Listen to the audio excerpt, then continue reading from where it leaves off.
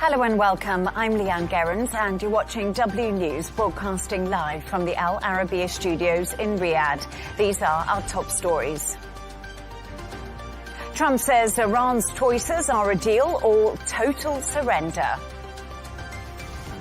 Israel raises concern over a US-backed Gaza plan despite Hamas agreeing to disarm.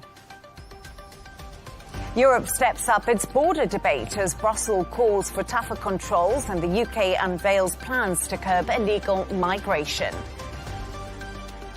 And a controversial FIFA investment deal is sparking a growing backlash, putting President Gianni Infantino under mounting pressure.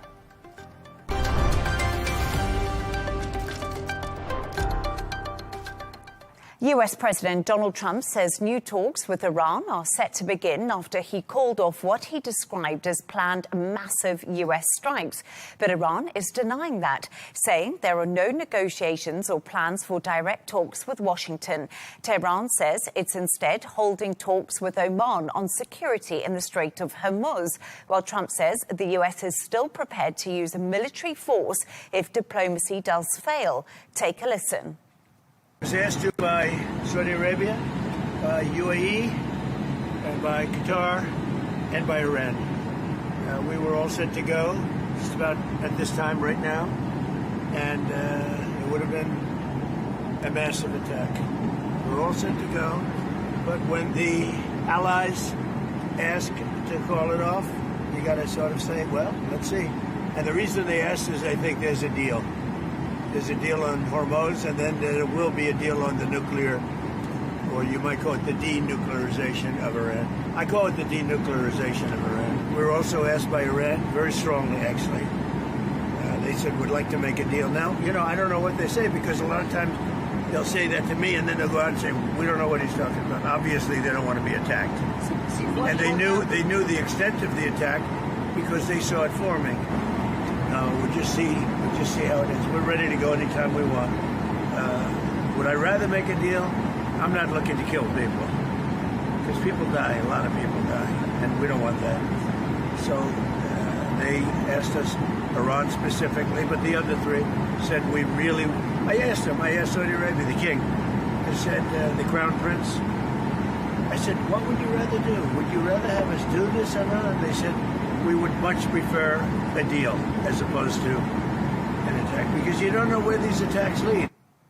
For more on this, I'm joined by Camelia Entekobifad, Editor-in-Chief of the Independent Persian. It's always great to have you on the show, Camelia.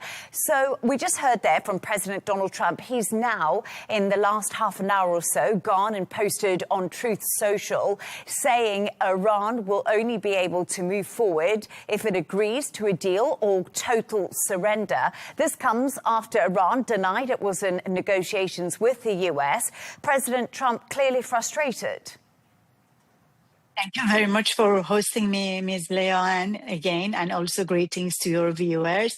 President Trump put the pressure at the same time, the opportunities for the negotiations, for receiving a maximum support from everyone at the region who were opposing the confrontation with Tehran and a new escalation. And at the same time, they show to Tehran there is a strength in case if the negotiations fail, the U.S. is ready to launch the attack again. But there is two factions here. First, President Trump wants to psychologically comfort the market as the first result of this announcement yesterday, which he stopped he changed the plan to attacking Tehran. The oil market 4% has decreased and positively. And also that would be a massive pressure on Iranians. The eve of Sunday, everyone prepared in Iran for a massive military attack by the US. So he wants to keep the balance between pressure and diplomatic channel, both being open with Tehran. So you say that he wants to keep the balance at the moment, comfort the markets, and also, of course, when it comes to the Iranian people, keep the balance there, because like he did say in that clip, a lot of people die, and that's something he doesn't want to see. But Camelia, we have to be honest, on several occasions, President Donald Trump has repeatedly announced these attacks only to back down. It appears that he is getting stuck in this never-ending cycle, and he's not able to get out of it. Mm-hmm. It's not a bluff. No, Trump is the president of the most powerful military in the planet. And it was very sincere, the Saturday's threat. And it was as much serious and it was about to happen that everyone knows Crown Prince Mohammed bin Salman called President Trump and changed his mind and requested President Trump give diplomacy another chances. No, I'm not buying that like President Trump bluffing. We are reading in the paper. It 2 times happened last summer and also last spring. Massively, Iran has been swept by the military confrontation of the U.S., of course, with the support of the Israelis. The fact is, there are 2 important facts here play for President Trump. He doesn't want to get to the Iranians, the trick for a lengthy confrontation with exhaust American military and exhaust the regional country. He wants to be bold and he wants to expressional. That doesn't mean he is just back and forth changing his word. Still, he wants to keep both tools here available, the pressure and the diplomacy. And now he clearly said that Iran promised to open the Strait of Hormuz, then they entered to the negotiations. We heard today Araghchi, the foreign minister, said there are a tangible result possibly to be granted between Iran and Oman to find a middle way and not the southern, not the northern route of the Strait of Hormuz. For, as he said, temporarily they can open the Strait of Hormuz. And that is a result of this diplomacy as President Trump is looking for. And you say President Trump is not bluffing. He doesn't want to be caught in this lengthy confrontation with Iran that lots of people are saying is a possibility because of the cycle we see him going in and out of. Is Tehran now betting that it can outlast President Donald Trump, do you think, by putting pressure on the key economic choke points like the Strait of Hormuz, Bab el-Mandeb, etc.? Yes, maybe both of them, they were thinking they like to exhaust the other side of this conflict. But for Iran, holding a Strait of Hormuz as a most important tool for the pressure to the U.S. and the world economy, if they were use this leverage so tight, so highly to exhaust this and makes the world to be united against Tehran, especially the regional country, they would give more justification to President Trump to coming back again and resume the conflict. So here is not that kind of the things. They can exhaust Trump by holding this area too tight and making them costly. That means the cost of this war so high for Americans. For them too is like the double-faced sword for Iran too. They cannot for long term use this leverage of a Strait of Hormuz. Straightforward. They have to find resolution to open that and then to sit at the negotiation tables. And Trump said Monday that they would resume the talks, and Iranians said, oh no, he's lying. No, it's not lie. He didn't say if this is a direct negotiations between some particular Iranians, which means to me, he meant the diplomatic channel has been resumed and open, which today we saw that how reflected in Iranian foreign ministries about the Strait of Hormuz, and also it comfort the region from incoming of tensions. And let's see if this regime finally would sit to negotiate which still is very unlikely to myself to say, the nuclear deal that easily can be granted between Iran and the US. The lack of the trust and also the lack of not having relations for 47 years. And of course, the Islamic Republic's ultra-lie and having proxies in the region makes these negotiations very difficult and tough. Yes, indeed. And just one final thought from you, if I can. President Trump, a little bit earlier on Truth Social, said whether Iran wants to admit it or not, we are in fact talking of a solution to a problem that they have caused for decades. What problem do you think President Donald Trump is suggesting? Probably is this nuclear deal has been signed during President Obama's time, which is almost now more than a decade. Of course, President Trump usually is full of not knowing exactly what he meant, and no one better than himself can say exactly what he means. But to me, it sounds more like Iran nuclear program, which still is on the table and hasn't wrapped up yet by the U.S. Camelia, it's always great to have you on. Thank you so much for joining me. Thank you.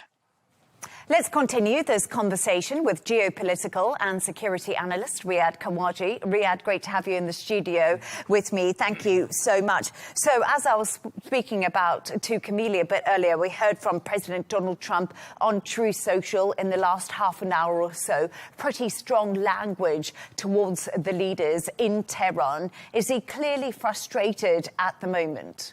Apparently, he's clearly frustrated right now. It's always been strange, and it's not the first time that we see the Iranians do one thing, but then they go out denying it. What's happening here is that quite often when these statements are made by, the foreign ministry or any of the officials over there, they're trying to address their local crowd.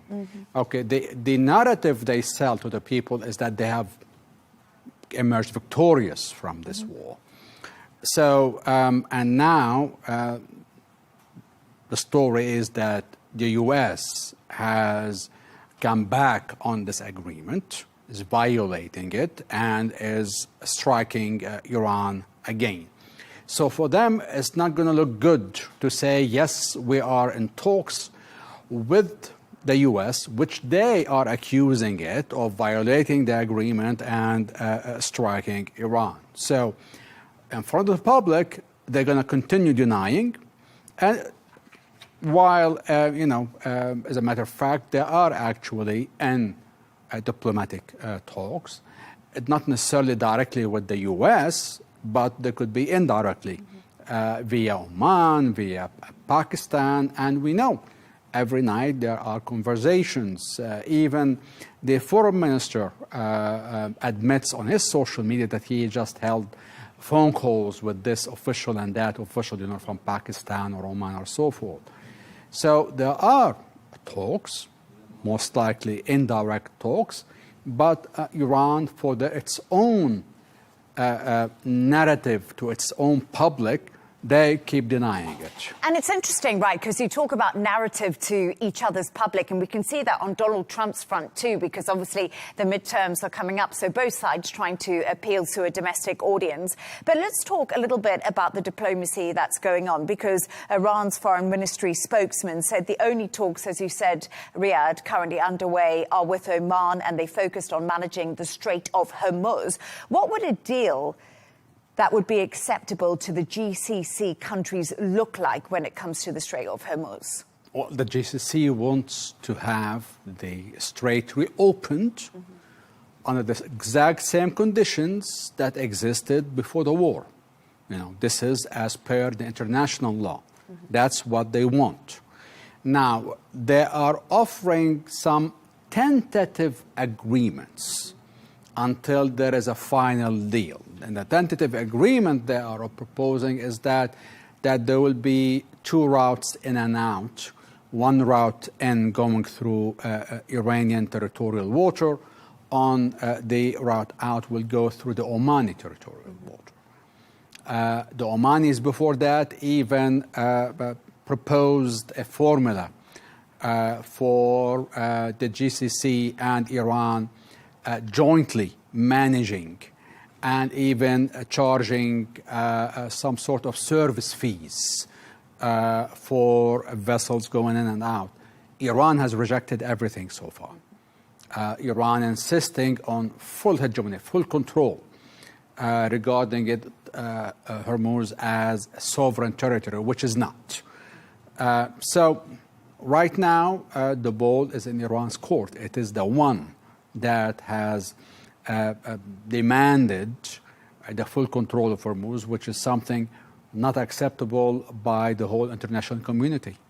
And it's really interesting because you say the ball is in Tehran's court at the moment. Do you think they're just using the Strait of Hormuz as ultimate leverage in these discussions with the US? And how long can that leverage really last for? Well, it is the only truly strong leverage they hold at the moment. They don't have any other real leverage. The proxies are in their half strength, if not less, because of the big strikes they received in the past 2 years. They don't have that incredible military they did also before the war. So the only real leverage they still hold is the Strait of Hormuz. And they're trying to expand it to include the Bab el-Mandeb Strait, but even that is not as easy as it sounds for Iran, for various reasons. But for now, Hormuz is the strongest leverage they have, and that's why they're insisting on maintaining full control of it. And hoping that they can outlast President Donald Trump. But President Trump said Saudi Arabia and other Gulf countries urged him to de-escalate from these massive attacks that were going to take place.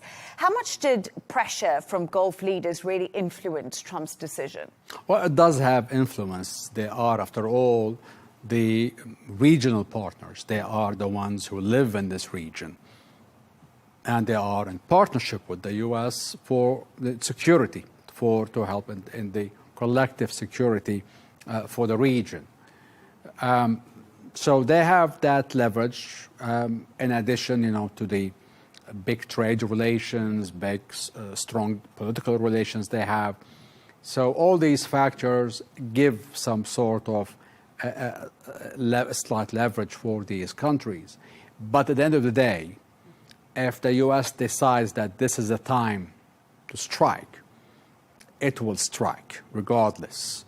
At the end of the day, these countries can impose try to practice some sort of a pressure. But again, the ball here is in the Washington courts. They decide. They have the power. They are the superpower. The delay, as far as I'm concerned, everybody wants to have a bit of time to prepare for the big strike.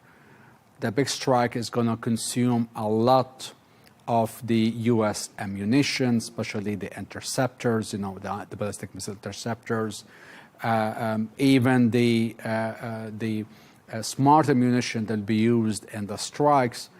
And we see strong efforts by the Pentagon now, working with the industry to accelerate the production at up to a whole new scale. So that I think once we have reached that point, it'll be easier. Also, you need to mobilize, you need to prepare for the repercussions of such a big strike. And Riyadh, on various levels. Just briefly, if I can jump in there, when do you expect this big strike to happen if you think they are remobilizing and getting military equipment in place? I think we're going to see a few more weeks of preparations.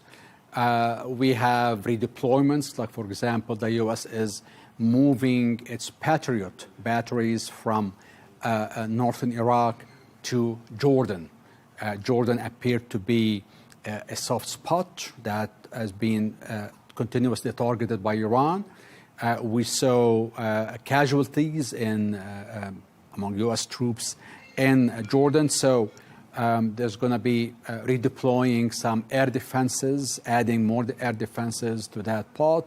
So there are similar activities, pulling out troops from places they shouldn't be because they become more vulnerable to the Iranian missiles and drones, preparing on all levels so that once they go into this full strike, they are ready. I think, from the fall, from September, late September onwards, we could most likely things would be in a place for this so-called major strike and what could come in the back of it as Iranian, because this would be the moment for where the regime would actually feel very vulnerable and will become extremely aggressive. So, and that's why everybody is trying to do last-minute deals, if possible, to reach a diplomatic solution to avoid reaching that point. But we don't know. We have to wait and see how things will unfold. Riyad Kawaji, it's always great to have you on the show. Thank you so much for joining me. Thank you.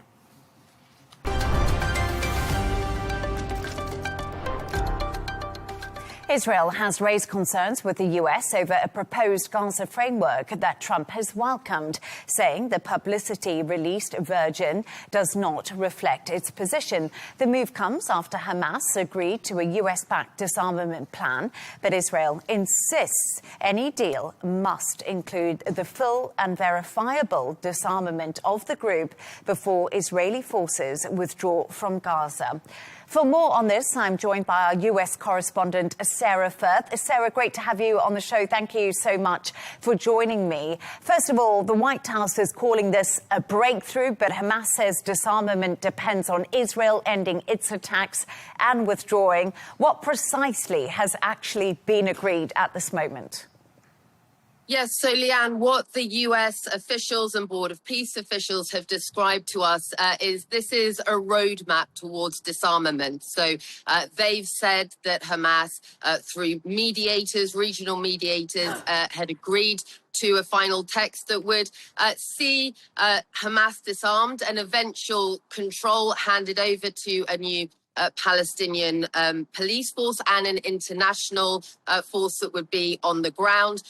President Trump himself described this as a major milestone. But as you said there, Leigh Ann, we heard this announcement at the end of last week. Already there are some sticking points. The first being that Israel has continued to carry out strikes on Gaza. They say they're targeting Hamas positions. Palestinian officials are pushing back on that. And as you mentioned, today we have heard from the office of the Prime Minister in Israel. They've said that they've conveyed their comments and concerns to their American counterparts about this roadmap. Now, the roadmap for disarmament, Leigh Ann, this has really been a sticking point, but it will be a major milestone having Hamas on board. President Trump has said himself he'd be very disappointed if Israel didn't adhere to previously agreed commitments that they've made with regards to these very complex steps forward when it comes to getting the weapons out of Hamas's hands and getting that control handed over to a new international and Palestinian force on the ground. But as we said, those sticking points already, Leigh Ann, rearing their heads.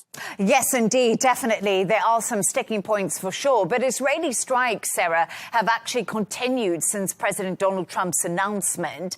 Does Washington consider those attacks actually compatible with the deal? And is it prepared to pressure Israel to stop these deadly attacks that we've seen on Gaza? Yes, I mean, look, Leigh Ann, the White House hasn't publicly come out and declared that Israel is in breach of this roadmap that has been agreed. But this is important because according to the framework described to me by US and Board of Peace officials, the first requirement for all of this to happen is the verified halt to military activity by both sides. So, look, they've described that obligation in fairly broad terms, but at the very least, these continued strikes by Israel, they're incompatible with the roadmap that we've had described to us by those US and Board of Peace officials. We know that Washington has been more willing to apply its diplomatic and security leverage that it has over Israel behind closed doors. You had Israel's Prime Minister Netanyahu here last week. There was a behind closed doors meeting with US President Trump. Again, to come back to President Trump's own words, and I think this is important to understand, with the announcement last week of this major breakthrough, getting the Hamas agreement through those regional mediators to agree to this roadmap for disarmament, Israel had previously agreed to the Board of Peace and its 20-point plan that President Trump had sort of spearheaded. And so what President Trump has said very clearly aimed at Israel is, look, you have signed up, you've agreed with our Board of Peace points that we've laid out, and he said very clearly he will be very disappointed if Israel doesn't adhere to those agreements. So you've got pushback happening from Israel today. You've got those strikes continuing on Gaza, and that is, according to the roadmap, one of the first issues before anything else can happen that needs to be stopped. And once those strikes are stopped, then you can have the different sectors where disarmament begins, where you look at the use of the international force. Some 5,000 international troops we've been told have been pledged to going on the ground in Gaza and overseeing some of this very complicated handover and transfer of power, and then the Israeli withdrawal. But very clearly, that first step, halting the strikes, still needs to be met. And today, you have had some of the Board of Peace officials, Leigh Ann, coming out very publicly calling for de-escalation, for the strikes to stop. You've also had US media here reporting, according to unnamed sources, that officials have directly told President Netanyahu to stop the strike. So we know behind closed doors there is diplomatic pressure being applied. But yes, as the roadmap was explained to me by the US and Board of Peace officials, very first step in this is stopping those strikes. So, Sarah, we talk about the first step, stopping the strikes, which clearly hasn't happened over the weekend. But just briefly, is there a firm timetable for Hamas to actually hand over its weapons? And, of course, for Israeli troops to withdraw from Gaza because they occupy 60% of it?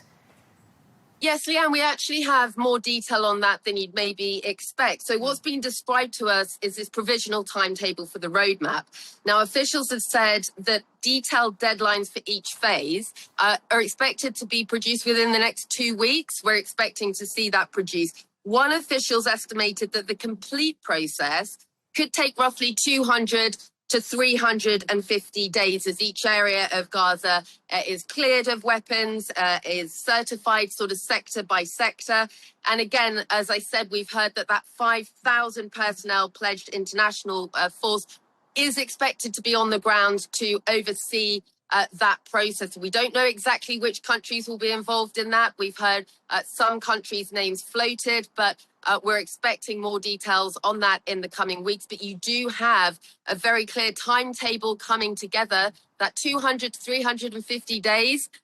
That might seem like a stretch, but that is what officials here in the US, Leigh Ann, are saying potentially could be the timeline for having full Hamas disarmament, Israeli withdrawal, and that handover to an international force and a new Palestinian force on the ground, and ultimately then be well on the road to peace. But as we said, we're still stuck at step one with those strikes by Israel continuing. Sarah Firth, it's always great to have you on the show. And of course, upcoming elections in Israel. We didn't get to talk about that, but great to have you on. Thank you.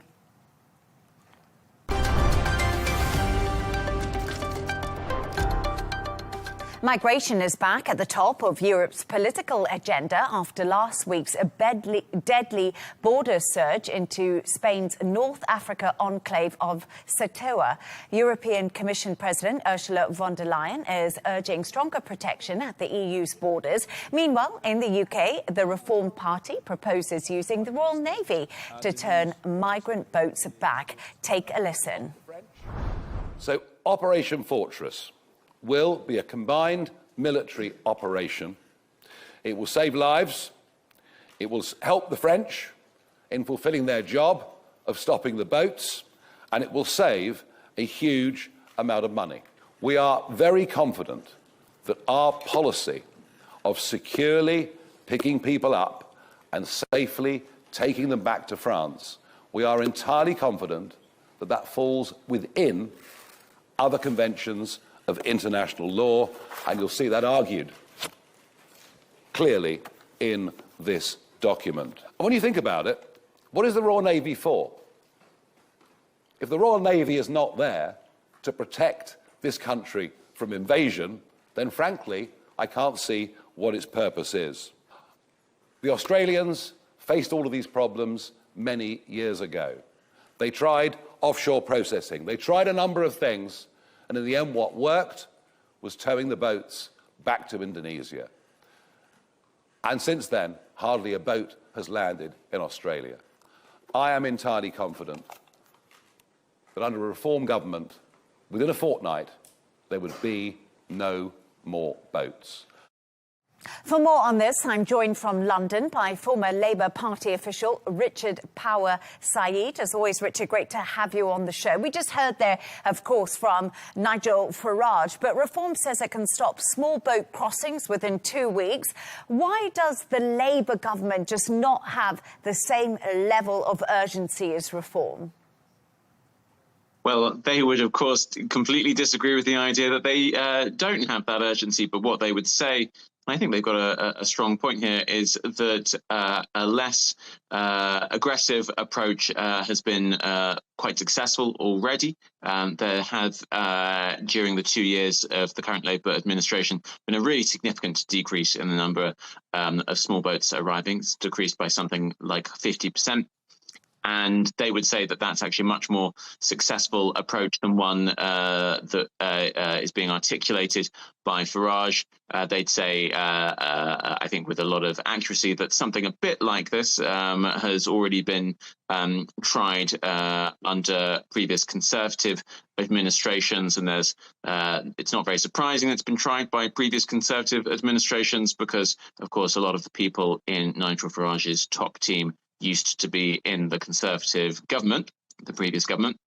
But also, the UK, sure, it's an island, sure, it's left the EU, but it's really not able to have a coherent migration or indeed asylum policy if it's not cooperating with its neighbours. You know, the policy that Nigel Farage was articulating is one which would involve being incredibly confrontational with the French government and indeed with EU governments generally, because EU governments, with some logic, do argue that the UK should take some kind of share of the asylum seekers who arrive in Europe. This would, of course, be saying, no, we're going to not do any of that at all. We're not going to cooperate with you on this policy area. The French then would have a very strong motivation to let as many people try to come over the channel in small boats as they liked. So, Richard, you point to the fact that Labour's taking a more aggressive stance on migration, but it's working. But let me just bring you the statistics. More than 2,000 migrants have crossed the English Channel in small boats since Andy Burnham did become the Prime Minister. That was just 2 weeks ago. You pointed at the Conservatives too. They obviously struggled. I always hear this argument, Reform are the new the old Conservatives. But the fact that 2,000 migrants have come across while Andy Burnham is just 2 weeks in power doesn't really show you that no matter what government is in charge, it's really difficult to tackle this issue and get it right. Well, look, I'm going to broadly agree with you, but I will just push back a little bit and say the number of people and the number of boats arriving has very significantly decreased over the 2 years that Labour's been in power. Don't you think, Richard, it's because Labour had to take a stronger stance on migration because Reform was leading in the polls and basically setting the political agenda, so Labour didn't have a choice? Well, I'm not going to disagree with you that Reform has been setting the political agenda in some policy areas, and I think that probably, the political action by the Labour Party has been significant in reducing the number of people coming over in small boats. It's not the only factor. There's also geopolitical changes and there's changes in weather. But yes, that's definitely a big part of it. But look, I think to speak to the broader point that you made a moment ago, I really agree that it's incredibly difficult for any government to have a significant an impact on this policy area as they would like. And that's because look, Europe is wealthier than lots of the places near to Europe.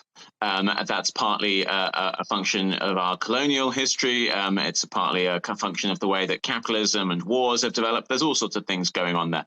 And the fact is that as technology and transport develop, it's much easier for people to get to Europe, and indeed to get to the bits of Europe where they speak the language, of which the UK is often, kind of the prime example. So there are some really big structural reasons why this is happening and why it's really difficult to deal with. And we should also just recognize the people who come here in small boats are incredibly desperate. They're mostly just coming here because they want to build a new life, get a job, look after their family, send a bit of cash back home to their grandparents.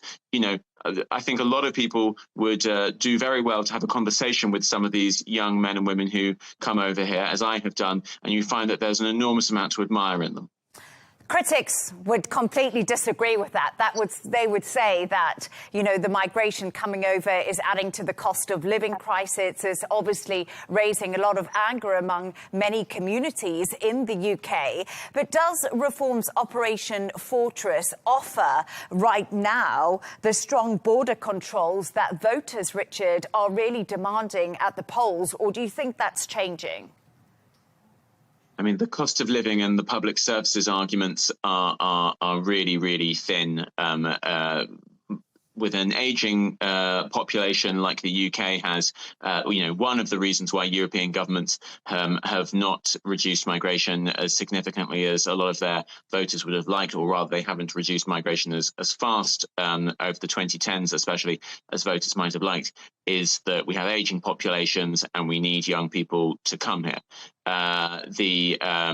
I'm not saying that's a good or a bad policy. I'm saying that is what has motivated the policy of lots of European governments. The politics of this are that there is a rising far right across Europe, and certainly in the UK, there's a rising number of people who are motivated by this, but far more people are motivated by the cost of living in and of itself, and they know perfectly well the main thing that's making life expensive is geopolitics, it's climate change, it's the profiteering of big banks and big corporations. I think most people recognise that migration is a very small part of that story. Richard, as always, great to have you on the show. Richard Power Saeed, thank you as always. Thank you.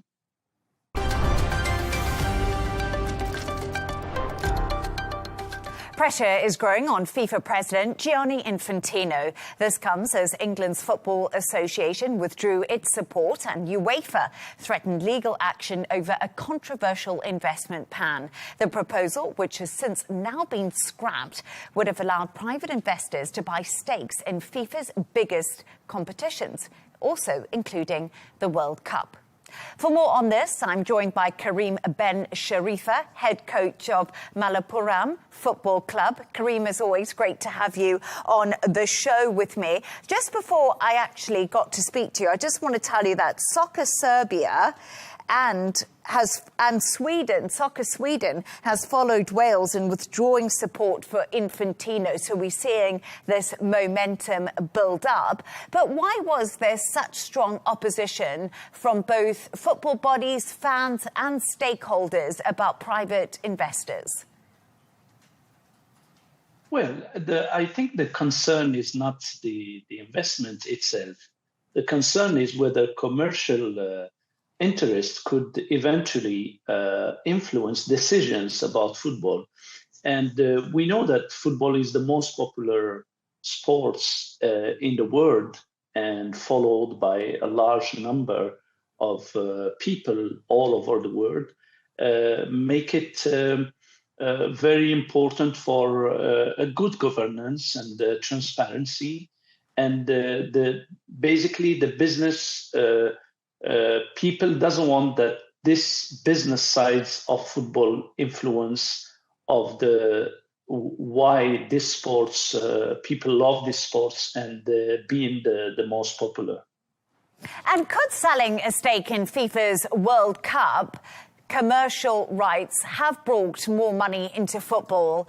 And would developing nations have actually benefited from this extra cash that could have potentially been made? That's why, if you notice, depend on countries, different countries see this in a different way, because London is not Nairobi, is not Tokyo. Every country have look at it in a different way. Of course, football need money to develop, especially at the grassroots levels. I know that FIFA do a lot of projects all over the world for the federations and the football associations. But people maybe are concerned because FIFA already is a rich entity, and the World Cup, for example, the last World Cup generates a lot of money, and that's also is pumped into football associations for the developments of the game. It just maybe this proposal, I think, wasn't discussed by all the stakeholders before going forward and proposing it.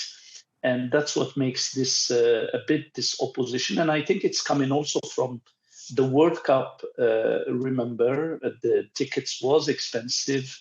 A lot of things. There was the water break that add the publicity and commercials for the game. And people are concerned that we change a little bit the nature of the game because of the business and commercial side of it. But it's absolutely fascinating that Gianni Infantino decided to announce this possible selling of a stake when arguably this was one of the most successful and biggest money-making World Cups ever. But now there is a real concerted effort from European football to remove the FIFA president from his post.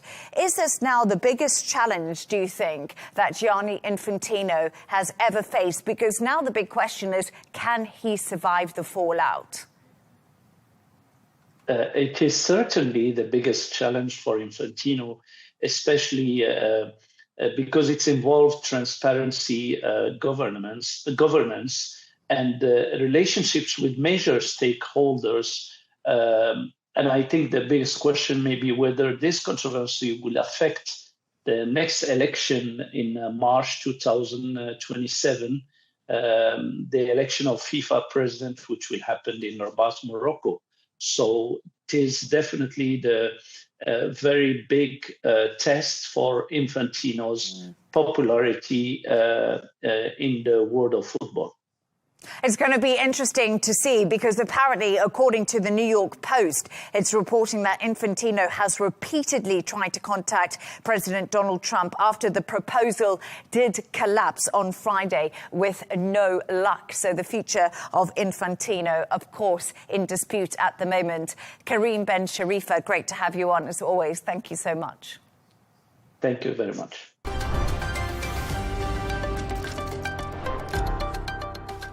A reminder of our top stories. Trump says Iran's choices are a deal or total surrender. Israel raises concerns over a US-backed Gaza plan despite Hamas agreeing to disarm. Europe steps up its border debate as Brussels calls for tougher controls and the UK unveils plans to curb illegal migration. And a controversial FIFA investment deal is sparking a growing backlash, putting President Gianni Infantino under mounting pressure. And that's all from us on W News. Don't forget to subscribe to our YouTube channel. Of course, follow us on X. We'll be back in a couple of hours with W News Extra. Goodbye and thank you.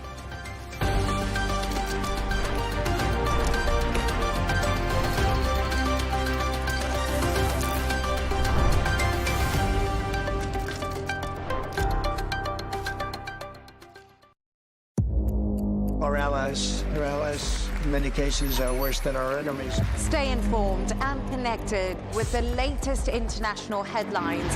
There obviously is a risk. From breaking news to in-depth analysis. It would appear that this war is coming to an end. Who buys this stuff? Investors, pension funds. We deliver the most important developments straight to your screen. Iran always wanted to deal with militia. Join us for compelling, expert-driven conversations. A curfew order has been established.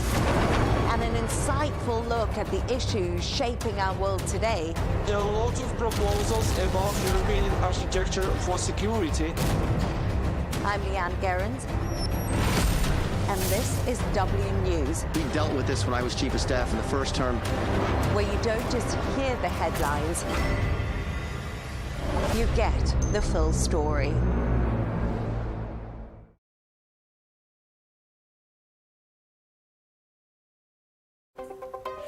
Either it goes fast or not at all. President Donald Trump says he's willing to give peace a chance, but for how long? Options to reopen the Strait of Hormuz are being negotiated, but can it be resolved before President Trump runs out of patience? That debate is coming up on Counterpoints with me, Melinda Nucifora. Stay with us.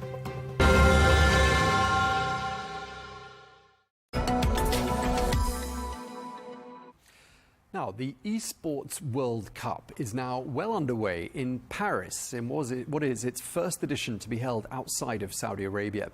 Well, running until the 23rd of August, this 7-week-long event brings together more than 2,000 players, 200 clubs and competitors from more than 100 different countries.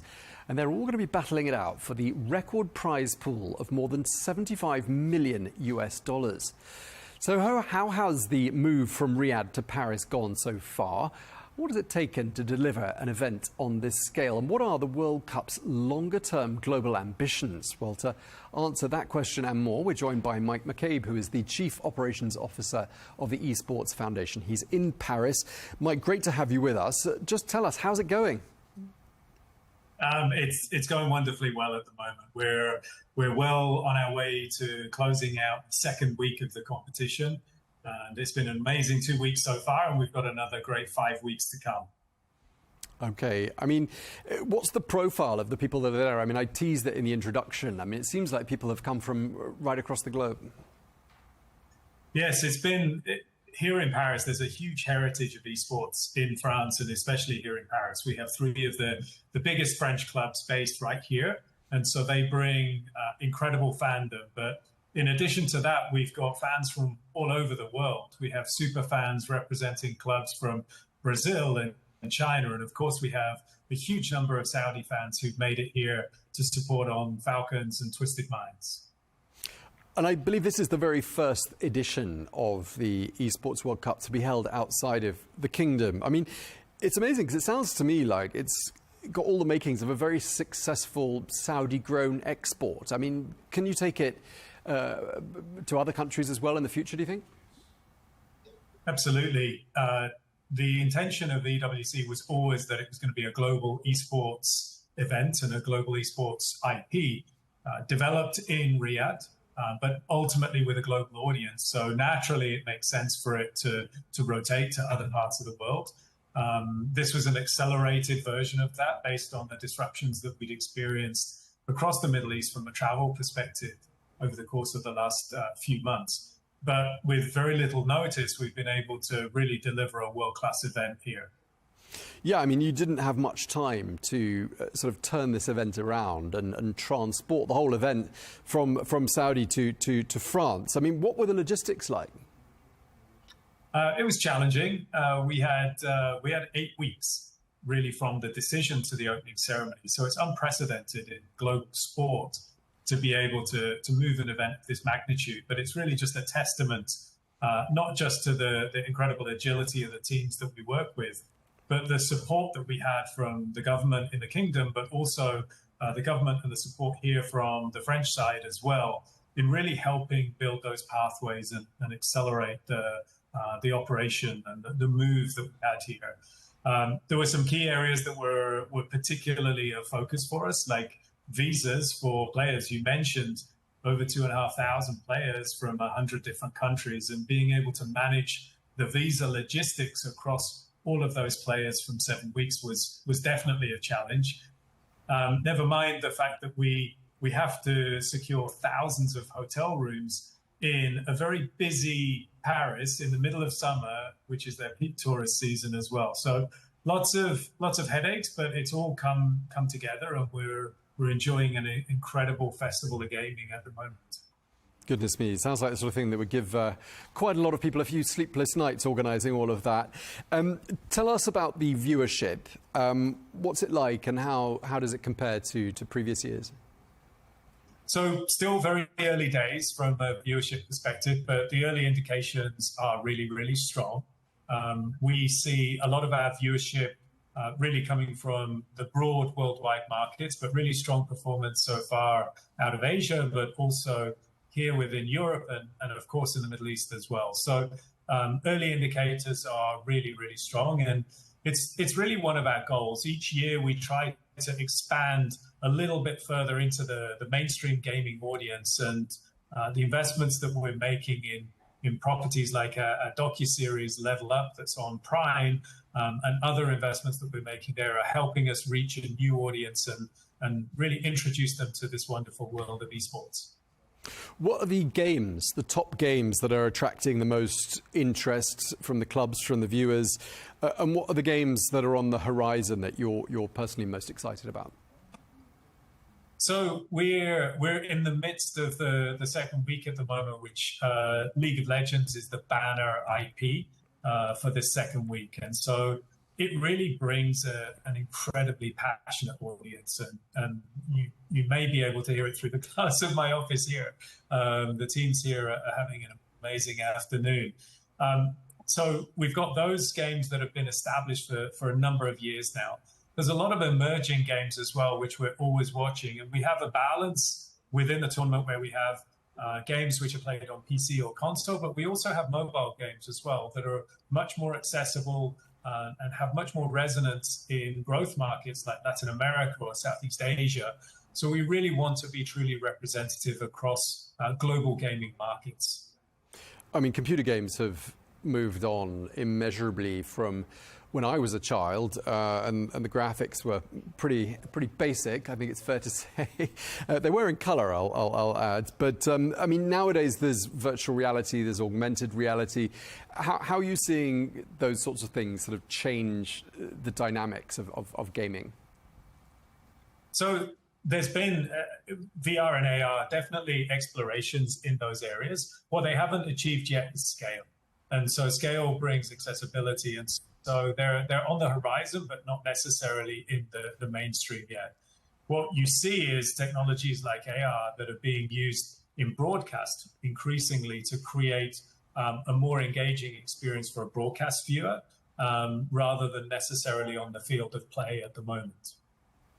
Okay, and what about AI? I mean, people probably ask you this all the time, but does AI have much of an impact on gaming?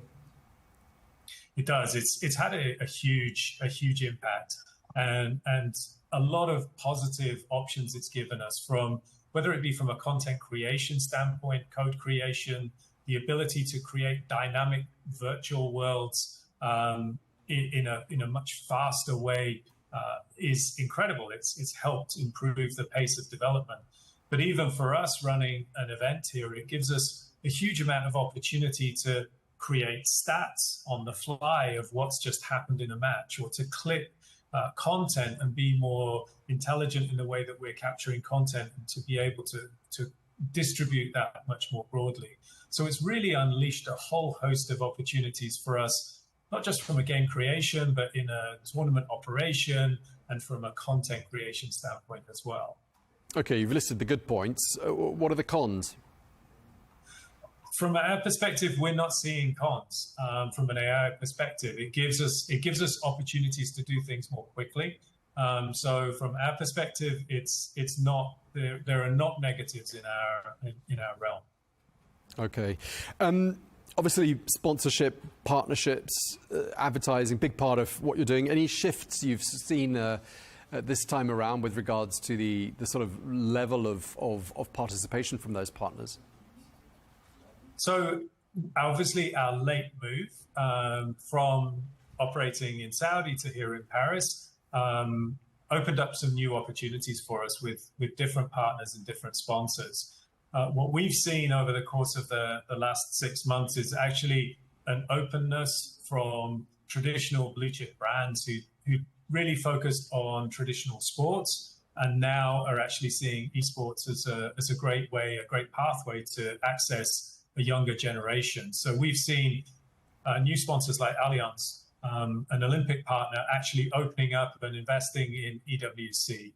We've got other global brands like Sony, Lenovo, Hilton, who have traditionally focused their efforts in the traditional, or what had been perceived as a traditional world of sport, and now seeing esports as an important part of their sponsorship portfolio.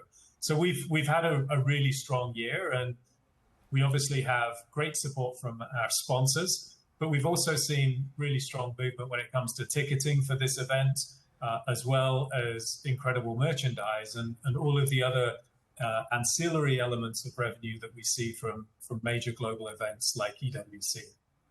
Clearly, Saudi Arabia really prominent on the map when it comes to esports and gaming. How do you see that evolving? I think it's a testament to the average age of the population. We have a very young population in the kingdom, and there's a high propensity to play games and to enjoy the content that we're working with.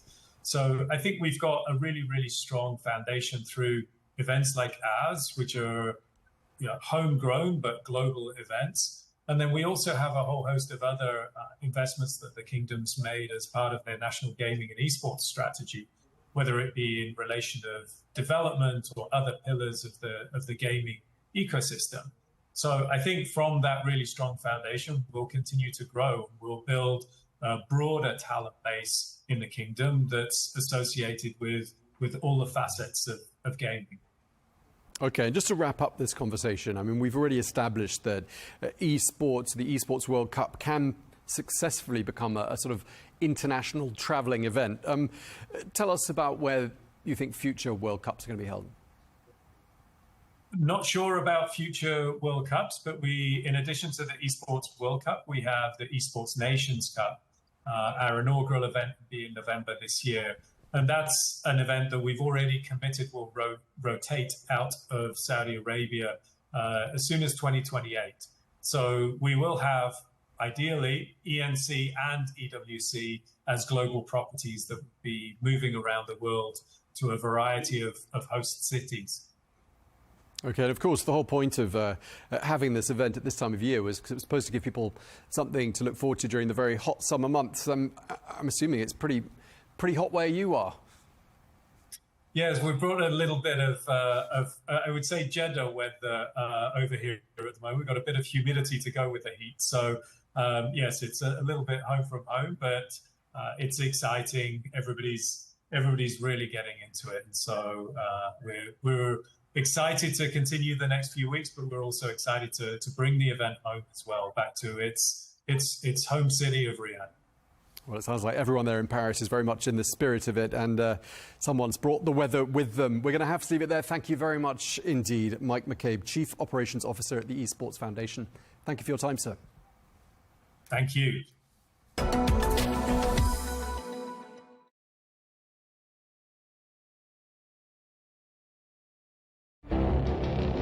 It feels like decades are passing by in a matter of weeks. Seismic shifts in the world order.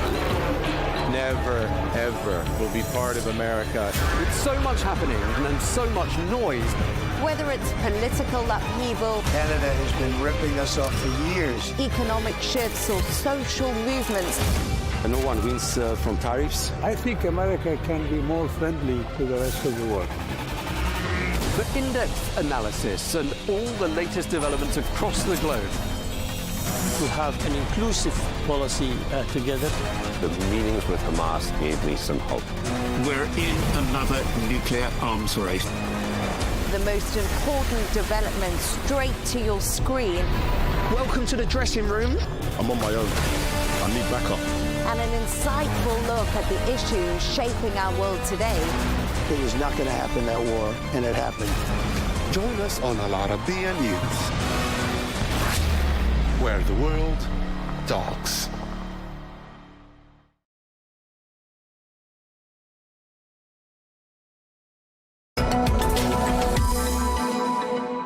Hello and welcome to this special edition of The Real Deal. Today we're talking tech and entertainment. Saudi Arabia's gaming sector is rapidly nearing its Vision 2030 target of 250 studios, 40,000 jobs created, and a $13 billion contribution to the country's GDP. Well, the region's esports ecosystem keeps growing, the latest indication of which is Riyadh hosting the Esports Nations Cup in November. That's in addition to the Saudi-founded Esports World Cup, which went global this year in Paris. Well, international and domestic appetite for consoles, gaming, entertainment and tech is surging, and few companies are as exposed to this as Sony. From the PlayStation to Sony Music, cameras and television, the business is all in to take on shifting consumer needs. Well, today we're joined by Sony's Middle East head to talk about regional expansion, esports strategy, homegrown talent, and where AI fits into Sony's next chapter. We're joined by Jobin Jojo, Managing Director of Sony Middle East and Africa. A very warm welcome to the programme. I wondered if we could just start by talking about Sony's current presence in Saudi Arabia and the wider GCC region, and maybe tell us a bit, if you can, about your plans for expansion in this market. So the Kingdom of Saudi Arabia has always been at the forefront when it comes to adopting new technology and innovations with its young, tech-savvy population. To stay connected with our consumers in Saudi Arabia, we have recently launched our e-commerce platform, which is sonyworld.sa. This gives access to our consumers in Saudi to our latest product launches, our product offerings, as well as various membership benefits. This, together with our trusted network of retail and distribution partners, provides seamless shopping experience to our customers, whether they want to buy online or from physical stores. Beyond consumer electronics, Saudi Arabia is also a key market for us for our digital imaging and professional solutions business. For more than 25 years, we have been working with the Saudi Broadcasting Authority, providing professional broadcast solutions that have supported the kingdom's evolving media landscape. More recently, Sony was selected as a preferred technology partner to provide professional imaging solutions for major sports productions, including the Saudi Pro League, further demonstrating the confidence placed in our technology and expertise. Looking ahead, our focus remains on strengthening partnerships, expanding across various products, and creating experiences that continue to meet the evolving needs of Saudi consumers and creators. Okay, well, thank you very much for that introduction. I wonder if we could talk a bit about esports now, because, of course, the World Cup is something we've been keeping a very close eye on, the Esports World Cup in Paris. How does that fit in with Sony's broader gaming and esports strategy in this region? So we are proud to be a founding partner of the Esports World Cup. This is not just a sponsorship for us, it's the real testament of how important it is for us to support the gaming and esports needs across the region. Saudi Arabia has a young, passionate gaming community, and esports is an integral part of this culture. Looking ahead, our strategy in gaming and esports isn't a one-off activation, it's about consistent presence. With each product launch, we want to be able to cater to different gaming needs. To support this increased demand, we have created and introduced our in-zone gaming range, designed specifically for gamers at various budgets without compromising on the immersive gaming experience. Okay, exciting stuff. Now let's talk about talent here in Saudi Arabia, and I wondered what initiatives Sony's got in place to try and promote Saudi talent in areas like music and photography, and what sort of programs you've got in place to achieve that.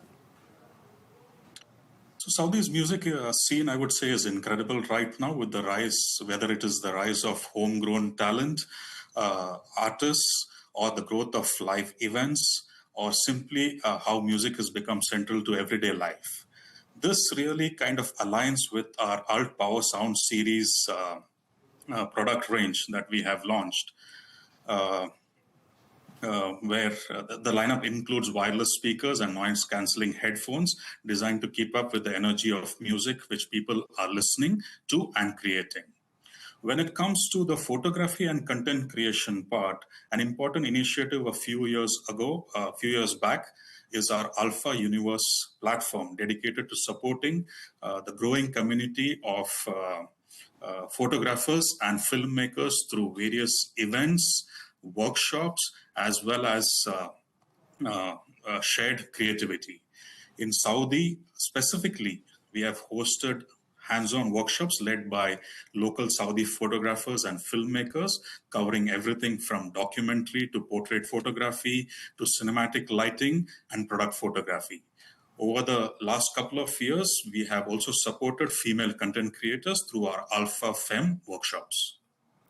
Okay, just a reminder there of just how broad Sony's reach is in so many different sectors and subsectors. Let's talk a bit about trends here in Saudi Arabia. What sort of trends are you noticing from consumers, and what do they mean for Sony's strategy moving forwards? So we are seeing this playing out in several ways.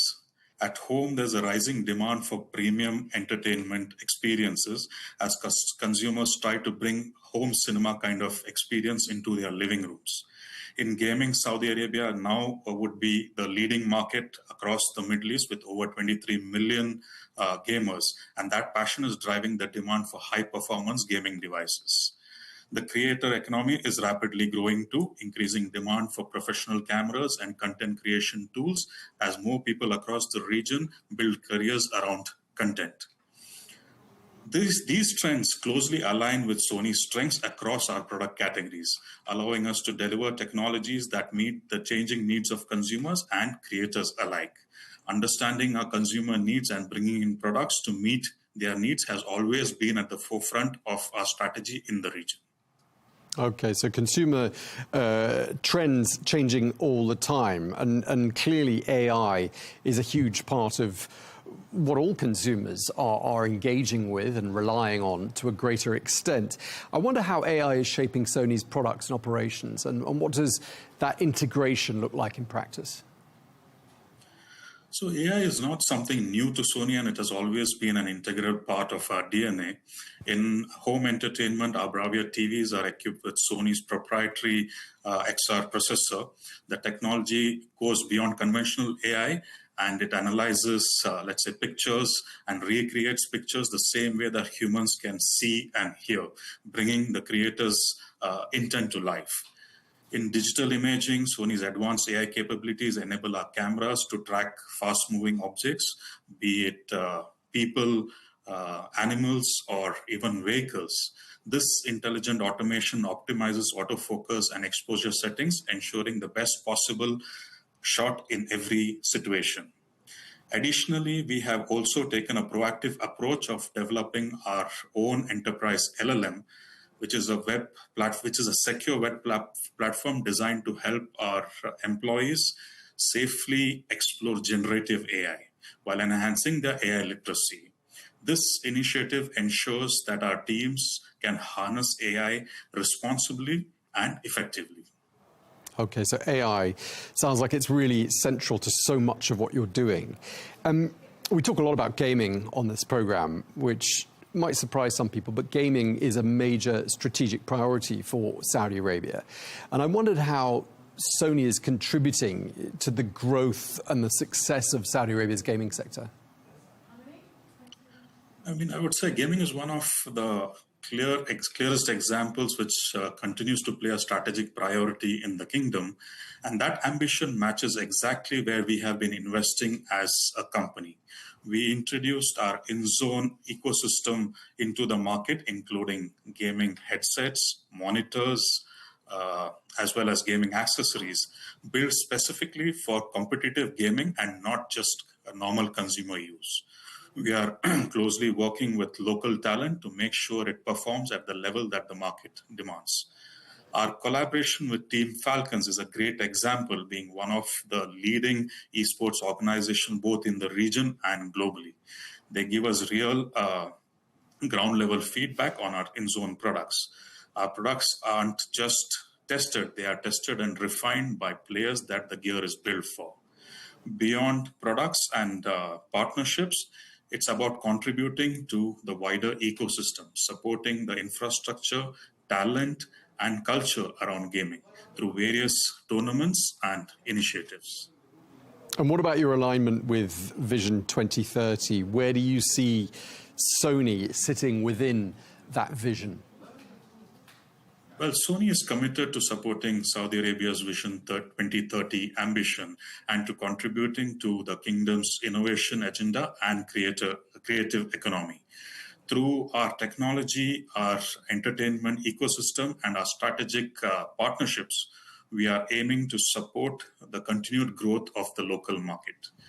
An example of this was the partnership with the Ministry of Culture to set up and operate the Jack Studios, which is one of the largest virtual production studios in the world using Sony's crystal LED displays.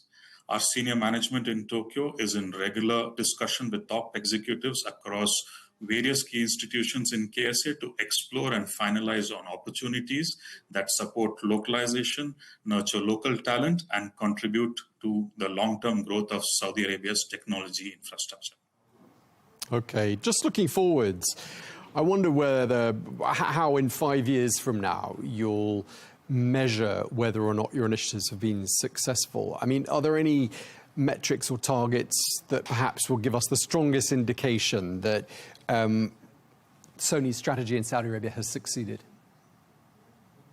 If I had to pick just one metric 5 years from now, I would point to how embedded Sony has become in the everyday creative and entertainment life of people here. And evidence to this would be either the global launch of a product in Saudi before it's released to the rest of the world, or an introduction of a product that has been specifically designed for the Saudi market. I think the day we see one of the two happening, we could proudly say that we have succeeded in what we have set out to achieve in the local Saudi market. Okay, we really appreciate you taking the time to talk to us. Thank you very much indeed, Jobin Jojo, the Managing Director of Sony Middle East and Africa. Thank you very much, sir. My pleasure. Thank you.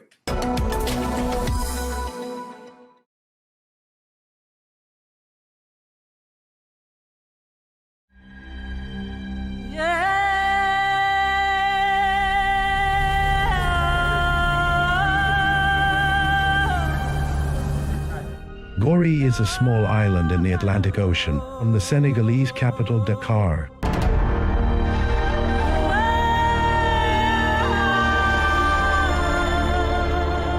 For 4 centuries, it was one of the most prominent stations in the slave trade.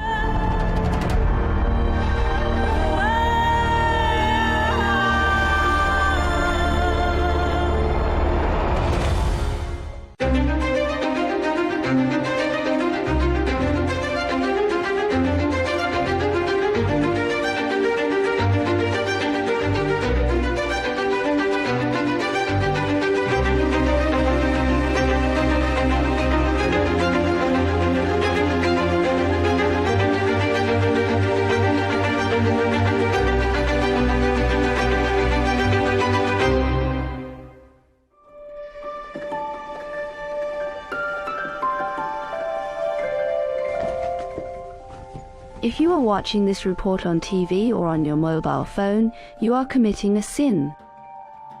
And if you take part in political activity, as a candidate or as a voter, this is forbidden. And never keep photos of yourself at home or allow anyone to take them. New York, the dazzling city known for its nightlife, its crowded streets, and the Statue of Liberty.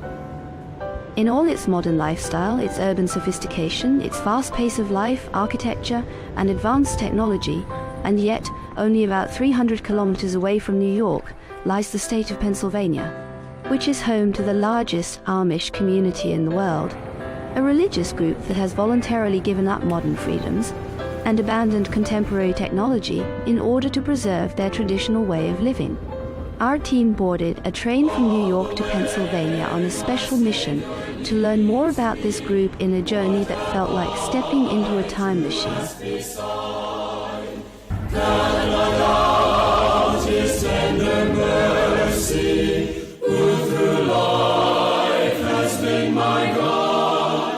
This Christian community stands as a clear example of people who willingly hold on to their old beliefs, choosing freely to remain committed to a way of life built on traditional farming and handcrafted work.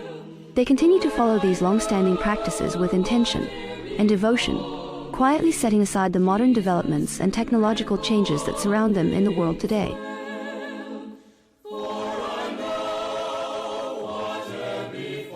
But how far can a community cling to the past in a world ruled by technology?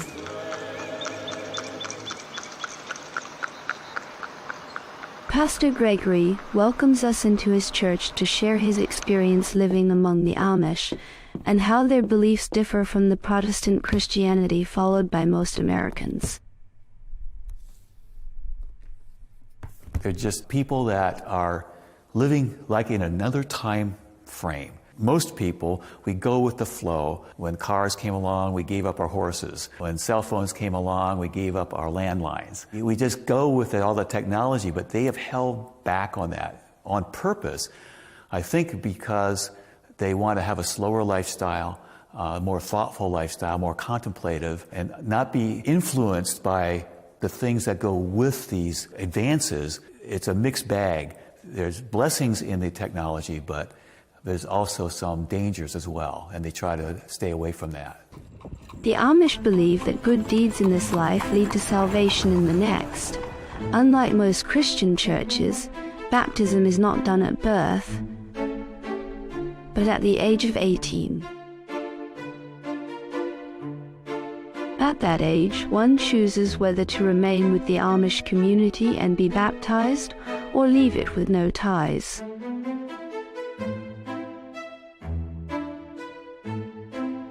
Well, I was born Amish till I was 5, and then my parents changed to the Mennonite church. Playing with cousins wasn't a problem at all. Children get along with children. But when you get into adults, especially my grandparents, they were really strict, staunch Amish. We didn't eat at the same table with them. I remember one time we had one big table, but they put a divider down the middle. Mom and Dad sat over here, and then the rest of them. What I do now is just respect their way of life. The people are generally very personable. They don't like their pictures taken, but they will be willing to talk to you.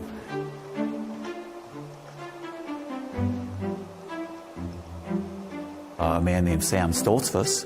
He lives here in Gordonville, Lancaster County, next to the church where I pastor. But this man is a resident historian for Gordonville. He's written Lancaster County Amish History is one of them. And he recently, well, I think it was 2016, he said, he took a trip to Germany. And he has pictures, and it's like a travel log of his experience in going to Germany. So things don't get collected. People give me notes, and I write notes, and I put the envelopes in. Pastor Gregory arranged for us to meet his Amish friend, the historian Samuel, who agreed to speak only if his face was not shown, as photography conflicts with Amish beliefs against portraying humans. We don't believe in having our photographs taken because of the graven image. 10 Commandments, second commandment.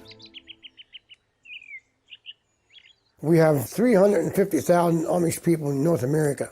They're scattered all the way from Montana to Delaware to Virginia, or New York State. There's Amish people in Ohio, Indiana, Illinois, Missouri, Mississippi.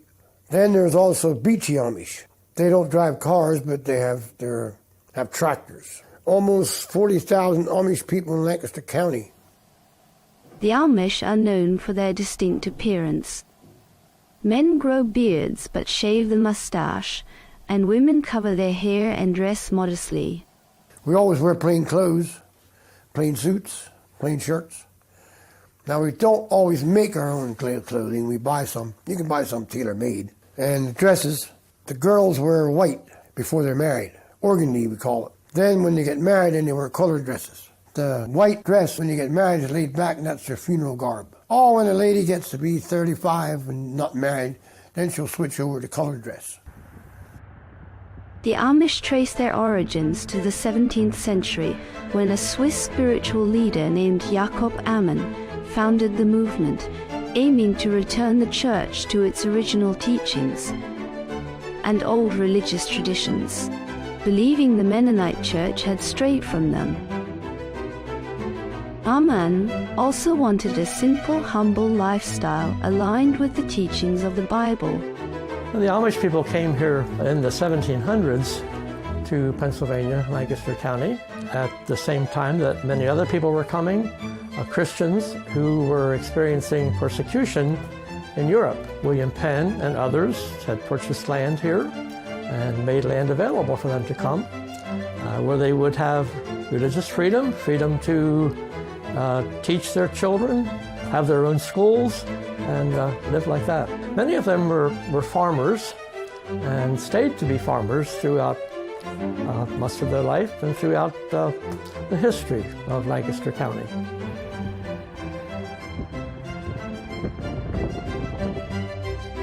They all came from Germany and Switzerland, Europe, and they all taught Pennsylvania Dutch. And that's English and German and Dutch together. So that's why they taught Pennsylvania Dutch. It's very interesting how at that time, back in the 1700s, that the communication got from America to Europe that, oh, there's freedom here, and why don't you come and live here? But many of them did, and records exist of boatloads of immigrants coming from Europe to America, arriving in Philadelphia, moving westward as land became available.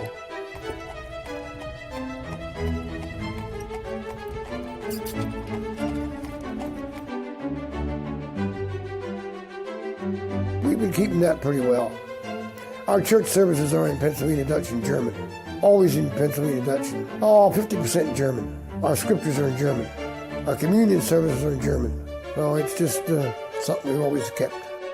The Amish prefer to have their children schooled in their own private schools, and that is permitted here in Pennsylvania. Usually their students go to about the 8th grade, do not go to further higher education. Some of them might continue into high school.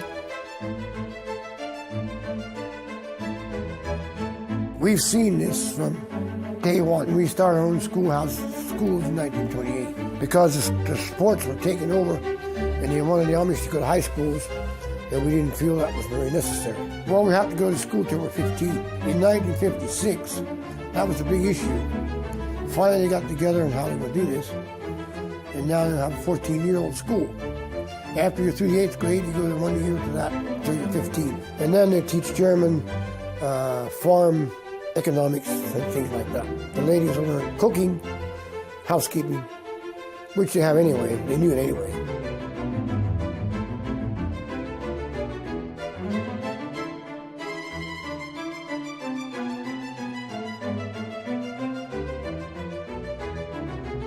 Nowadays, the ministry taught more English than High German. It makes it easier for everybody. But they still use a lot of German too.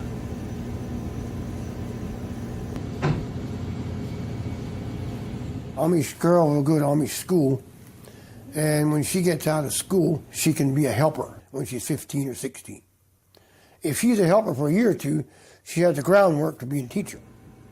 They don't all make it, but 90% of them do.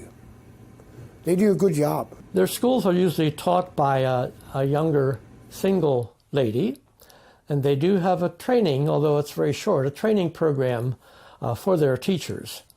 And when they get to the point that they might marry, she should no longer continue teaching, because if she's married, she should be living at home, taking care of her children. The Amish face many challenges, including the high cost of land, which pushes many away from farming toward working in shops. Here in the central market, young men and women sell their local products, attracting visitors from all around. I grew up in Lancaster. I think the market's such a great part of our history. It's actually the oldest, largest continuously operating market in the country. So that's like a really cool thing. The Amish today work with other people. They participate in community activities, especially with local fire companies. All of our fire companies are volunteer. The Amish have lovely farms, and they have farm buildings, barns, and they need protection, and so they cooperate with other people in the community as well.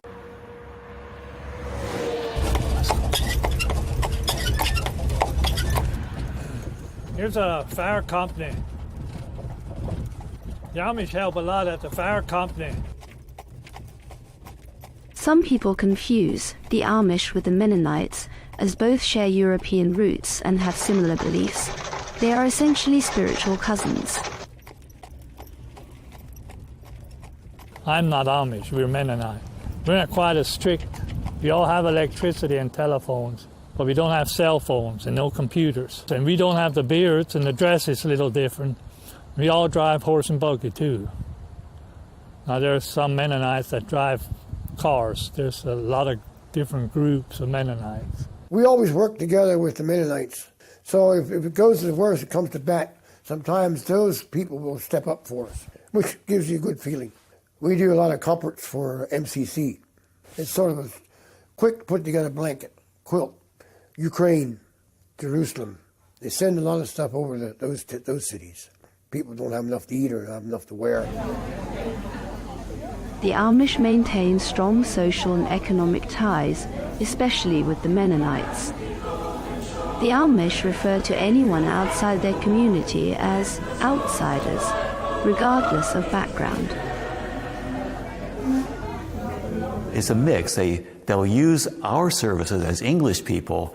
They will use our technology, our transportation when they need to, but they rely upon themselves mainly for their day-to-day living in their home life. Some of them actually have vehicles, but not for their own purpose. They use it for business purposes. I worked for a hardscape company up in New Holland where the owner had 3 big diesel trucks. He had cell phones, he had office computer equipment and so forth, but he himself would have to be transported by a driver to get to the job locations to give the estimates and then to check up on the work.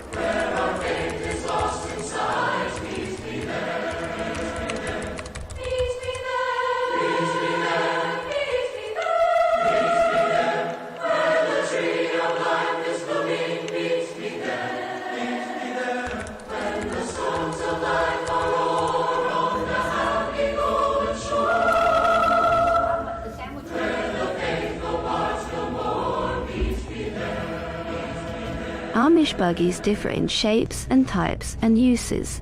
There are summer buggies, winter buggies, family wagons, cargo wagons, and more.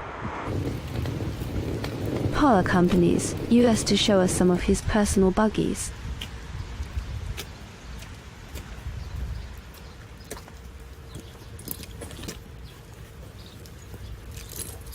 Evil.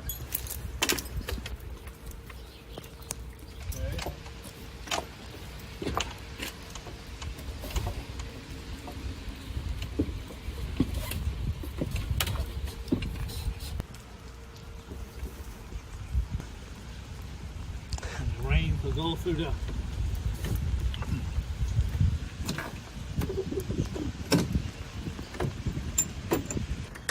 the blinking lights, it's the headlights. This is actually my buggy here. I use this quite a bit in the summer.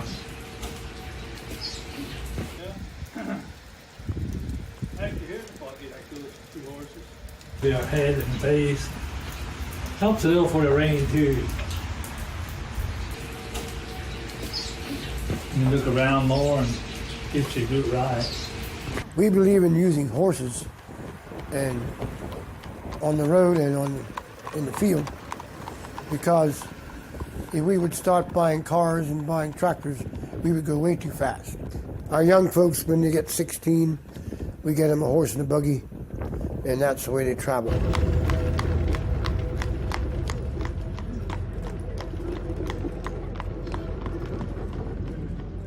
Amish like to stay as a community. They have very strong families, and so they don't drive cars because that would take them away from their family and away from the community, perhaps into a city where there might be other influences that might not be to the benefit of their families. And they've kept using horsepower for their farm work as well. And so you'll see horses out in the field pulling plows and different kinds of equipment all the way.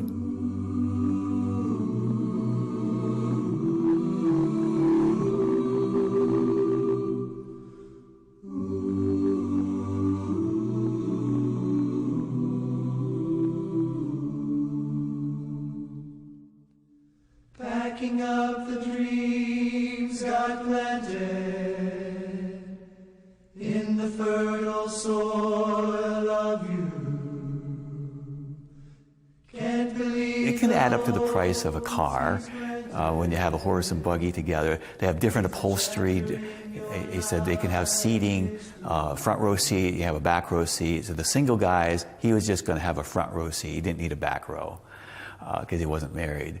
But we'll keep you close as always.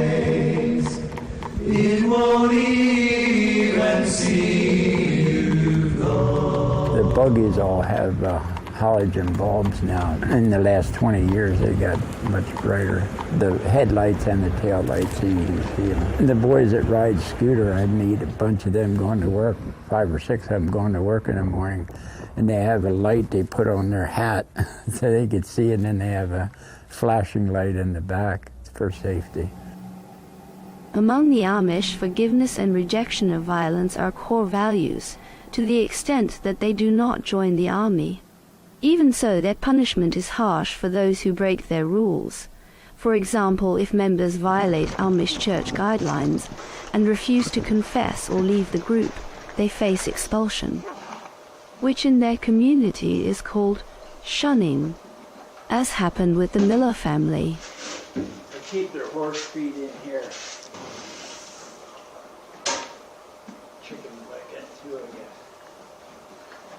You go into an Amish-owned store to buy something, they won't take money from you.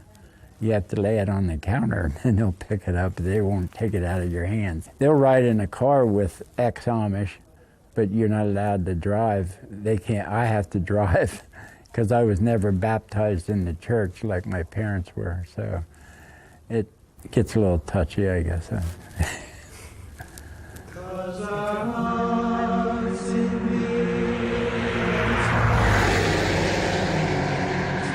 we'll keep the love that keeps us strong, and friends of friends forever.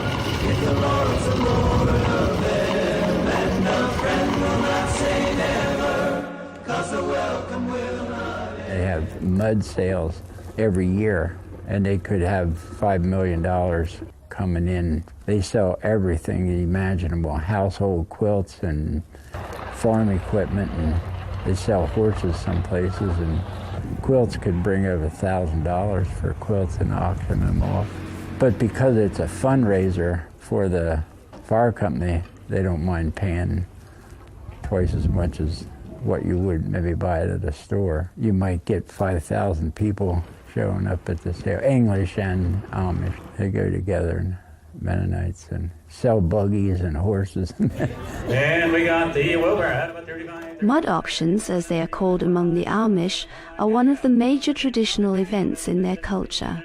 These auctions are held every spring with many community members and neighboring groups participating.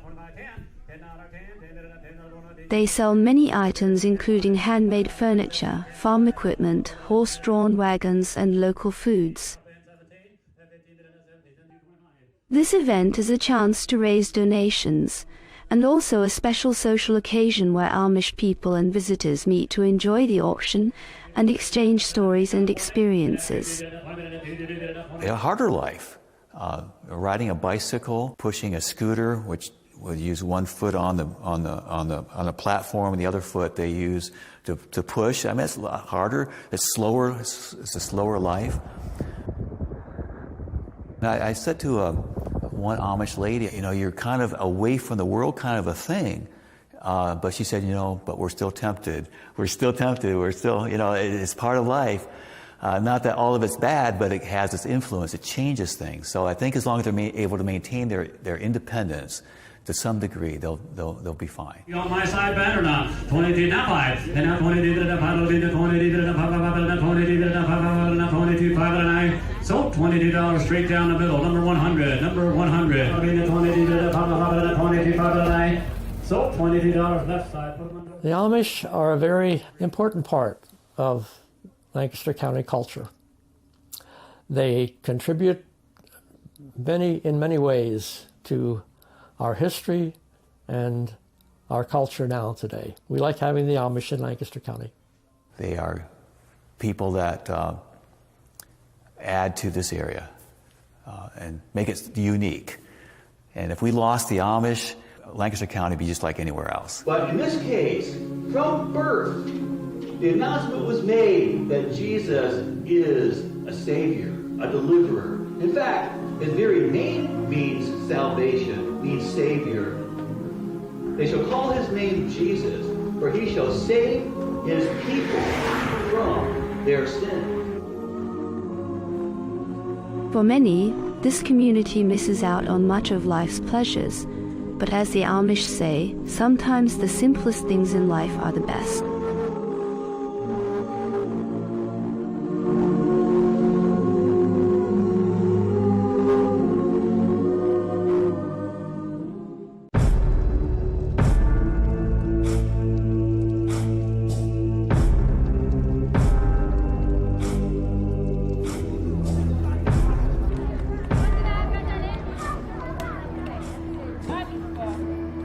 The people of Milana are distinguished by their light brown hair and eyes.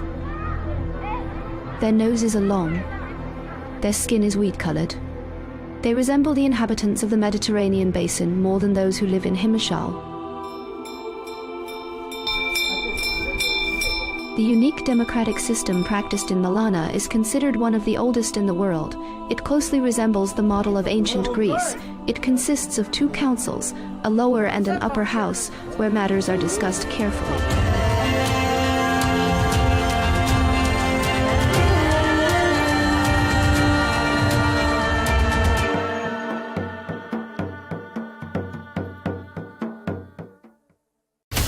From the White House to Gaza, Kiev to Beijing, elections, economics, and the environment compete with conflicts and other complex issues for our attention. In an age of fake news, deepfake, and artificial intelligence, they've got to have a vote and a say. It's important to look beyond the loudest voice to understand the truth. From newsmakers to groundbreakers, my campaign is going very well. Presidents, prime ministers, princes and peacemakers, and cultural tastemakers. As Arabs, as Middle Eastern, we're too emotional. Join me on The Riz Khan Show for empowering conversation.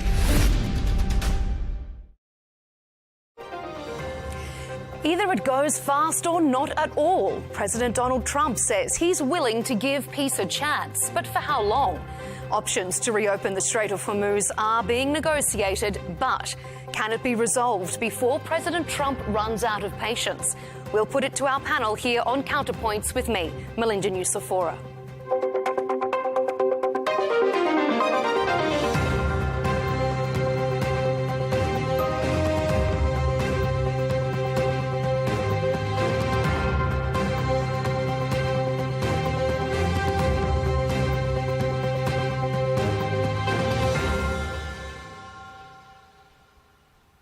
Once again, we're getting conflicting reports, not only on the progress of the Iran talks, but if they're actually happening at all.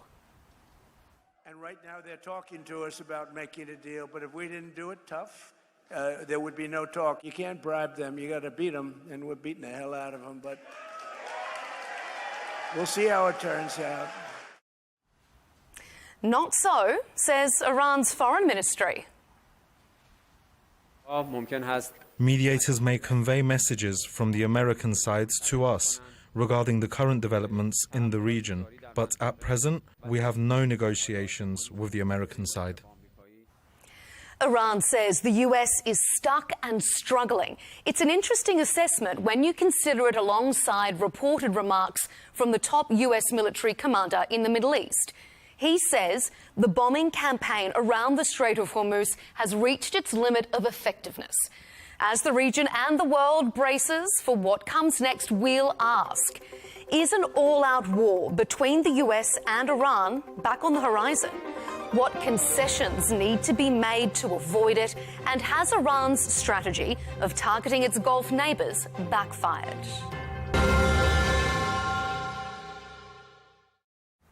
Joining us for the debate is Dr. Dania Thaifa, Executive Director of the Gulf International Forum, an independent Washington-based institute. Mir Mohammed Ali Khan is joining us, an investment banker, author and political commentator. And rounding out this Counterpoints panel is Josh Hammer, Senior Editor-at-Large at Newsweek and host of The Josh Hammer Show. To all of you, welcome to Counterpoints. Well, trust is low. Both the US and Iran have defined strong red lines, and US President Donald Trump has renewed threats to use military action if the talks fail.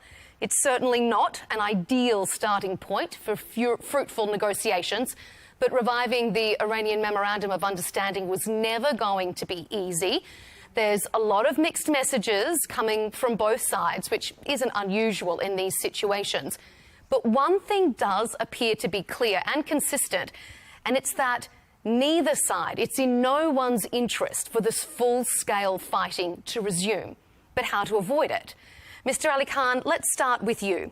Maximalist demands are being made by both sides. Who needs to make concessions to ensure that we get this memorandum back under control? First of all, thank you so much for inviting me.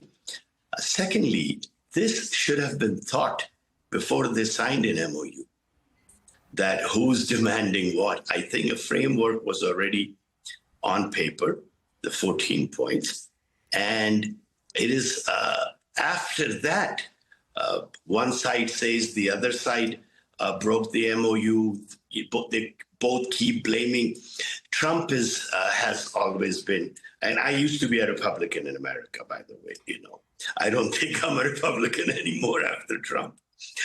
He keeps threatening, and the whole disagreement came at point number 5, where in actuality, Iran and Oman were to decide a way in 60 days how Straits of Hormuz should be handled. And then what the popular belief is that Iran broke the agreement, and the other side says that Americans were escorting the ship, which they were not supposed to. So you see, a main-scale war, I live in this region, a main-scale war in this region will have devastating effects because this region, especially the GCC region, was a very stable region in the entire Arab world. I think it was the GCC, the only time they had a war was 1991, the Gulf War. After that, the whole region is prospering. We, in Pakistan, we share borders with Iran. So we have a serious threat because we have signed an agreement a defense agreement with Saudi Arabia to protect them. And so we have would you like to see Iran making more concessions in that case? Do you think that they should be doing more to keep the situation calm? What is it that America is asking of Iran? Let's be very clear of that. The whole idea here is we have no idea who's asking what. What if America comes out and says, these are the 5 things we want Iran to agree to? So all of us, people, public commentators and everyone, research analysts, defense analysts, can at least evaluate and say that, okay, this is not right, America should make concessions, or Iran should make.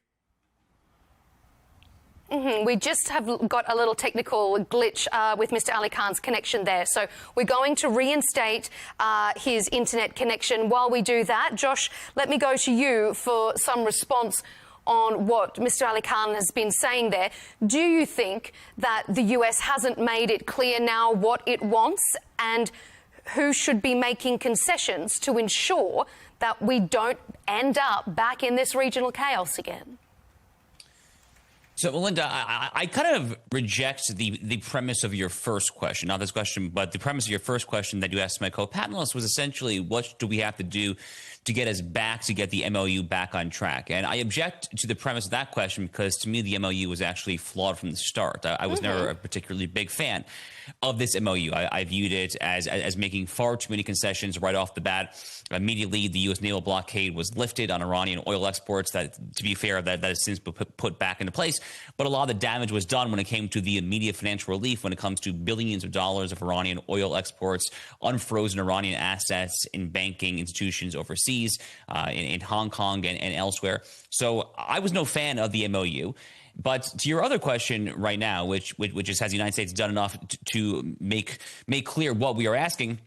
I think the question is both yes and no. Donald Trump has been very clear when it comes to making demands about a free Strait of Hormuz. That has been the number one target for the administration for weeks now, arguably for months now.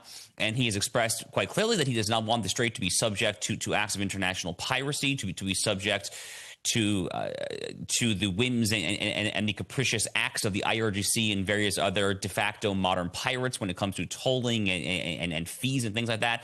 But having said that, what I will say is I've been critical to an extent of the administration for not making it crystal clear from the outset what exactly the United States is seeking to accomplish here in this Iran operation. Trump did that to an extent way back on February 28th, the very day that Khamenei was assassinated. He spoke from Mar-a-Lago in Palm Beach, Florida, and that was the clear articulation of what we're trying to do, the way that we've seen. But since then, it's been at times clarity and at times, frankly, lack of clarity. From my perspective, Melinda, the United States' goals ought to be fairly clear. I've been saying for months that they should be, first and foremost, the clearing of the Strait of Hormuz for sure. Two, the end of Iran's funding to its terror proxy network throughout the region, Hamas, Hezbollah, Houthis, and elsewhere. Three would be an end to the ballistic missile threat to the GCC, to the Gulf, to Israel, frankly, to Eastern Europe, and to all that are within roughly 2,500 miles, which is more or less how far we think they can shoot their ballistic missiles. And four, some resolution has to happen when it comes to the nuclear issue. There's still about a half a ton of 60% enriched uranium, which is just one step short of getting to fully 9% enriched weapons-grade uranium ready to mount on a warhead and potentially launch on an international continental ballistic missile, which they also don't have yet. But the point is, there are a lot of goals here, and I do wish the administration at times would be a little clear when it comes to what we are seeking to do. At this point, it seems to me like getting back to an epic fury era full-scale military confrontation is exceedingly unlikely. So that kind of leaves the open-ended the question as to what exactly we're doing and what does some sort of resolution potentially look like. I don't really know the answer, to be honest with you. Dr. Ali Khan, thank you for being back with us. We've got your connection re-established. I'm going to come to you in just a moment. But Dr. Thafer, let's come to you first.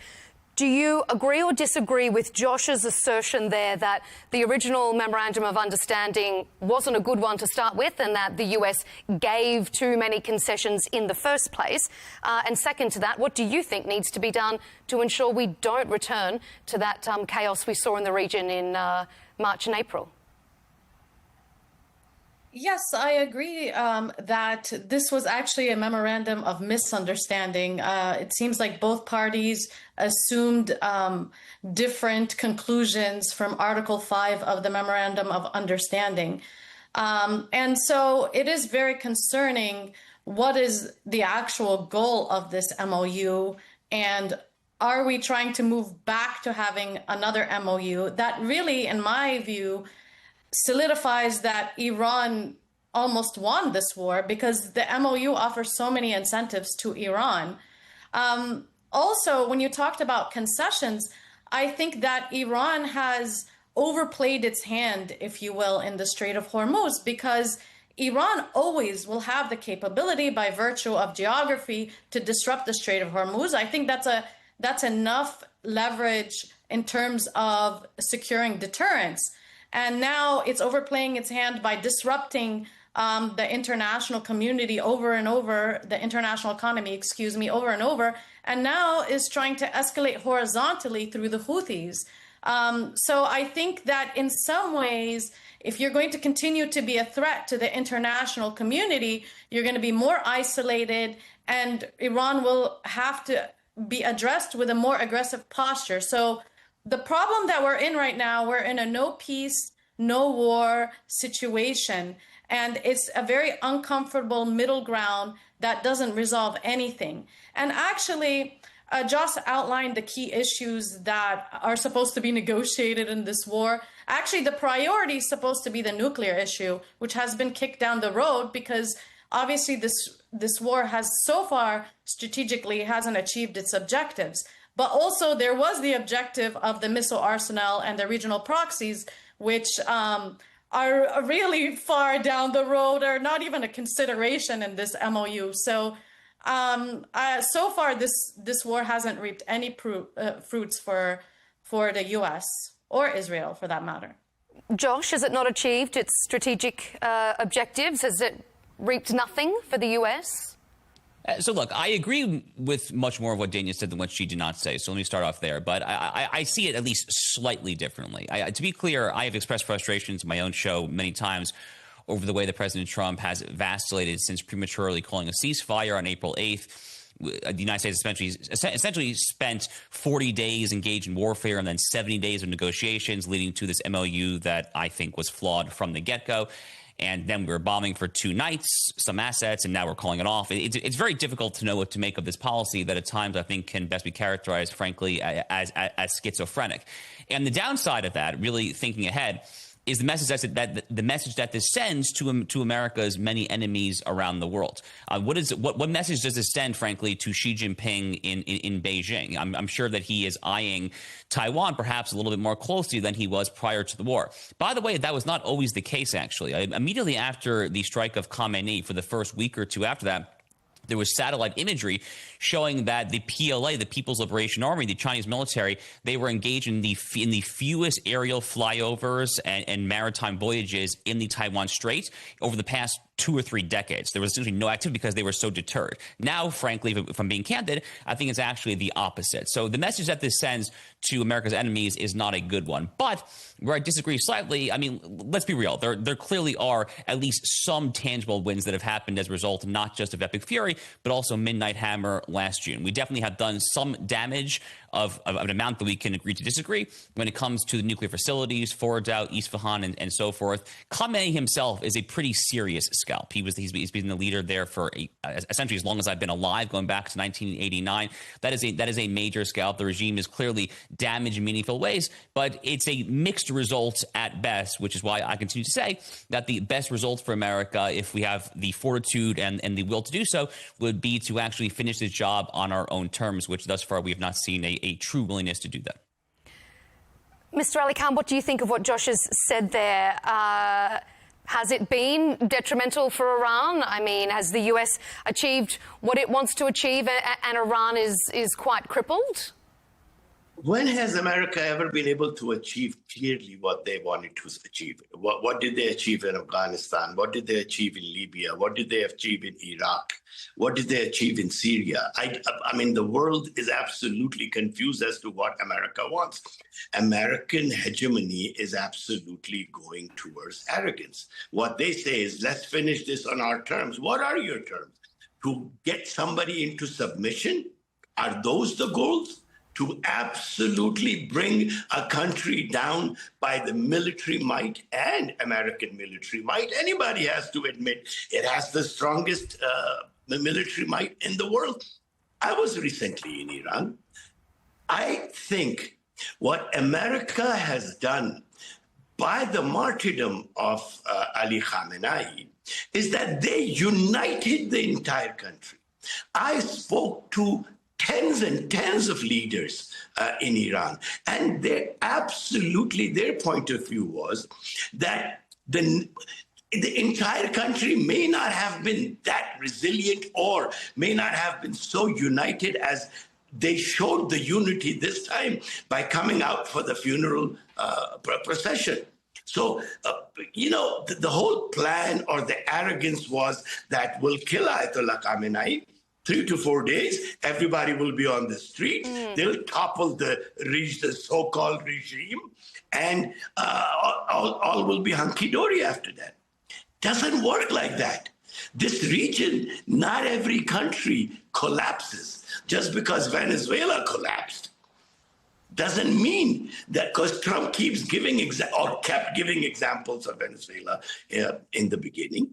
Iran, I am sure there were lots of countries who were saying to the Americans that don't do this. And Netanyahu has been promoting this for half of my life. Literally half of my life, I've been hearing him that they're 2 days away, 15 hours away, 30 seconds away, or maybe they're 2 seconds away, sarcastically, that Iran is ready to, is developing a nuclear weapon.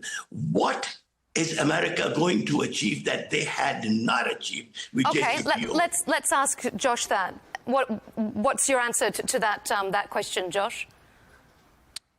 Listen, Iran is the largest terrorist regime on the face of the earth. They've been trying to kill Americans, at times horrifically successfully, for 47 years now. I think it's worth noting that when the regime first took power in 1979, there's a lot of chatter here in the United States. People say, oh, the United States is fighting a war on behalf of Israel. And I always feel compelled to say that actually, no. When the mullahs first took power, the radicals who took over in 79, their very first move was actually to storm the United States Embassy. And they commenced a 444-day hostage crisis.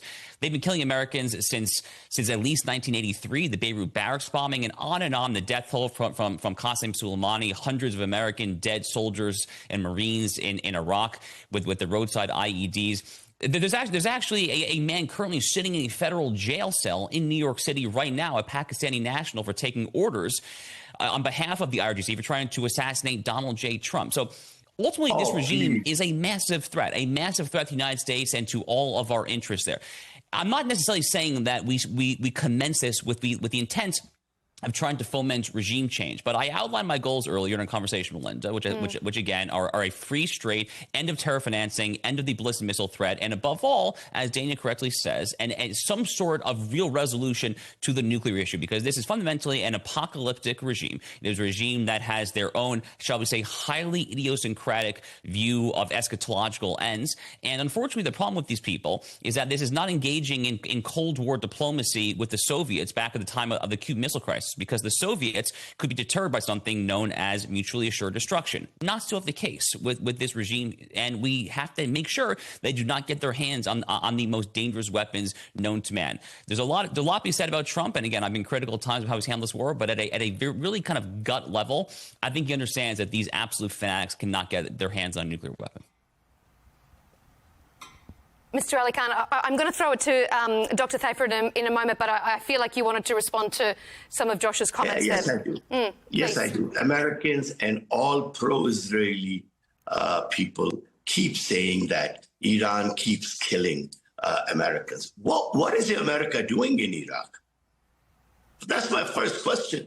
What business does America have with Iraq, having their soldiers there? And wasn't Straits of Hormuz free before America attacked? When was any given time, ever Iran intercepted any ships or threw rocket launchers on any ships? Third point is ballistic missiles. Israel can have ballistic missiles, but Iran cannot. Wow. Absolute arrogance. Everybody can have ballistic missiles. Iran can't. Everybody can have nuclear weapons. Terrorists cannot have ballistic missiles and nukes, and Iran is run by terrorists. It's pretty much that simple. You call them terrorists. I call Netanyahu an IDF terrorist. And what the world has seen is what they have done in Palestine. You will absolutely say there is no genocide. It bothers me that a person of Jewish faith who have faced Holocaust are inflicting Holocaust on other people. How could that be? That is the most baffling thought that has always come to my mind. Okay, so you obviously don't know what you're talking about. I'm happy to kind of actually go through Geneva, talk about what genocide actually means under international law. I'm happy to cite all those statistics there, but frankly, I feel like I would just be shouting into the wind. We're having a conversation here about Iran and the United States. I'm really sure why you brought Israel. I can only assume that you saw a Jewish co-panelist and immediately wanted to seize the conversation, steer it over to the World's Jewish Day. But I thought we were having a conversation about Iran and the United States, and frankly, that's where I would like to keep the conversation, if at all possible. Indeed, we will. So, Israel Dr. attack Iran? Should I now bring Israel into the thing? And don't say you're speaking into the wing. I am speaking to you very respectfully. You want to disagree? You disagree respectfully. That you don't agree to my points. Simple. We don't have to say that I saw a Jewish person and I brought Israel. First of all, Judaism and Zionism are completely two different things. Okay, I grew up in America. Don't play this with me. You should not engage me on the relationship between Judaism and Zionism, because you're going to lose that. And I am just going to put a pin in that. You've both been able to give your perspectives on it. I don't want us to descend too far off topic, so I'm going to steer us back onto Iran specifically, as we've got a lot to cover before we run out of time. So, Dania, I'm going to bring you back in here.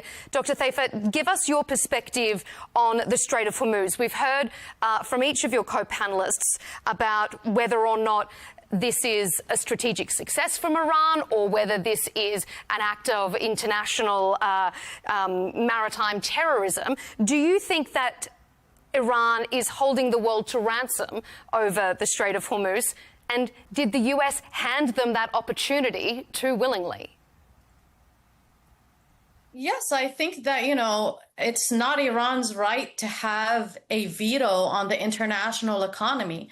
And mind you, Iran's rhetoric is that it's always going for South-South solidarity. But which economies paid the highest prices for the disruption of the Strait of Hormuz? It was the global South, not the global North. So even Iran is targeting the people it's supposedly supporting in its asymmetric warfare. Mind you, that more than 80% of Iran's attacks were on 9 sovereign Arab states in the region.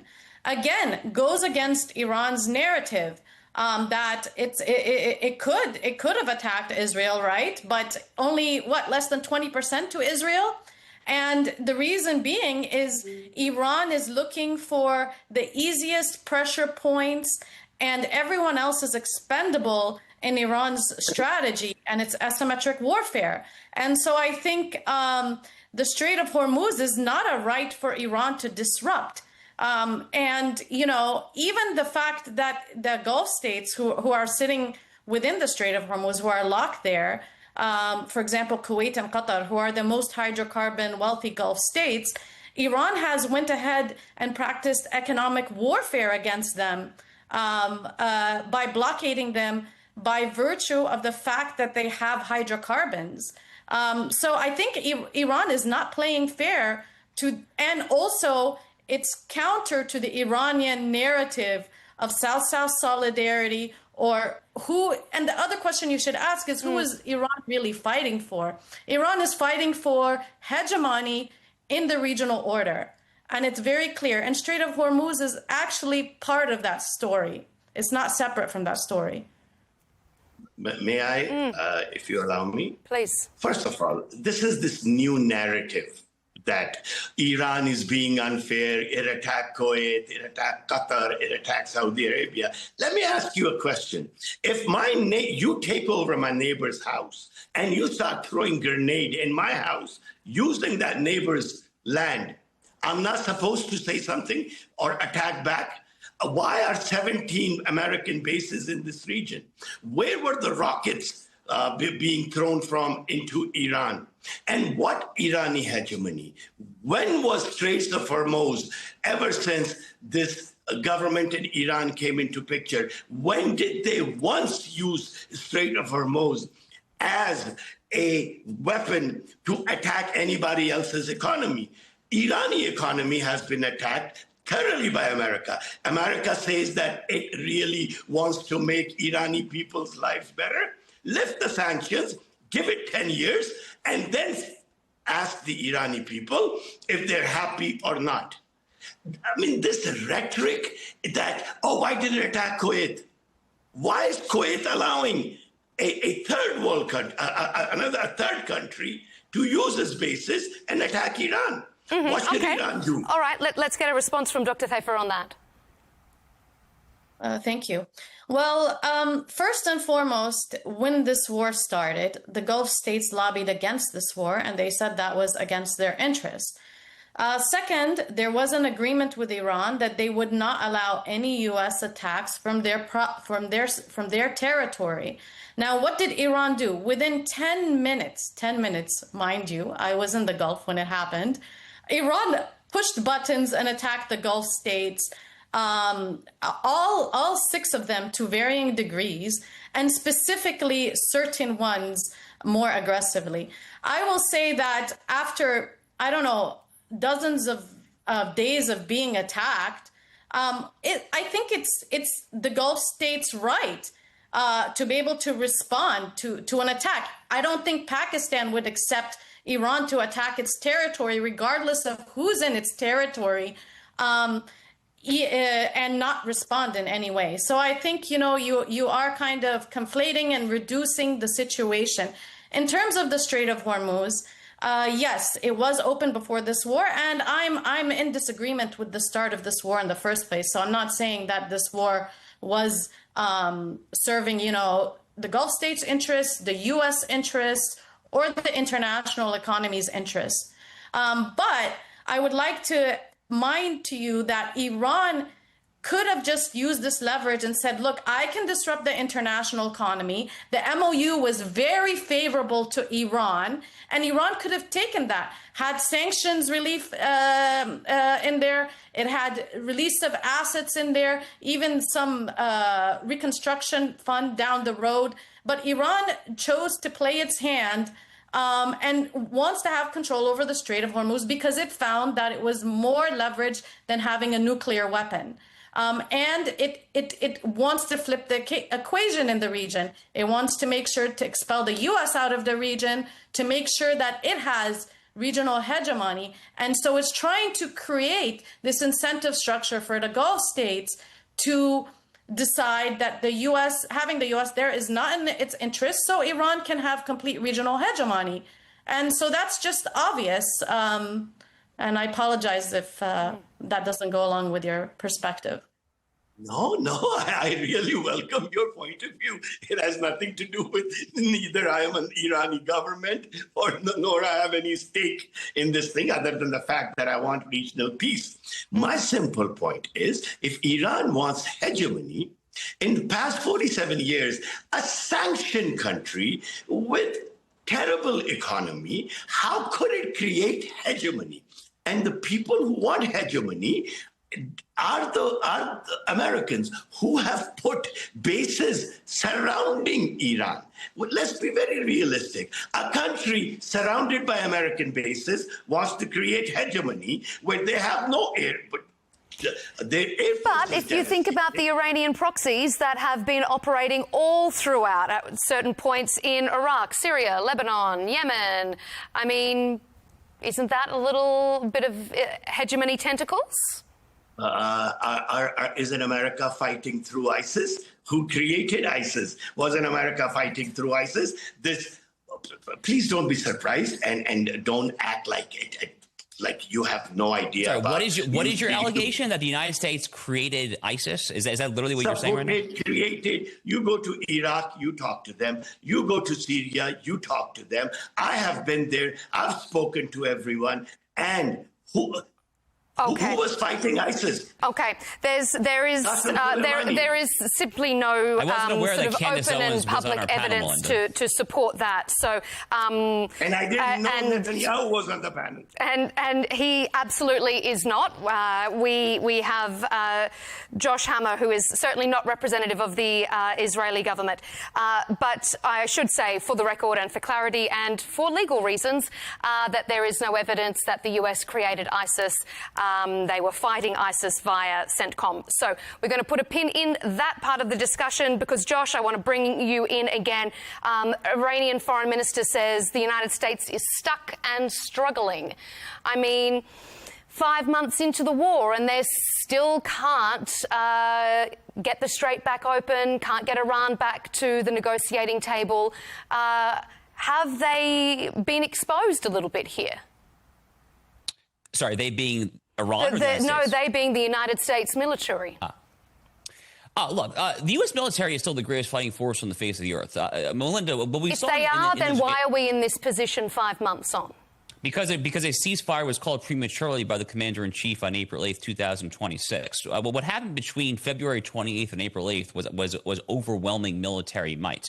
We saw America dominating on the military field. We saw that happening for about 35 to 40 days. So the fault in this case lies with our leaders in not seeing the job through. The functional analogy, Melinda, of what happened, to kind of borrow a soccer or football analogy, as the rest of the world calls it. We just had the World Cup. The analogy here is coming out of the locker room with a 4-0 halftime lead and then begging for a draw or begging to go to penalty kicks. That's essentially what the United States just did. To me, it remains absolutely inexplicable as to why we called a ceasefire on April 8th.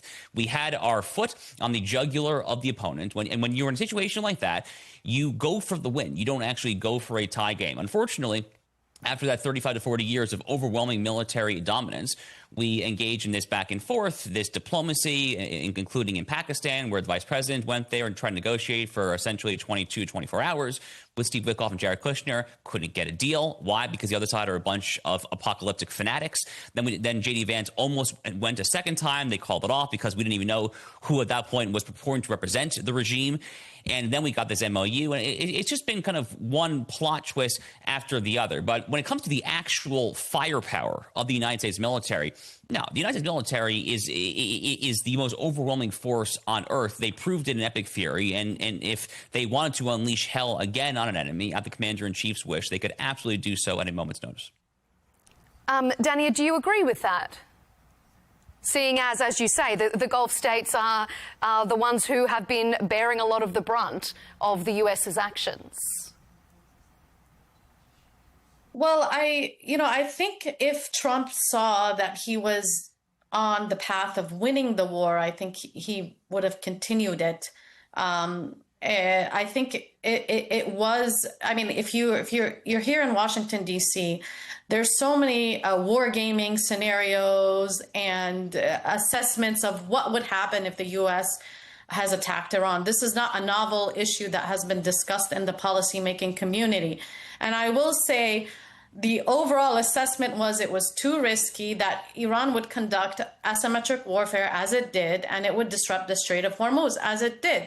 And unfortunately, I think that the plan that Trump had, he thought there was going to be some sort of overthrow of the government, didn't work. And I think he thought as time would pass that this war would be more costly to the United States. And what I see now is that he kind of escalates, and when he sees gas or oil prices high, he de-escalates and sees if there's room at the negotiation table to have some more favorable terms.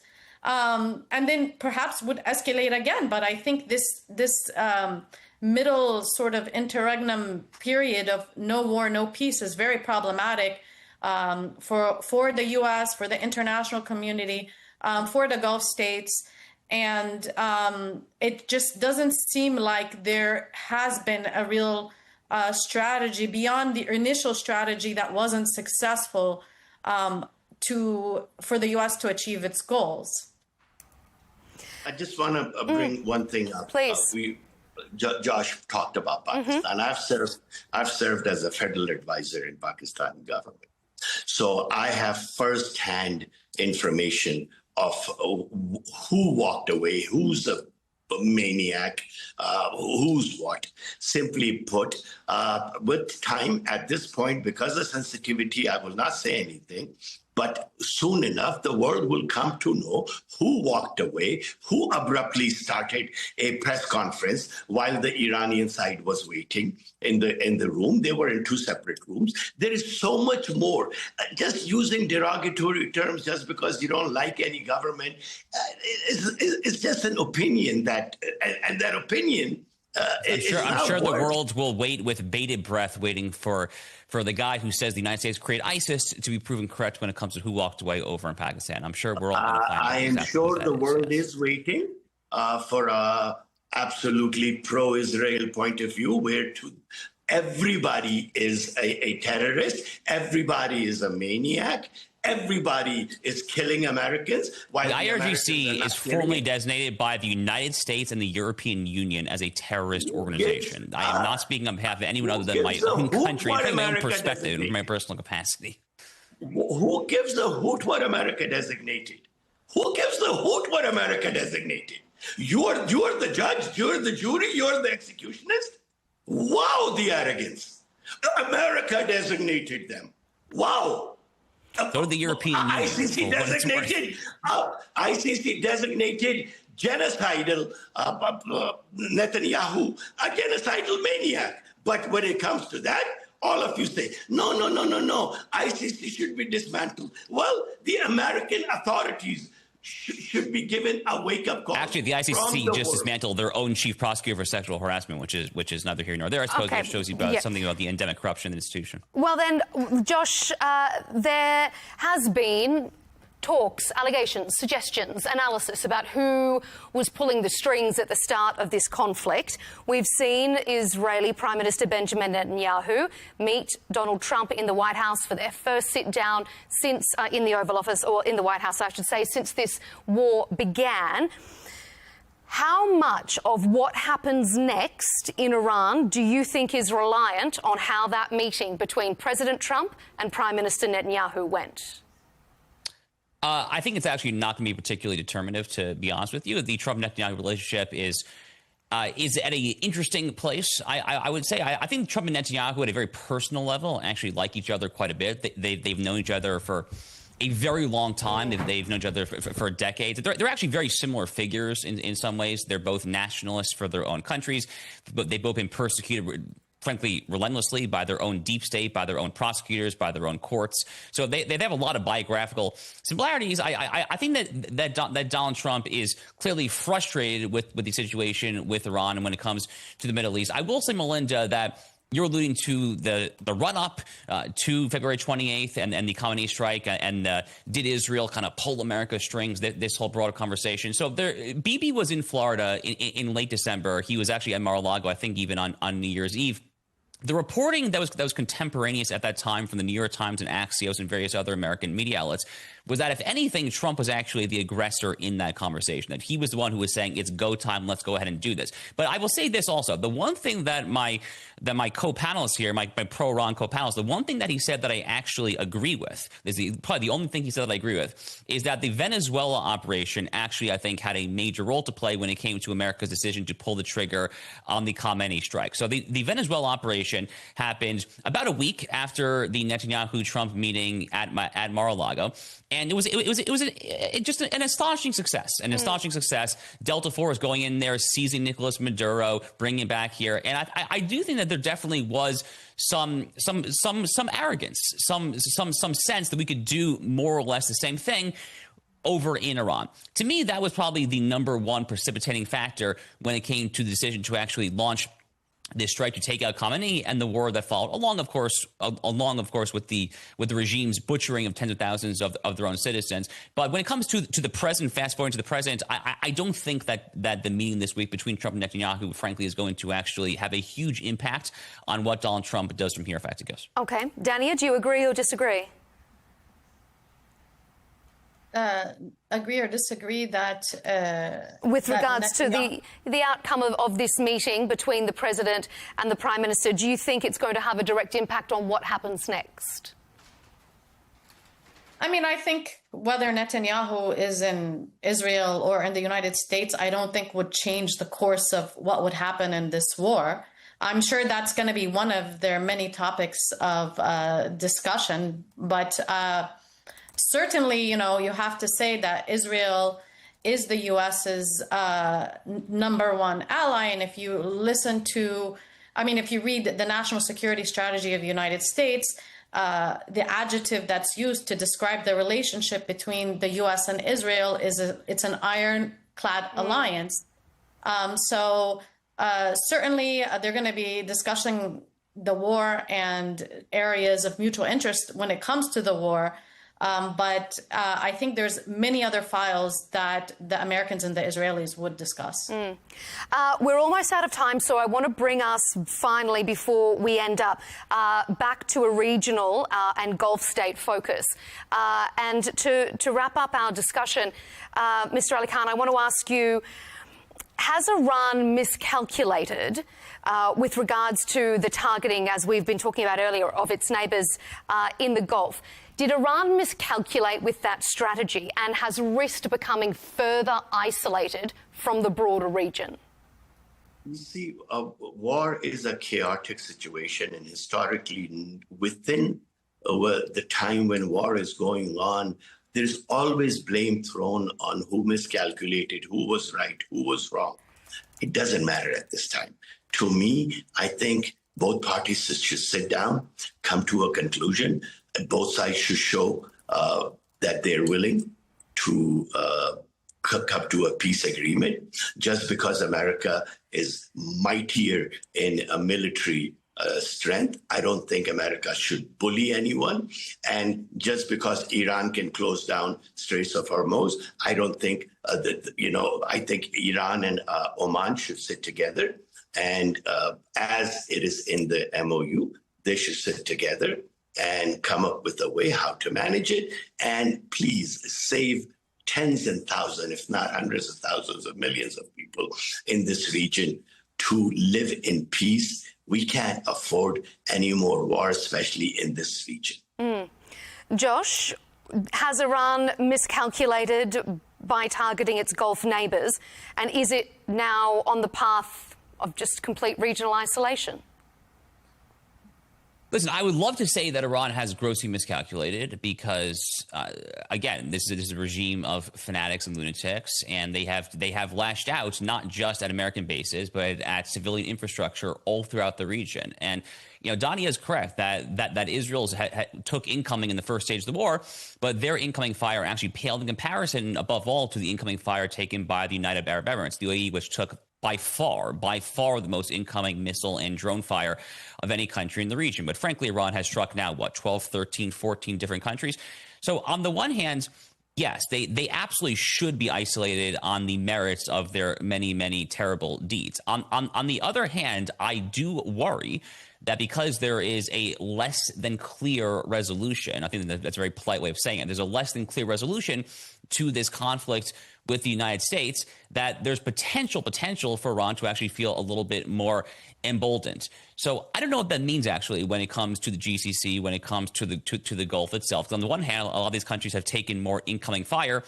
On the other hand, maybe these same countries now see Iran as being able to withstand some very mighty blows from what Iran refers to as the big Satan, we here in the United States, and they've been able essentially to live the tale. I'm not really sure, frankly, which way that cuts. I know which way I hope it cuts, but the actual calculus, I think, is a little bit unclear. Dania, wrap us up and give us your expert Gulf perspective. Was it a miscalculation? Has it changed forever the future trajectory of regional strategic alliances, security assessments? Are we in a different region than we were in February? As I mentioned earlier on, that this is not only a war between the U.S. And Iran, or Israel, the U.S. and Iran. This war was really targeted towards recreating a new regional order. The Gulf states, they took a very uncomfortable position. They didn't join the war because they didn't want to be left holding the bag for this war that they believe was a U.S.-Israeli war. So they didn't capitulate to what Israel probably would have liked, which was the Gulf states to join the war. At the same time, they haven't agreed to Iran's terms of expelling the U.S. and allowing Iran to have the power dynamics in its favor. So they didn't completely tilt over to an Iranian-led regional order.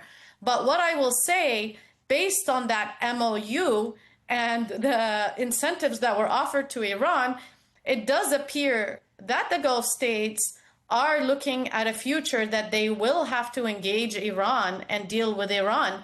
And I think from their perspective, an economic integration scenario would be the way to move forward should that MOU or any term similar to that MOU become the roadmap forward. That's still very unclear. We haven't seen the end of this war. And so there's a big question mark when it comes to regional order, who are going to be the decisive actors, and what the Gulf capitals will decide. But they're certainly going to have a vote in the direction of the regional order. You're right when you say it's still very uncertain. The only certain thing in this conflict at the moment is uncertainty itself. Your diverse perspectives are always so appreciated here on Counterpoints. Dr. Dania Thaifa, Executive Director of the Gulf International Forum. Mir Mohammed Ali Khan, investment banker, author and political commentator.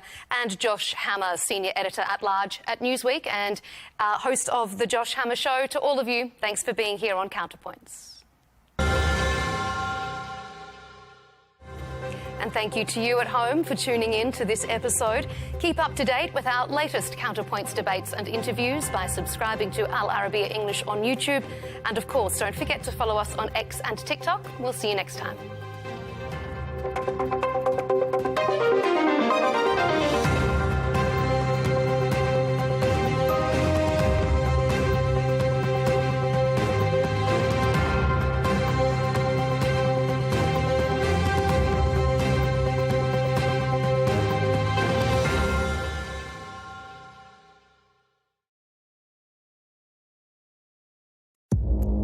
Our allies in many cases are worse than our enemies. Stay informed and connected with the latest international headlines. There obviously is a risk. From breaking news to in-depth analysis. It would appear that this war is coming to an end. Who buys this stuff? Investors, pension funds. We deliver the most important developments straight to your screen. Iran always wanted to deal with militia. Join us for compelling, expert-driven conversations. A curfew order has been established. And an insightful look at the issues shaping our world today. There are lots of proposals about European architecture for security. I'm Leigh Ann Gerrans, and this is W News. We dealt with this when I was Chief of Staff in the first term. Where you don't just hear the headlines, you get the full story.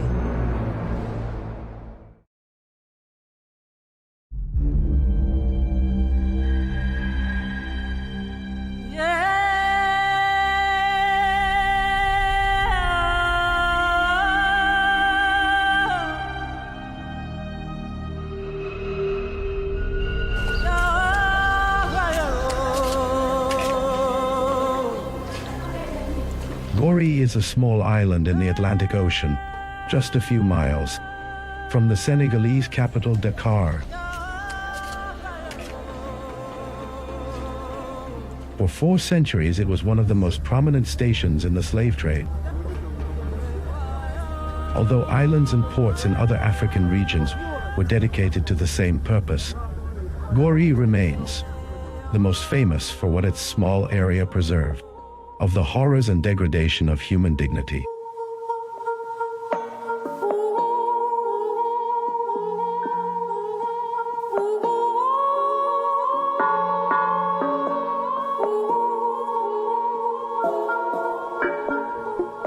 One of the most famous landmarks on the island is the House of Slaves, where thousands of Africans were crammed into its dungeons over 4 centuries in preparation for shipping them by sea to America.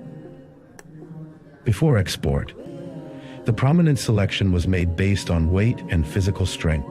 Those weighing less than 60 kilograms were directed to African markets and kept as servants on the island.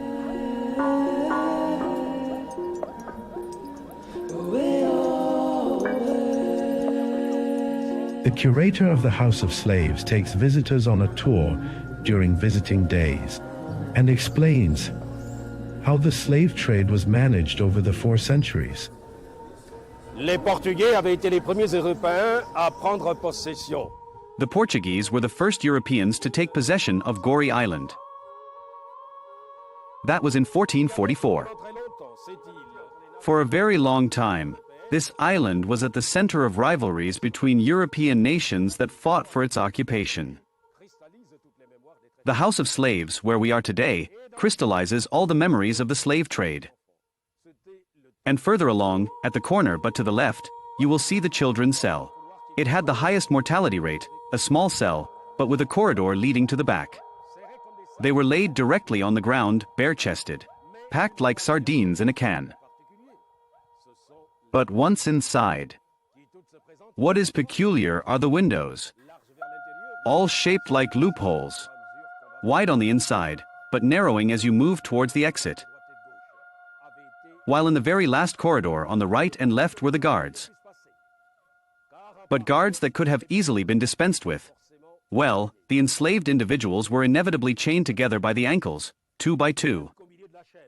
Even in the middle of the chain, a 10.3 kilogram iron ball had been attached, to tell you that each time one of them tried to escape by jumping into the sea. He coached the second. Because of the ball, they sank and drowned. In the absence of any doctor, and especially due to the fear of epidemics, the sick were thrown into the sea. The truth is that on this small island of Gorée, an island measuring 900 meters by 300 at the height of the slave trade, there were more than 20 houses like this one.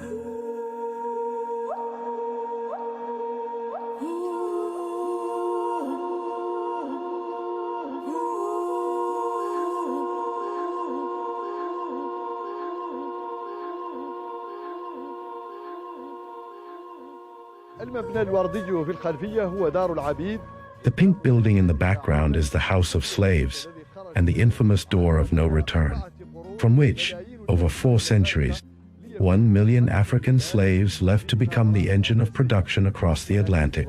However, in reality, the House of Slaves is not one. Every house on the small island was a house for slave owners and also witnessed the horrors committed against humanity during the slave trade period on this island.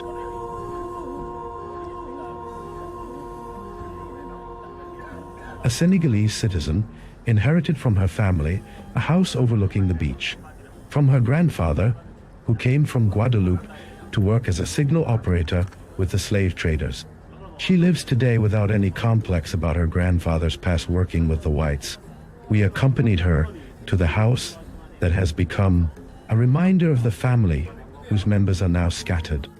In European immigration, like my great-grandfather, who was a station chief, so he worked with the whites because he spoke French, so he was the one who conveyed the message. So he was the post chief, he was the one who carried the messages.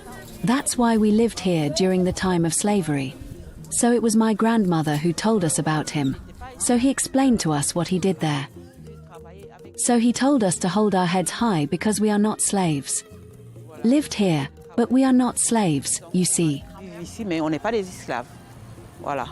These were nations that had agreed, obviously, to undertake this slave trade. Therefore, well, the acceptance by all. I mean not the protagonists, but those who organized this trade. Was the understanding they had that was put forward.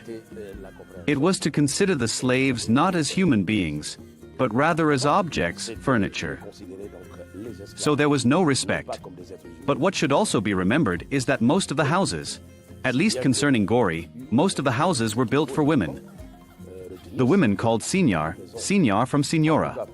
Madam, these women who originally here could very well have been black.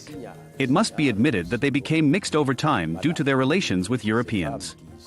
Obviously, these women, well, they witnessed or allowed the existence of 2 types of slaves.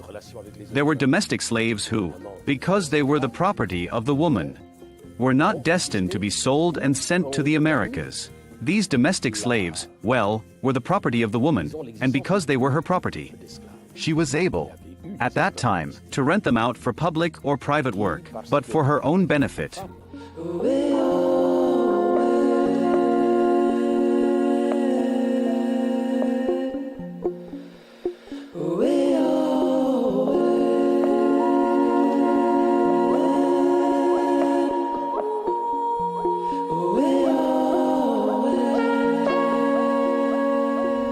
Many visitors visited Goree Island in recognition of the horrors committed there, and as an expression of human solidarity, even for ordinary tourists and many visitors.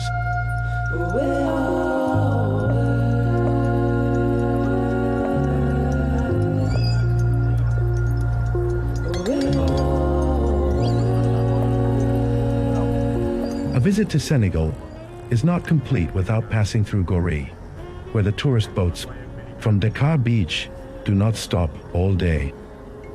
The descendants of the victims, as well as those interested in this history, which should only be considered as an integral part of the world's history. Obviously, people come from everywhere to remember what happened. There are others who come simply because, having heard about this history, they wanted to experience a bit of what the slaves went through. But also, there are undoubtedly historians who, in the course of their research, need this to know more. But it is only when this history is better known and considered by everyone as an integral part of the world's history that we can move together towards forgiveness and reconciliation.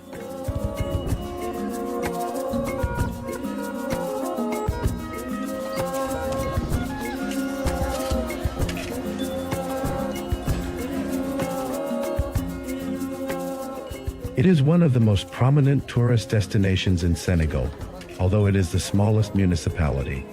The people of the island do not accept that this small area becomes a complex for them, in their view, and so they proudly say it is a continent for spreading tolerance and the values of human brotherhood.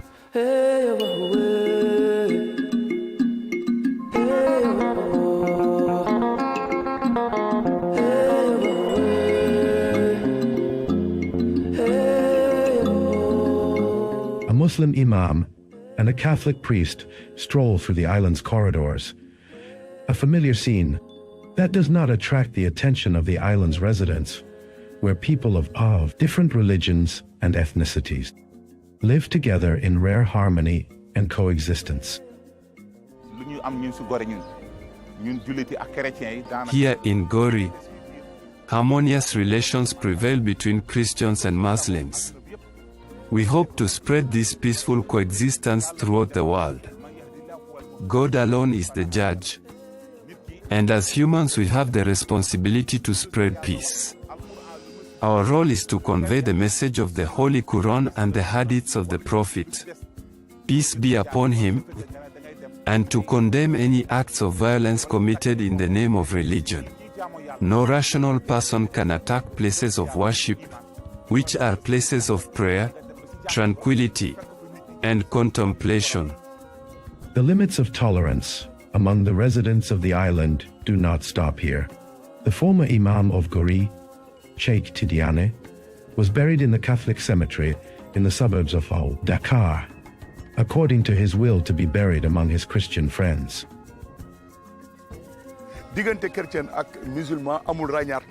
Goree Island is a rare example of peaceful coexistence, where Muslims, Christians, and other communities live in complete harmony.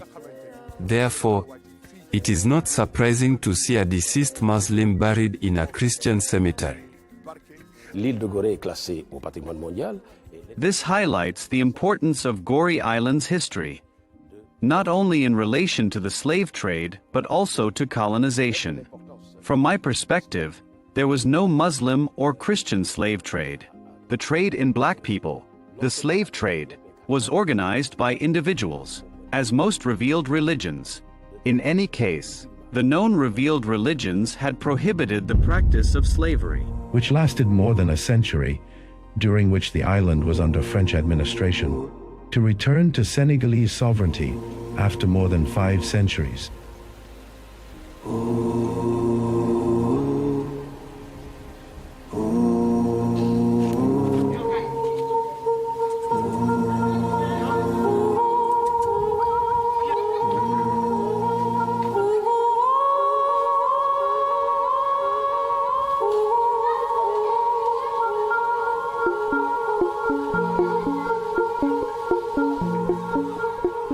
Our guide takes us to the most prominent landmarks of the island across the three eras.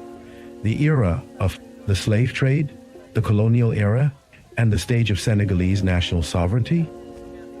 Derrière moi se trouve l'un des bâtiments les plus emblématiques de l'île de Gorée.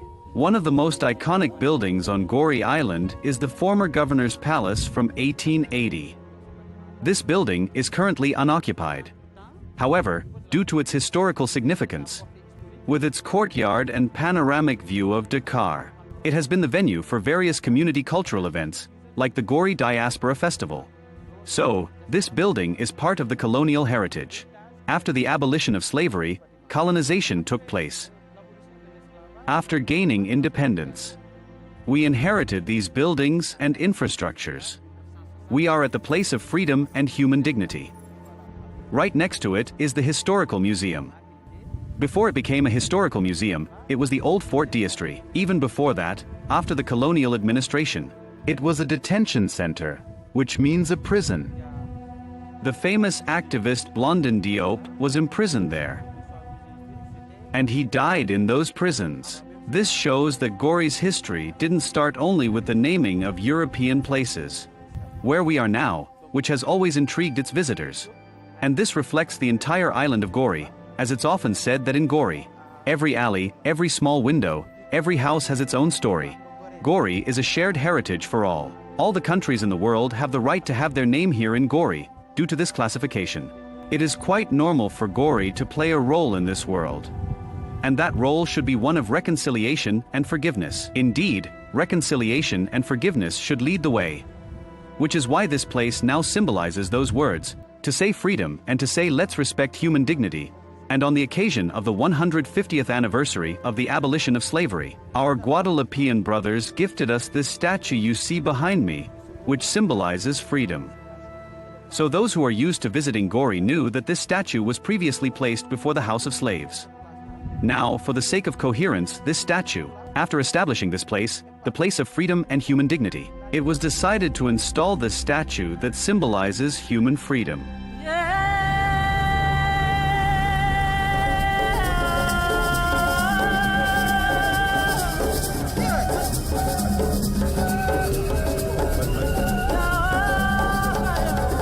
Today, the men of Gorée, like all men of Senegalese coastal towns and villages, live from fishing. They ride the sea freely, with no authority over them except the law, while the women of the island work in trade, taking advantage of the tourist features to sell handicrafts and African clothing.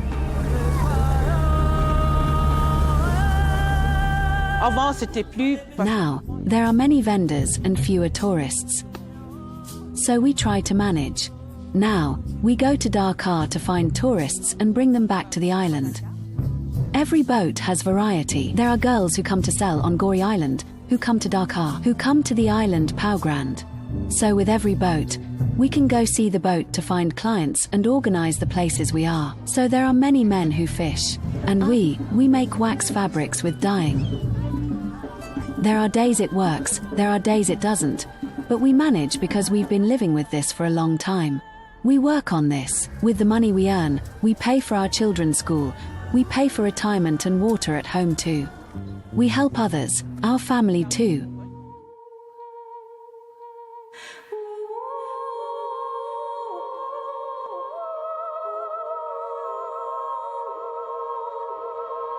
Gorée remains a tangible witness to the horrors of the slave trade era, which represented a stain of shame on the forehead of humanity, and at the same time, a proof of ability to overcome its dark past and build a future characterized by tolerance and the embodiment of its values.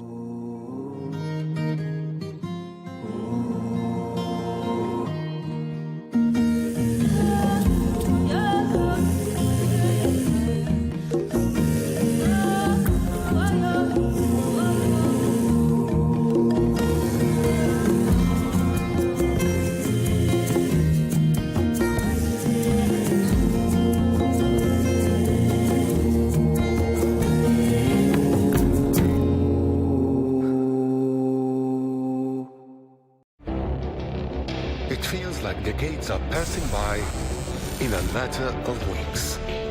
seismic shifts in the world order. Never, ever will be part of America. With so much happening and so much noise. Whether it's political upheaval, Canada has been ripping us off for years. economic shifts or social movements, And no one wins from tariffs. I think America can be more friendly to the rest of the world. The in-depth analysis and all the latest developments across the globe. To have an inclusive policy together. The meetings with Hamas gave me some hope. We're in another nuclear arms race. the most important development straight to your screen. Welcome to the dressing room. I'm on my own. I need backup. And an insightful look at the issues shaping our world today. It was not going to happen, that war, and it happened. Join us on Arabiya News, where the world talks.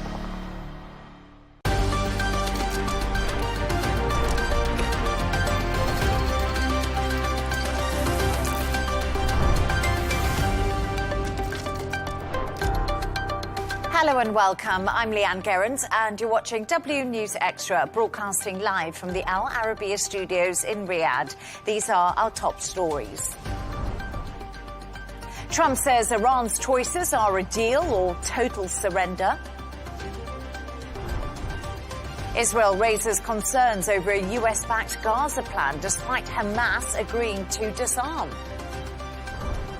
Europe steps up its border debate as Brussels calls for tougher controls and the UK unveils competing plans to curb illegal migration. And a controversial FIFA investment deal is sparking a growing backlash, putting President Gianni Infantino under mounting pressure.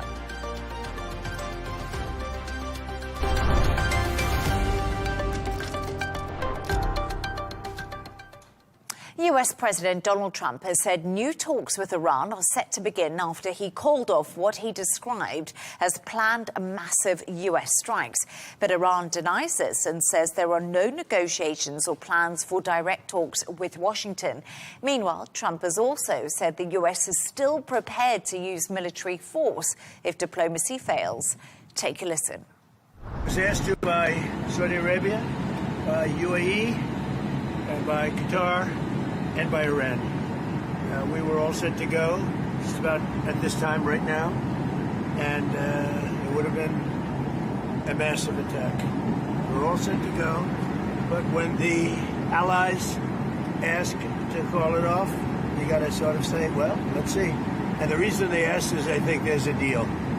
There's a deal on Hormuz, and then there will be a deal on the nuclear, or you might call it the denuclearization of Iran. I call it the denuclearization of Iran. We were also asked by Iran, very strongly actually. They said, we'd like to make a deal. Now, you know, I don't know what they say, because a lot of times they'll say that to me and then they'll go out and say, we don't know what he's talking about. Obviously, they don't want to be attacked. And they knew the extent of the attack because they saw it forming. We'll just see how it is. We're ready to go anytime we want. Would I rather make a deal? I'm not looking to kill people, because people die, a lot of people die, and we don't want that.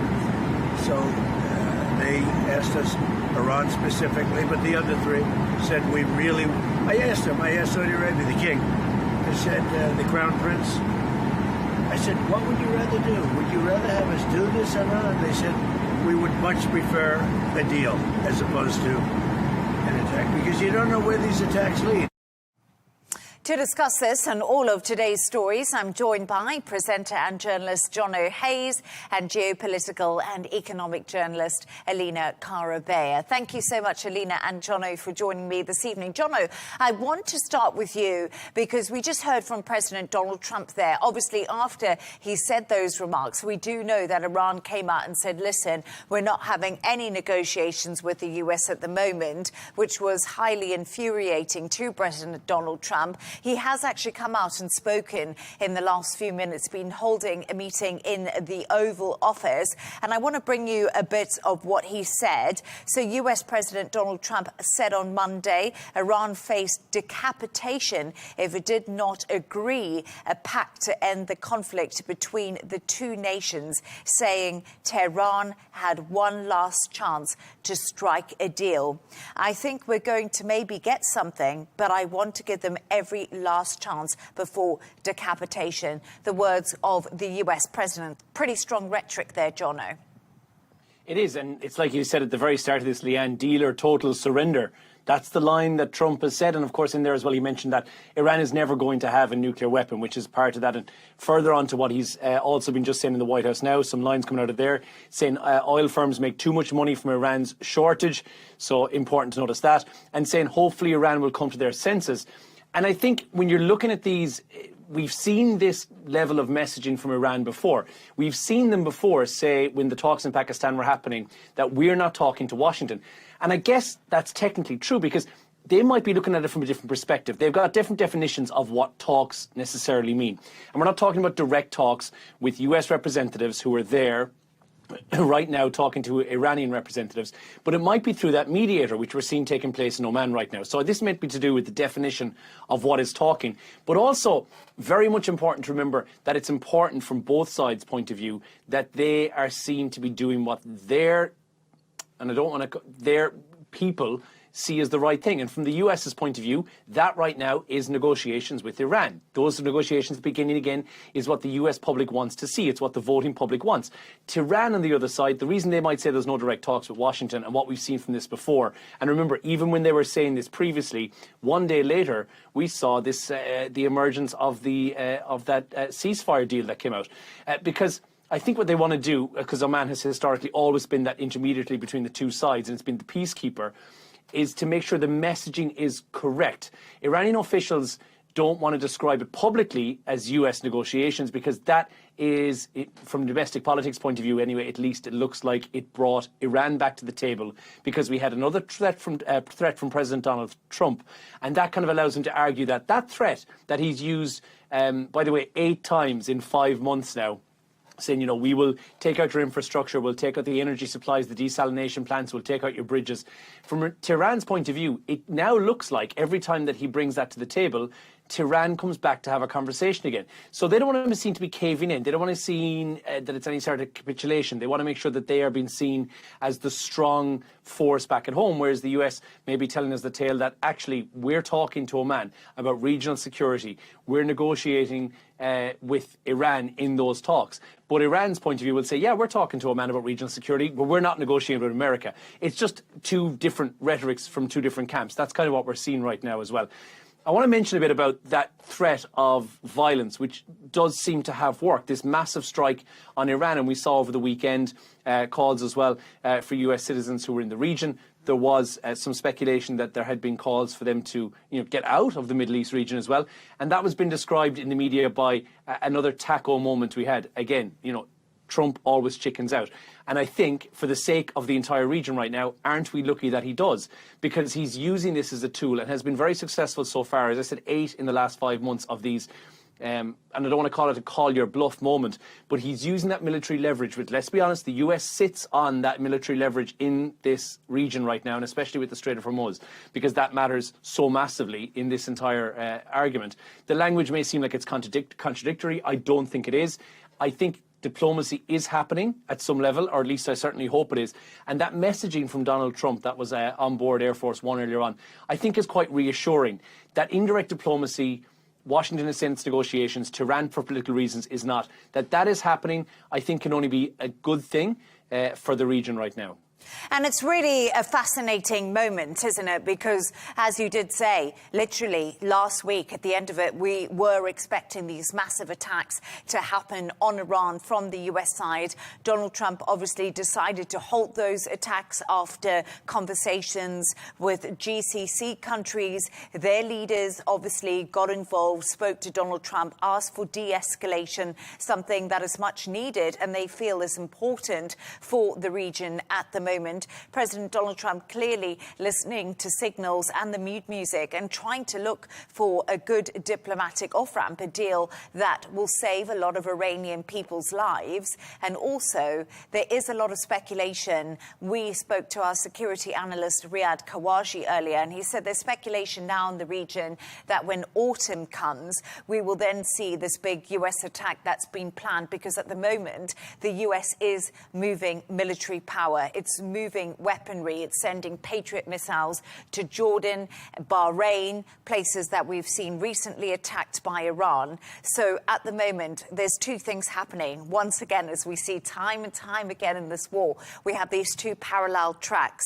There's escalation and diplomacy happening at the same time. But Alina, let's talk a little bit to you, because, you know, Jono just pointed to some of the indirect diplomacy happening at the moment. We know that, of course, Iran is talking to Oman, specifically on the Strait of Hormuz. We know the Pakistani mediators have called on the Iranian mediators for talks as they try to revive this MOU. Yes, I agree with that. Apparently, Iranian's Foreign Minister Arghachi was very busy the last few hours. We know that today in the evening he had a talk with his Omani counterpart about the regional security. The Omani counterpart quoted, and Iran said yesterday it reached an understanding, or is close to understanding, over a temporary route through the Strait of Hormuz with Oman. And of course, Iran stressed that it has nothing to do with the memorandum of understanding with the US. And this is because, like Jonah also pointed out, because they both, US and also Iran, want to appeal to the domestic audience. But we also know, aside to the phone call with the Omani counterpart, there was a phone call today with the Pakistani foreign minister as well. And the Pakistani foreign minister posted on X that he is looking forward to the visit of the foreign minister of Iran, Arghachi, at his earliest convenience. And we also know that there have been talks between Arghachi and Qatar. Qatar then also talked to Steve Witkoff and also to the Omani side. So there is a lot of talks going on. We know that Saudi Arabia talked to Donald Trump. We know that UAE, Turkey, and Pakistan, they're all pressing on de-escalation. Trump mentioned that in the clip you showed as well. And we heard that the mediators have cautious optimism towards that there may be some positive results at the end of this week. And that's so fascinating, too, because cautious optimism, we've heard this time and time again. We know that the diplomatic channels have actually never closed. They've always been open. The direct diplomatic channels aren't open at the moment after we saw US officials meet Iranian officials in Pakistan. We haven't seen that again. But as you say, there's lots of late-night phone calls happening. So we'll see how this week escalates, because we know, Jono and Alina, that things can just change extremely quickly. But thank you so much for your thoughts on that. Let's move on to another story now.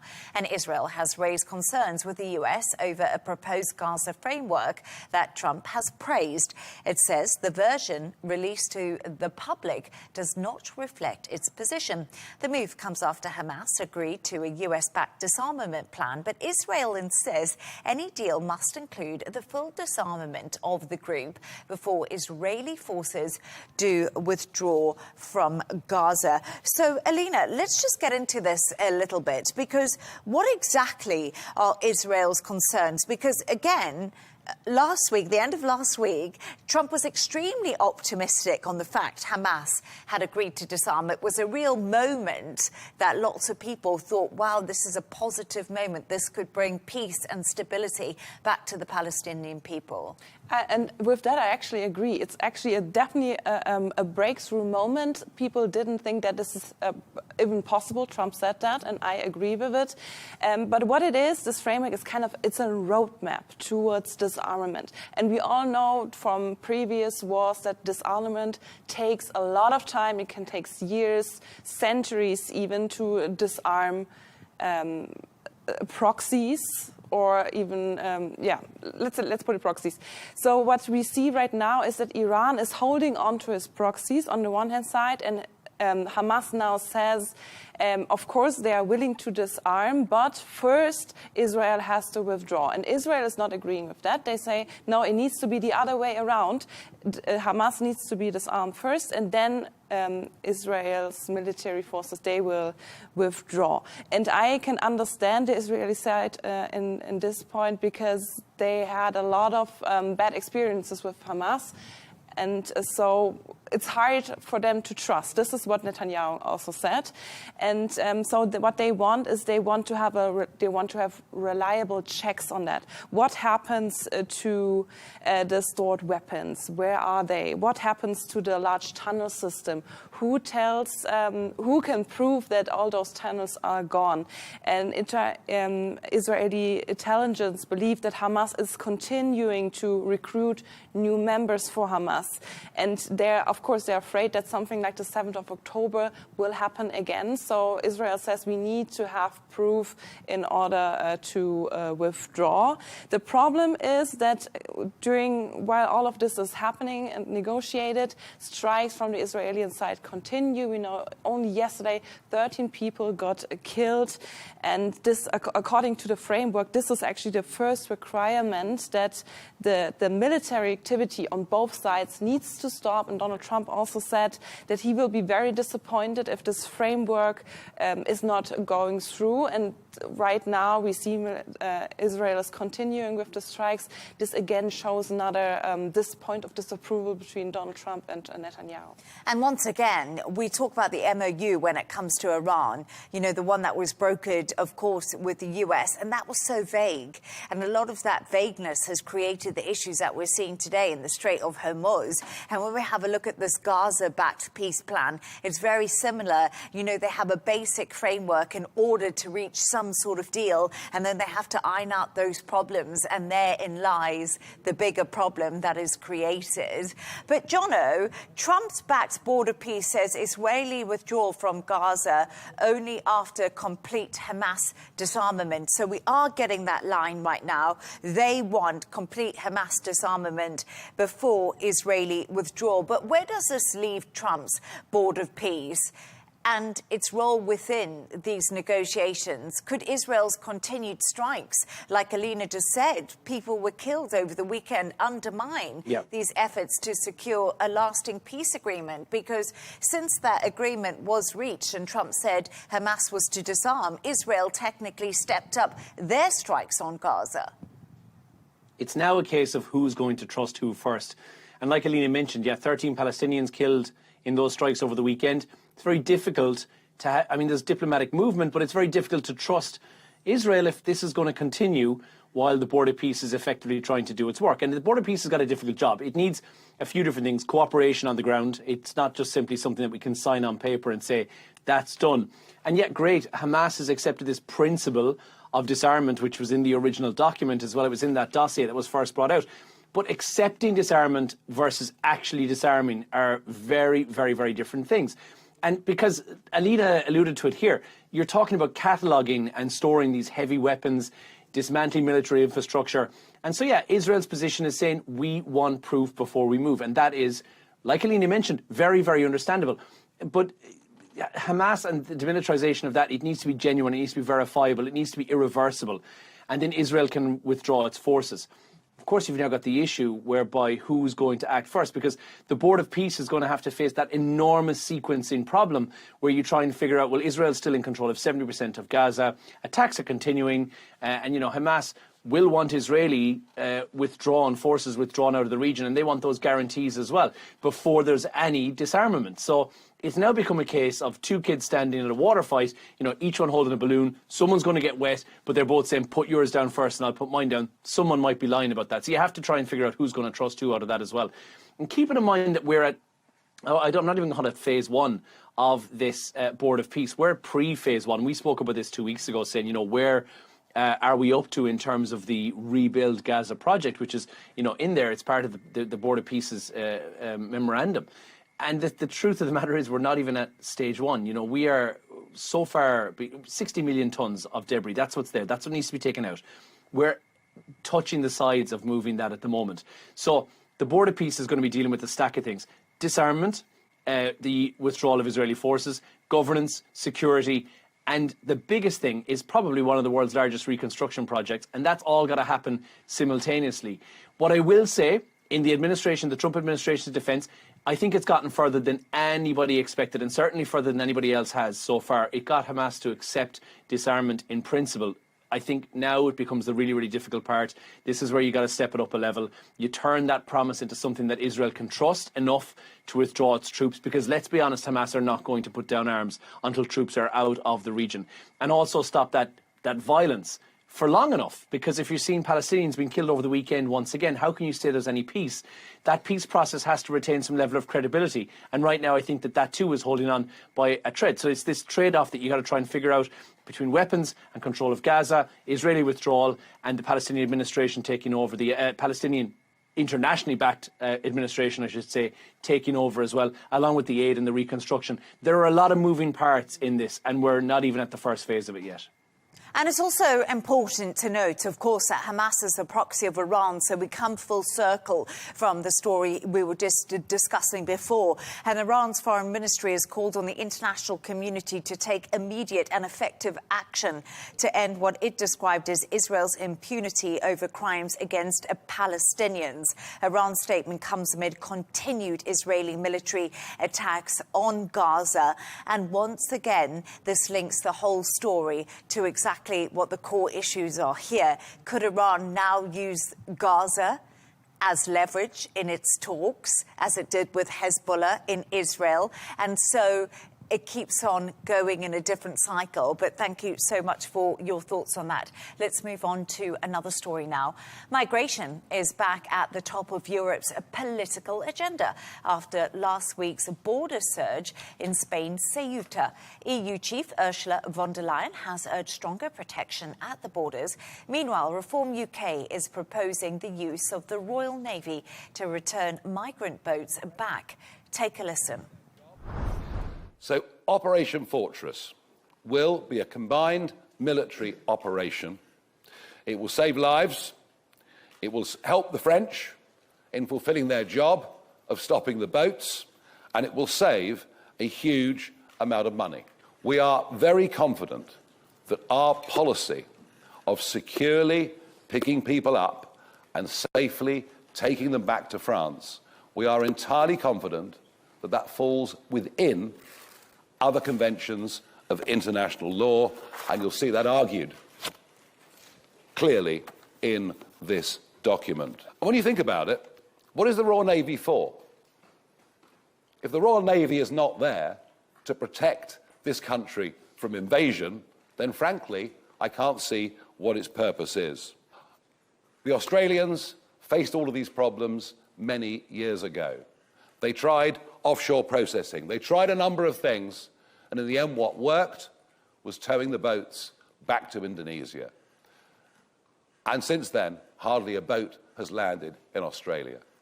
I am entirely confident that under a Reform government, within a fortnight, there would be no more boats. Jono, within a fortnight, some urgency there to what Farage was saying if Reform got into power. But let's put it all into the big perspective here, because parties in the UK are taking on the migrant crisis completely differently, from Labour to the Conservatives to Reform. Some would argue Labour is on the back foot, but what's their stance at the moment as they are in government tackling one of the biggest issues that is politically very, very much a flashpoint in Europe? Yeah, and it is very politically charged. But, you know, Andy Burnham knew coming into this that he had probably about a week to get his feet in the door at number 10 before this started becoming an issue. And here we are today with, as you say, you've got Labour, you've got the Conservatives, you've got Reform, all talking about what their policy would be on this. So Labour is trying to do something, and I think it's trying to hold that middle ground. It's trying to hold somewhere between Reform and what we just heard there from Farage, that hardline approach, and a more liberal asylum policy. I think it's trying to strike the balance between those. And I'll go into a bit more detail about what Nigel Farage said as well, you know, send the boats back to France. We'll get to that later on. The message from Andy Burnham is that the government is going to be relentless in stopping the small boats. So he said they're going to combine a few things. safe and legal routes for genuine refugees. So this is keeping your staunch Labour voters happy. But then the biggest practical change is, he reckons, targeting the smuggling network. So don't just go after the immigrants themselves, as in go for the bigger picture here, which I think is a classic case of biting off maybe more than you can chew. You're talking about multinational smuggling networks that are operating throughout Europe, North Africa, and you know, potentially even worldwide. Now, if you do look at the Home Office figures, they have got these officers that work against these smuggling gangs, and it has gone up from about 376 at the beginning of last year to about 800 now. So it's more than doubled, to be fair. And also there's been 300 of these gang members who've been arrested last year. So it looks like this has already been something that the Labour government had put into place. Over 1,000 boats have been seized as well. So they're the good statistics. We haven't heard a whole lot about the bad statistics as well. But their idea is to attack the business model behind the crossings. That's what Labour's policy is on this as well. And they want to emphasise that they're down 43% compared with the last, this time last year, I think it was. And I think we're down as well in the UK to 171 was the net migration. So that's the lowest level since 2012 as well. Now, the issue here is that the picture that everybody else has seen and everyone's reading in the news is not necessarily reflecting the statistics, because even since Burnham came to office, he's been there, 2 weeks as the PM. 2,000 people have crossed in those small boats. So the figures don't look great.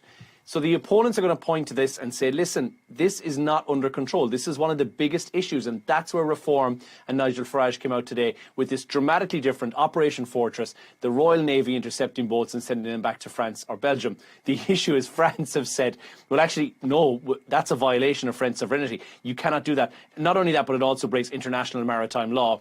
I don't really think Nigel Farage gives a hoot about that, to be honest with you, because that's part of his bigger and broader project as well. But now there's these legal questions about whether France and Belgium would actually be able to deny those boats back onto their shores again. And then you've got the Conservatives who've come into it from a different way altogether. They've come in and said, well, listen, what we might just do is withdraw from the European Convention of Human Rights, then we can deport people easier. And so that's, like you said at the very start of this, it is a real flashpoint. So Labour is trying to enforce legal routes more than anything else. And it does have improving numbers that it can point to and say, look at what we've done so far. Politically, though, every single boat that arrives on a British beach is going to make it really a lot harder for the government to convince voters that the system is under control. And I think Nigel Farage has come in at a time when he has found this as the flashpoint, like you said, and said, you know what, I've got the solution, and this is what it is. And it may seem like it's quite radical, but if you look around the world, it's not really much more radical than a lot of countries have already done on very harsh border control and crossings in different places in the world. It's really not. And I think he's given people in the UK who are the voters maybe something that they might lean towards. So Nigel Farage came out today, obviously, Wazir Youssef of the Reform Party, to put Operation Fortress out to the public. He thinks he's got the key. He thinks he's got the secret, Nigel Farage. But the big problem here is governments, Alina. We've looked at the Conservative government, the Labour government, whoever has been in power. Across the whole of Europe, we're not just looking at the UK, to actually get migration under control. It just hasn't been a success story, which has been so frustrating for many people. So the scenes in Ceuta last Friday, of course, everyone's talking about migration. And of course, the Spanish government is a socialist government. EU's chief Ursula von der Leyen has written to Spain and said you need to get control of your borders. So how is the rest of Europe now reacting to what's happened here in Ceuta? Yeah, all of the countries are shocked, like always. I mean, 50,000 people, the scale is huge. But in general, I checked, since 2015 until 2025, we had over 20 migration summits in the EU. And it's always the same. Ursula von der Leyen, like today, she wrote a letter, we cannot accept that. Yeah. Let's change it. Mm-hmm. And then what happens, they go back to their summer break. Look at Germany, for instance, right now. There's a summer break. Mm-hmm. Politicians are on holidays. Nothing will change. It will be another EU summit tomorrow about migration. They will talk about it. They will make some new rules. And nothing will change in the end. We have a lot of countries who commented on that. Spain, for instance, I thought it's very interesting what the transport minister said. He suggested that it was a coordinated operation. Of course, it's not the fault of Spain. He said it was in between Morocco, or at least it suggested that, between Morocco and maybe also Israel, because both countries are angry of Spain. Israel apparently because of the Gaza support, and Morocco because Spain moved closer to Algeria, and Algeria is Morocco's main regional rival. Then we saw France, Portugal, Ireland, also Luxembourg. They said it's very important to show solidarity with Spain. We need more EU coordination, again, something that we heard many times over the past few years. We've heard Germany and Denmark and Finland, they want tougher controls. They also criticized Spain. Ursula von der Leyen said we need to put more pressure on Morocco, but again, Morocco it's not really like a third world country. People from Europe do go on holidays in Morocco. So it's not that bad. The financial situation is not like in European countries, but we also seen that Morocco is using migration to put pressure on the EU. Now Ursula von der Leyen said we will give Morocco more money in order to coordinate migration. So all of this comes together, and I feel like it's just not a good look for the EU. And it's really fascinating, right, because you talk about all of this coming together. You mentioned Germany there, of course. Jono and you were talking about the Reform Party in the UK. We even look in France, let's be honest, there's been a rise of the right across Europe. And this has been happening for the last 10 or so years. The argument is they don't come into power, but they lead in the polls. But I think a lot of the right now is really commanding what the government should do when it comes to migration, because the AfD in Germany is even doing well in the polls, essentially. Yeah, I mean, this is actually what the people want. The people want more control over migration because the last few years it just was not handled well by the European governments. A lot of things happened. We saw the problem of the grooming gangs, for instance, on the train stations. It was just, they just hid all the problems that came with migration, and then people got angry. And now we reach like a critical point where there really needs that something needs to happen now if we don't want to have more countries moving towards right-wing governments. It's really interesting conversation. I mean, you know, we didn't get any time to talk about Australia, but of course Australia took an extremely hard policy and hard line when it came to this, and you see that Australians' immigration is something that's a fortress. You have to apply, you have to get in, and there's strict and stringent rules. But thank you so much for your thoughts on that. Time to move on to another story now. Pressure is growing on FIFA President Gianni Infantino after England's Football Association withdrew its support and UEFA threatened legal action over a controversial investment plan. The proposal, which has since now been scrapped, would have allowed private investors to buy stakes in FIFA's biggest competitions, which of course include the World Cup. So, Elena, wow, there was really strong opposition to this. Let's not even talk about it. You know, obviously outcry from everyone. But why was there such strong opposition, especially from football bodies, fans, of course, stakeholders, to private investors? So I think there are 4 points that are very critical. The first one, private investors, when they invest money, of course, they want something in return. They will not invest money for free. What will be the return? It will maybe a financial return, maybe it will also something that they change the direction of the World Cup or the other football events. Fans don't want that. That's the first thing. The second thing is about control. FIFA officially states that they will still hold the decisions, but fans are not sure.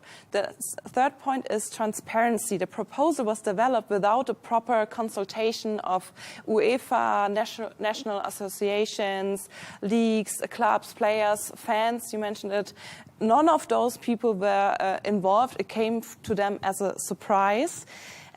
So this is really not a good look for FIFA, especially after all the controversies we had during the World Cup. And then there's a fourth point, which I think is very interesting, and it's the investment group. This investment group was linked to this deal is also linked to Joshua Kushner. And Joshua Kushner is the brother of Jared Kushner. And Jared Kushner is the the son-in-law of President Donald Trump. And we also know that Infantino called Donald Trump after this information came out. He didn't reach him, but clearly there is some connection there. And we all remember Donald Trump sitting next to Infantino during the World Cup finals.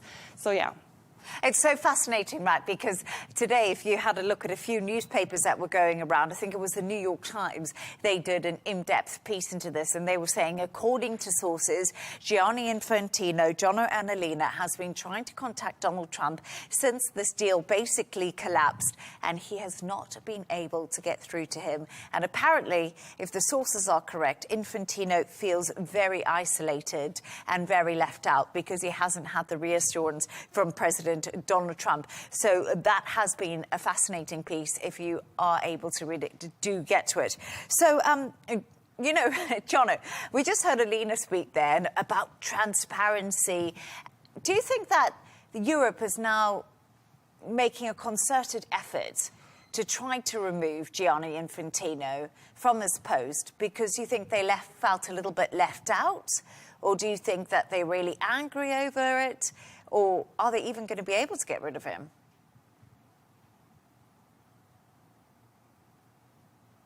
Jono, you're on mute if you can hear me.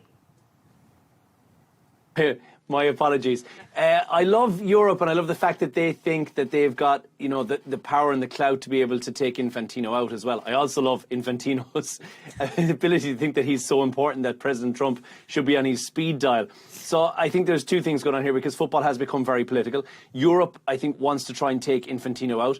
They cannot do that on their own. So I love the inflated sense of self that Europe currently have. FIFA's got 211 members. So European football is big, yeah, it's a huge deal. It is not the global majority here. So if he's going for another term, which I think he will, you'll need 106 votes, so just over half the members to vote for you, which is what you need to get that presidency. And I think he can do that quite easily without any help from Europe whatsoever. I mean, if you look at people who've already said publicly that they back his leadership, those numbers probably far outweigh Europe just, you know, in the wider FIFA membership battle, first and foremost, more than anything else.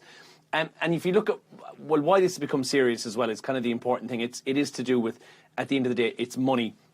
UEFA are not saying they're just threatening him with saying we're going to not vote for you. They're saying legal action. They want like emails and messages and stuff about this deal to find out where it came from in the first place. The English FA, they're going to withdraw support. The Welsh have already done it, you know, but that probably doesn't count for a whole lot in the English one. It might just be seen as sour grapes more than anything else. And that forward enterprise, I want to put it into perspective for you. Like if you look at 2022 and the World Cup from them, the World Cup made in profit for FIFA about 2.5 million. So that's about half of what it made in total. This year, the World Cup made about $15 billion was what was made at this year's World Cup. So on a conservative estimation, say $7 billion in profits is what they might walk away with from this. This deal, overall, like if you look at the whole picture of it, the top line figure would have been about 8.5 billion. So this would have been more than the World Cup was in terms of lucrativeness for FIFA. So this was a big deal. So he was trying to make money. He saw dollar symbols more than anything else as well. But yeah, I think if UEFA were going to try and force a FIFA Council membership meeting, it's unlikely. They'd need 19 of the 37 council members, and I don't think they can really get that. So can they damage him politically? Because it's politics. I know it's football, but it's politics. Yes, they can. Can they guarantee that he's out and that he won't run again for office and he won't get in? No, they can't. And without, I think, all of Africa and much of Asia and South America and all of these places who likely would support Infantino, it's very unlikely, even with substantial European opposition. Reputationally, I guess Infantino is in a bit of a tough spot, isn't he, John? If we have a look at Serbia and Sweden have also apparently withdrawn their support from Infantino, so I don't know how much that stands for. But just a question, but just a question to Alina and Jono, both of you, just to give me a brief answer on this. The World Cup in the US, Alina, it was so successful. Yes, there were some things that people didn't like, the hydration breaks and the halftime show, which was a bit questionable. But overall, like Jono said, it made so much money. The US just Mexico, Canada put on a fabulous tournament. What a fall from grace for Gianni Infantino. Literally the high of ending the most successful World Cup to basically nearly losing his job.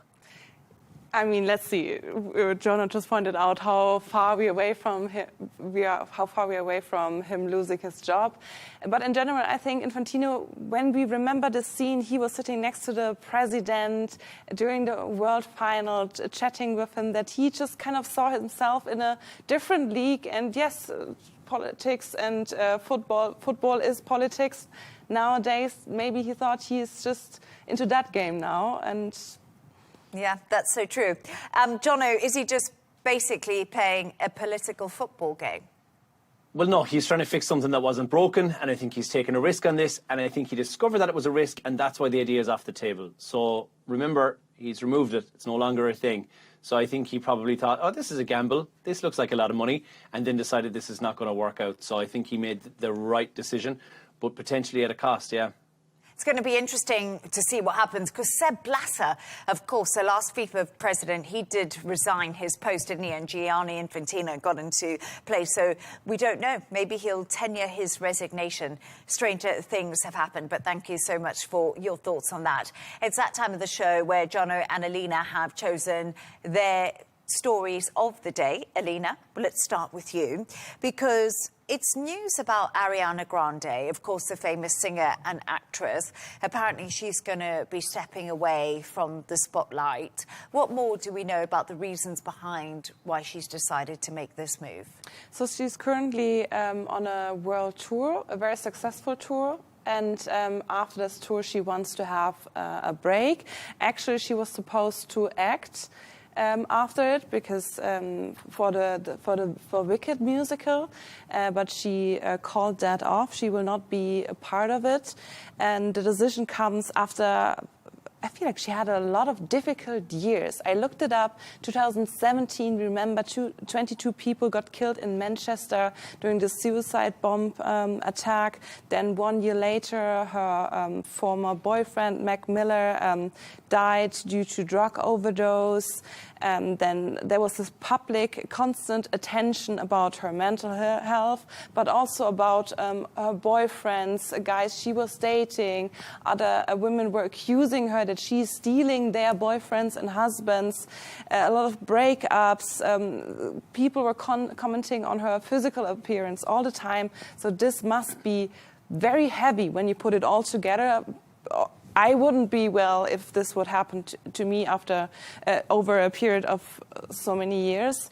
So the discussion clearly became even more intense after the release of her new album, because we can see in the music video that she's clearly very skinny, very thin. We can see her bones, and the discussion got even bigger, and then her management today decided to put out a message, and the message said that she wants to finish the tour, a quote, happily and healthy, before taking a break from public appearance and the constant scrutiny surrounding her. So clearly health in some term is playing a role in that. We don't know which one, but I find this whole case is worth talking about.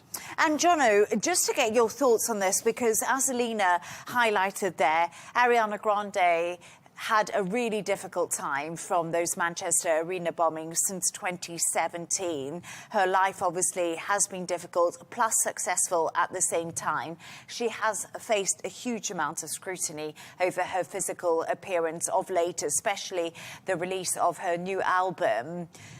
You know, she's clearly struggling. And do you think that right now, what we've learned about the world of fame, it's important that we respect these people's privacy and let them have time out to repair and to heal? I think you absolutely hit the nail on the head with that. I mean, I think we've not really learnt many lessons. We can't analyse how people look or speculate about what's going on in their private life. I know they're in the public eye, and I understand that is something they take on board. But have we not learned lessons? Elvis was too fat. Michael Jackson was too gaunt. You know, Ariana Grande doesn't owe the public an explanation for why she looks the way she does, for her health, for her personal choices. And if she wants to step away, we have to respect that. As I respect her as an artist, I think she's an incredible artist. Questionable interviews, but that aside, I think the media needs to learn lessons from previous stories, and let's hope that this one doesn't end in a similar way, and just wish her well and hope that she gets on the road to recovery, whatever it may be that she's going through at the moment. Yes, I agree. I think she's extremely talented. Her new album that she's released, the music is fabulous as always, and her acting career has gone from strength to strength. So I think it's really important that we do actually highlight the fact that people need some help and there shouldn't be as much judgment. Learn our lessons.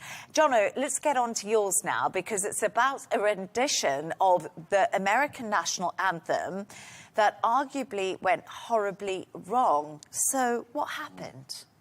I know I just said we shouldn't be, ragging on celebs, but Martha Reeves is 85. She's a Motown legend, right? She was with Martha and the Vandellas. It's a bit before our time, well, mine anyway, for sure. And she performed the US national anthem. It went a little bit off key. It's now gone viral today. It was the Women's Professional Baseball League that was taking place in Illinois. Have a little listen to this.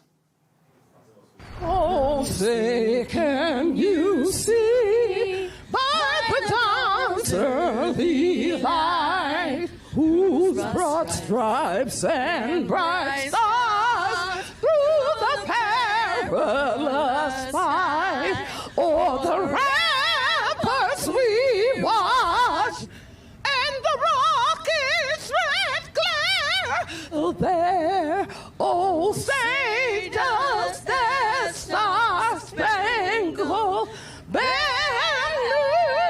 yet wave o'er the land of the free and the home? And I thought I was tone deaf. Sorry. What did she say in reply? Well, she had a bit of an issue, obviously, but strong wind, as in in the area, not as in a digestive issue.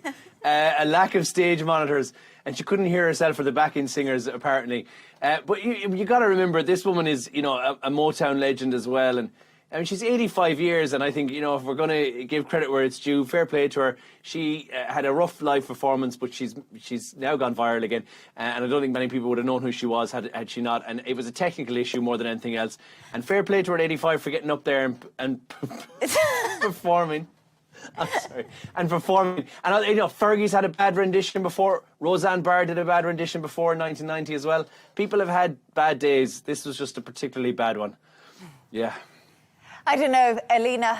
I mean, at least it brought her back into the public eye, I guess. She's gone viral again at 85. That's not bad. True, and I found her response very humble. She said, I'm here to support, and of course my stage it didn't went as planned, and for her to even admit that, I find that it's honorable, and it's all good. Yes, at least she just admitted defeat, didn't she? Yeah, technical checks and order when she does it again. But, I mean, absolutely fabulous. At 85, still getting up there and singing. I mean... Absolutely. Yeah, maybe it's a bit off-key, but, she's there trying.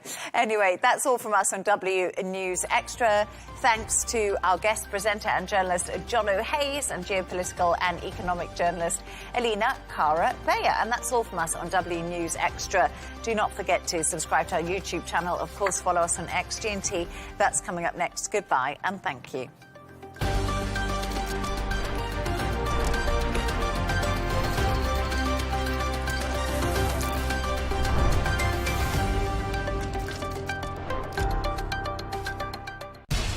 We have to take care of our people, and we're going to take care of our people first.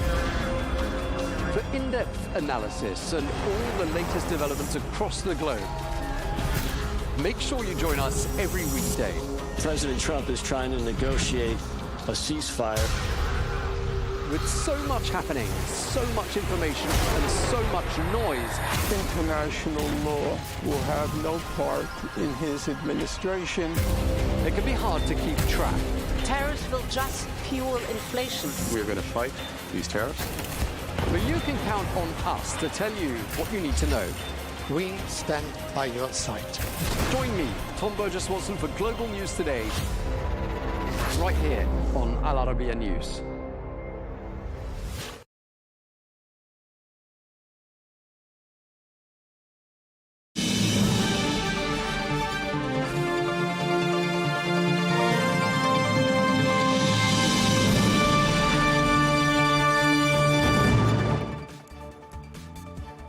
Hello and welcome to Global News Today, bringing you exclusive interviews with leading experts every weekday here on Al Arabiya English. From our headquarters in Riyadh, I'm Melinda Nucifora. Coming up, the biggest attack since World War II. Those were the words of US President Donald Trump as he described the strikes he ultimately decided not to launch against Iran. After months of escalating conflict, Washington and Tehran disagree as to the state of negotiations. If no progress is made, it raises the question, was this massive military campaign narrowly avoided, or is it only being delayed? We'll also cover the latest developments from Spain's enclave of Ceuta, where thousands of migrants attempted a dramatic crossing into Europe, a crisis that has reignited the continent's migrant debate and left dozens reportedly dead. We'll bring you the latest developments and all the analysis coming up on this edition of GNT.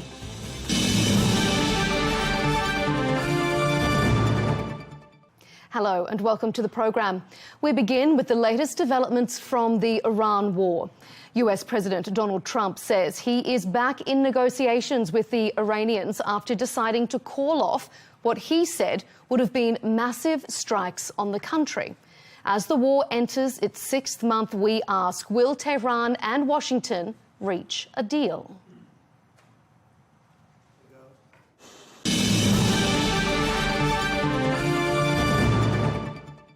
Well, for more on this, I'm joined by Alan Eyre, Distinguished Diplomatic Fellow at the Middle East Institute and a former senior diplomat on the US negotiating team for the 2015 JCPOA Iran nuclear deal. He joins us for Washington, D.C. Alan, it's great to have you and your expertise to help us break down what exactly is happening. The US says talks are imminent. Iran says there are no plans to restart negotiations. So who should we believe here? It pains me to say this, Melinda. You should believe the Iranians. There are no, I think, scheduled talks between the U.S. and Iran. At this point, Iran sees no real reason to talk to the U.S. because of the U.S.'s wild sort of swings between different positions. So the only talks, there's two talks going on now. Iran and Oman are talking about how to get the Strait reopened. And then there's this ongoing passing of messages between the U.S. on one side and various countries who have tried to play a mediating role, like Pakistan and Qatar and Turkey and Egypt. But direct talks between the U.S. and Iran, I believe Iran, it's not happening anytime soon. You mentioned the Oman talks there. Let me just quickly ask you a side question on that then. How much input does the U.S. have in those Oman talks? Is it advising Oman on what it would like to see, or has the US been cut out of those talks altogether? The U.S. hasn't been cut out because ultimately it will have to give a thumbs up or a thumbs down if there is an agreement between Oman and the United States, and Oman is consulting with the other Gulf countries. But it's not providing advice because, frankly, it doesn't have the requisite expertise to give advice.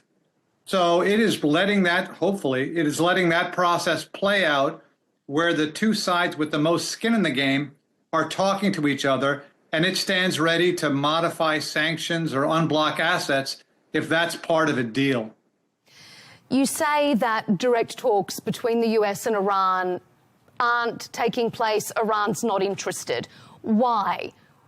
Does Iran think it has an upper hand here? After 5 months of these intermittent bombings, has it brought Iran no closer to the negotiating table? That's a great question, Melinda. Two related reasons. One, Iran firmly believes now it cannot trust the United States to follow through on any commitment it makes. Conversely, I think the U.S. feels the same thing about Iran. So that's why there's no direct talks going on. Iran, the people running Iran, who are far more hardline, far more anti-U.S. than the people we killed at the start of this war, firmly believe the U.S. and Israel are seeking to topple, to get rid of the Islamic Republic of Iran. So that's their frame of reference. So they're not thinking that they can come to some sort of workable peace deal. That's why they need the Strait of Hormuz, because they think the only thing that prevents renewed U.S. attacks is some sort of strategic leverage, and that's control over the Strait of Hormuz. So I don't think U.S.-Iran talks will ever happen.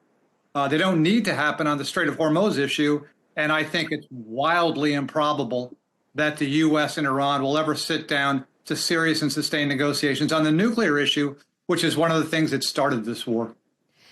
Do you think that that won't happen under the current regime, or do you think that that sense of distrust on both sides we can't bridge that divide anymore? I don't think we can bridge the divide now. I mean, time heals all wounds.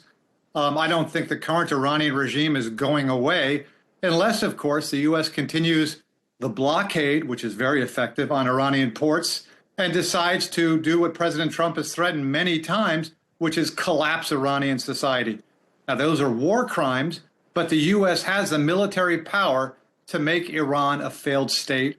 President Trump has threatened to do that, in essence, at least 5 times since this war has started. So the only way the U.S. is getting regime change is if it gets regime collapse by these military strikes, which thankfully the Trump administration has decided not to do because it's very concerned about Iranian retaliation on Gulf country energy targets.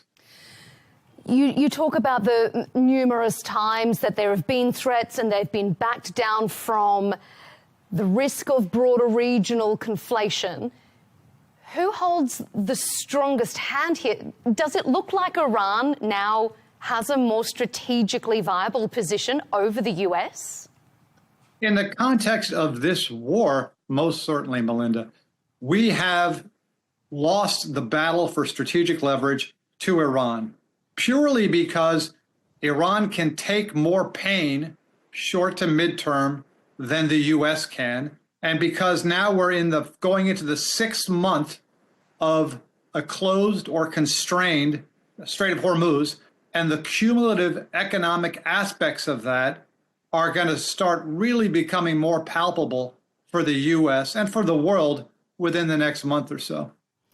President Trump seems to believe that there is a level of force that is enough to make Iran concede, that if US just hits them hard enough, Iran will surrender.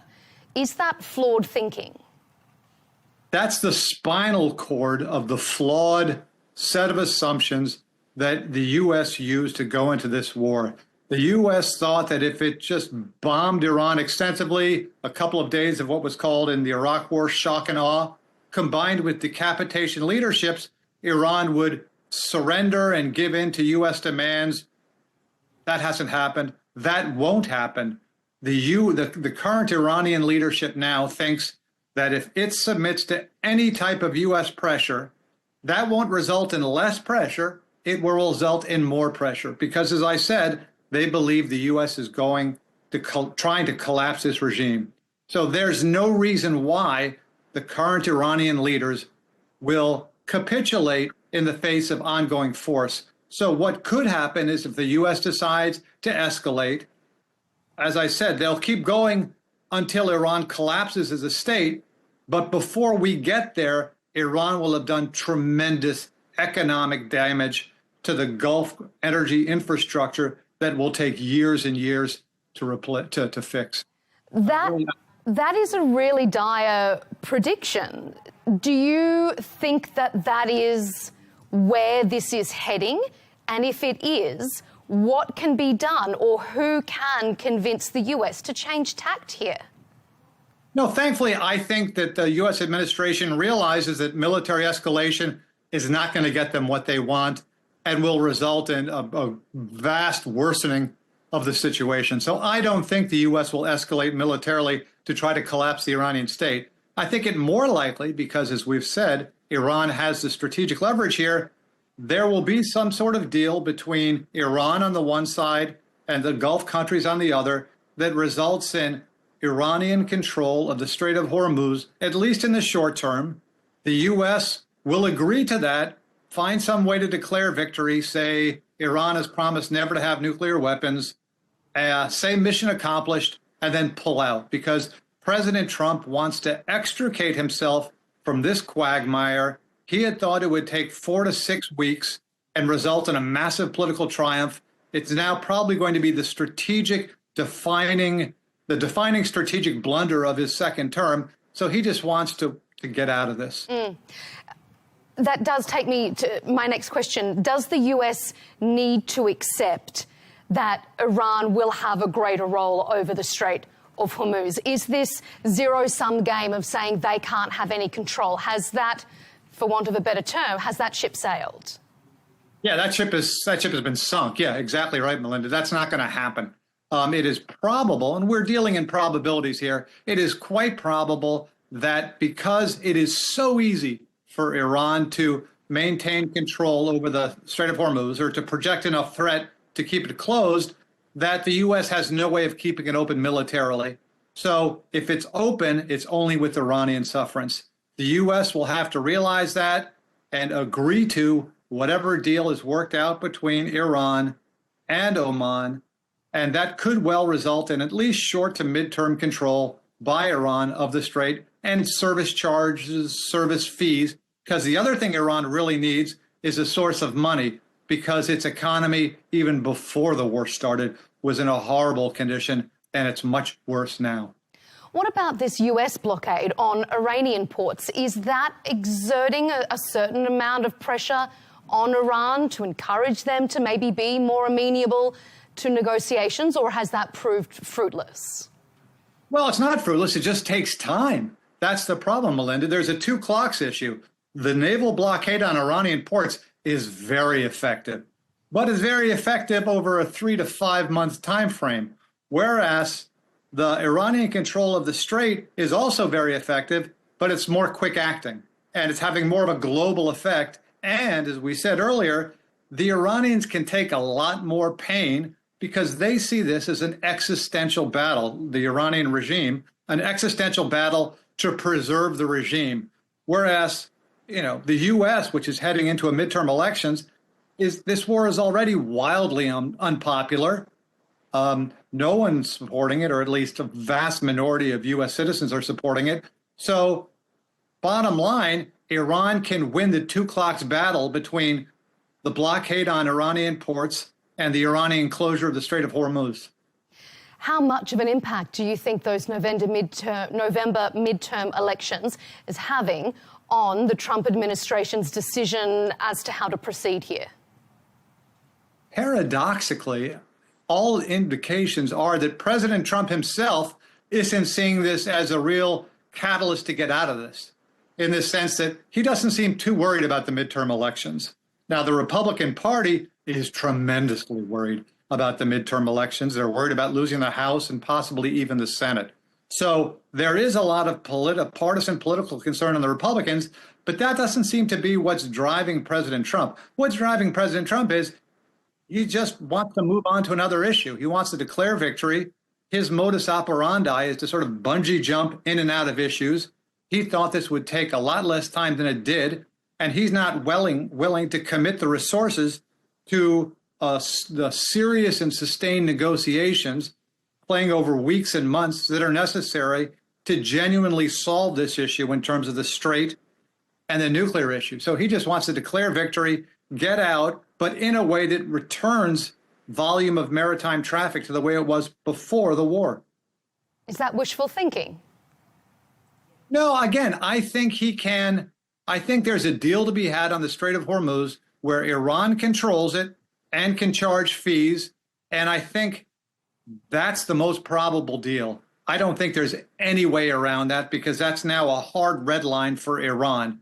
That's literally the hill that Iran is willing to die on.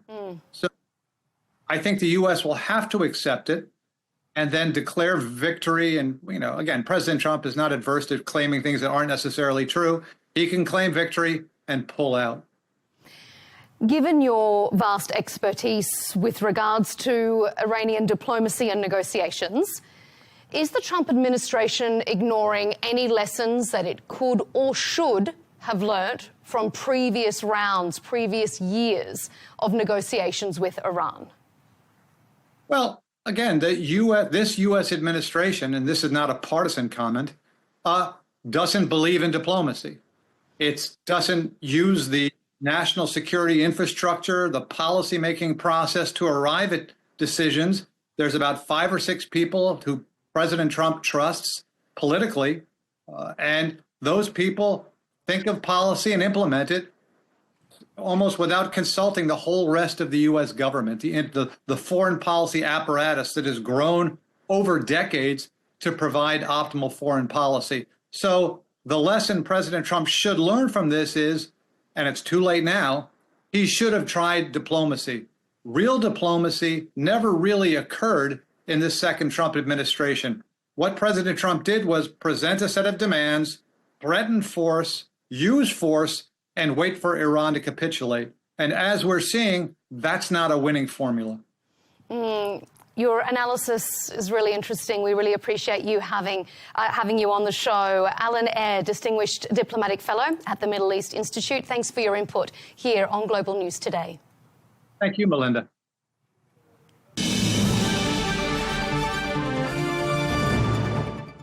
Well, let's get a military perspective on the latest developments with Vice Admiral John Miller, a retired US Navy officer and former commander of the US Fifth Fleet. He joins us from Annapolis in Maryland.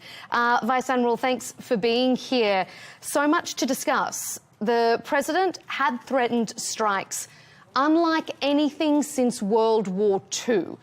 Why do you think he called them off? Was it to make room for diplomacy, or was it due to political pressure? Well, Melinda, thanks so much for having me. I do think that the strikes were called off because the president has some indication that the Iranians are willing to sit down and negotiate. I'm concerned, of course, as we've seen in the past, that they're in fact not ready to negotiate. And as soon as the pressure comes off, as it does with the cancellation of these strikes, then I'm concerned that the Iranians will go right back to doing what they're doing. They're still doing a lot of things we don't want them to be doing. They're restricting transit straits through the Strait of Hormuz, and they continue to attack their neighbors. And they had several attacks in the last 24 hours into Kuwait against some vital civilian infrastructure. So I think the president thinks there's some room here to negotiate, but I'm concerned that, in fact, we'll see what we've seen in the past. Massive strikes unlike what we've seen since the Second World War. To your mind, I know that you're not in the room giving advice to the president on this particular operation, but to your mind, what does that entail? What would that look like? Well, there's 2 target sets that the U.S. has largely stayed away from during the course of the conflict so far. And I think those are the targets that are on the table now. And I think those are the targets you'll see the United States go after next when we do restart bombing. And those targets are infrastructure that allow Iran to be able to import and export things via land routes. The blockade that we have in place has almost completely stopped any sort of transit via the sea, economically for the Iranians, or in terms of their ability to replenish the military. But there are some land routes that have direct connections to China and to Russia that I think you'll see the United States go after. And we've purposely stayed away from oil infrastructure because we want Iran to be able to recover from the conflict, join the company of nations throughout the world and become a contributor as opposed to a world-class irritant.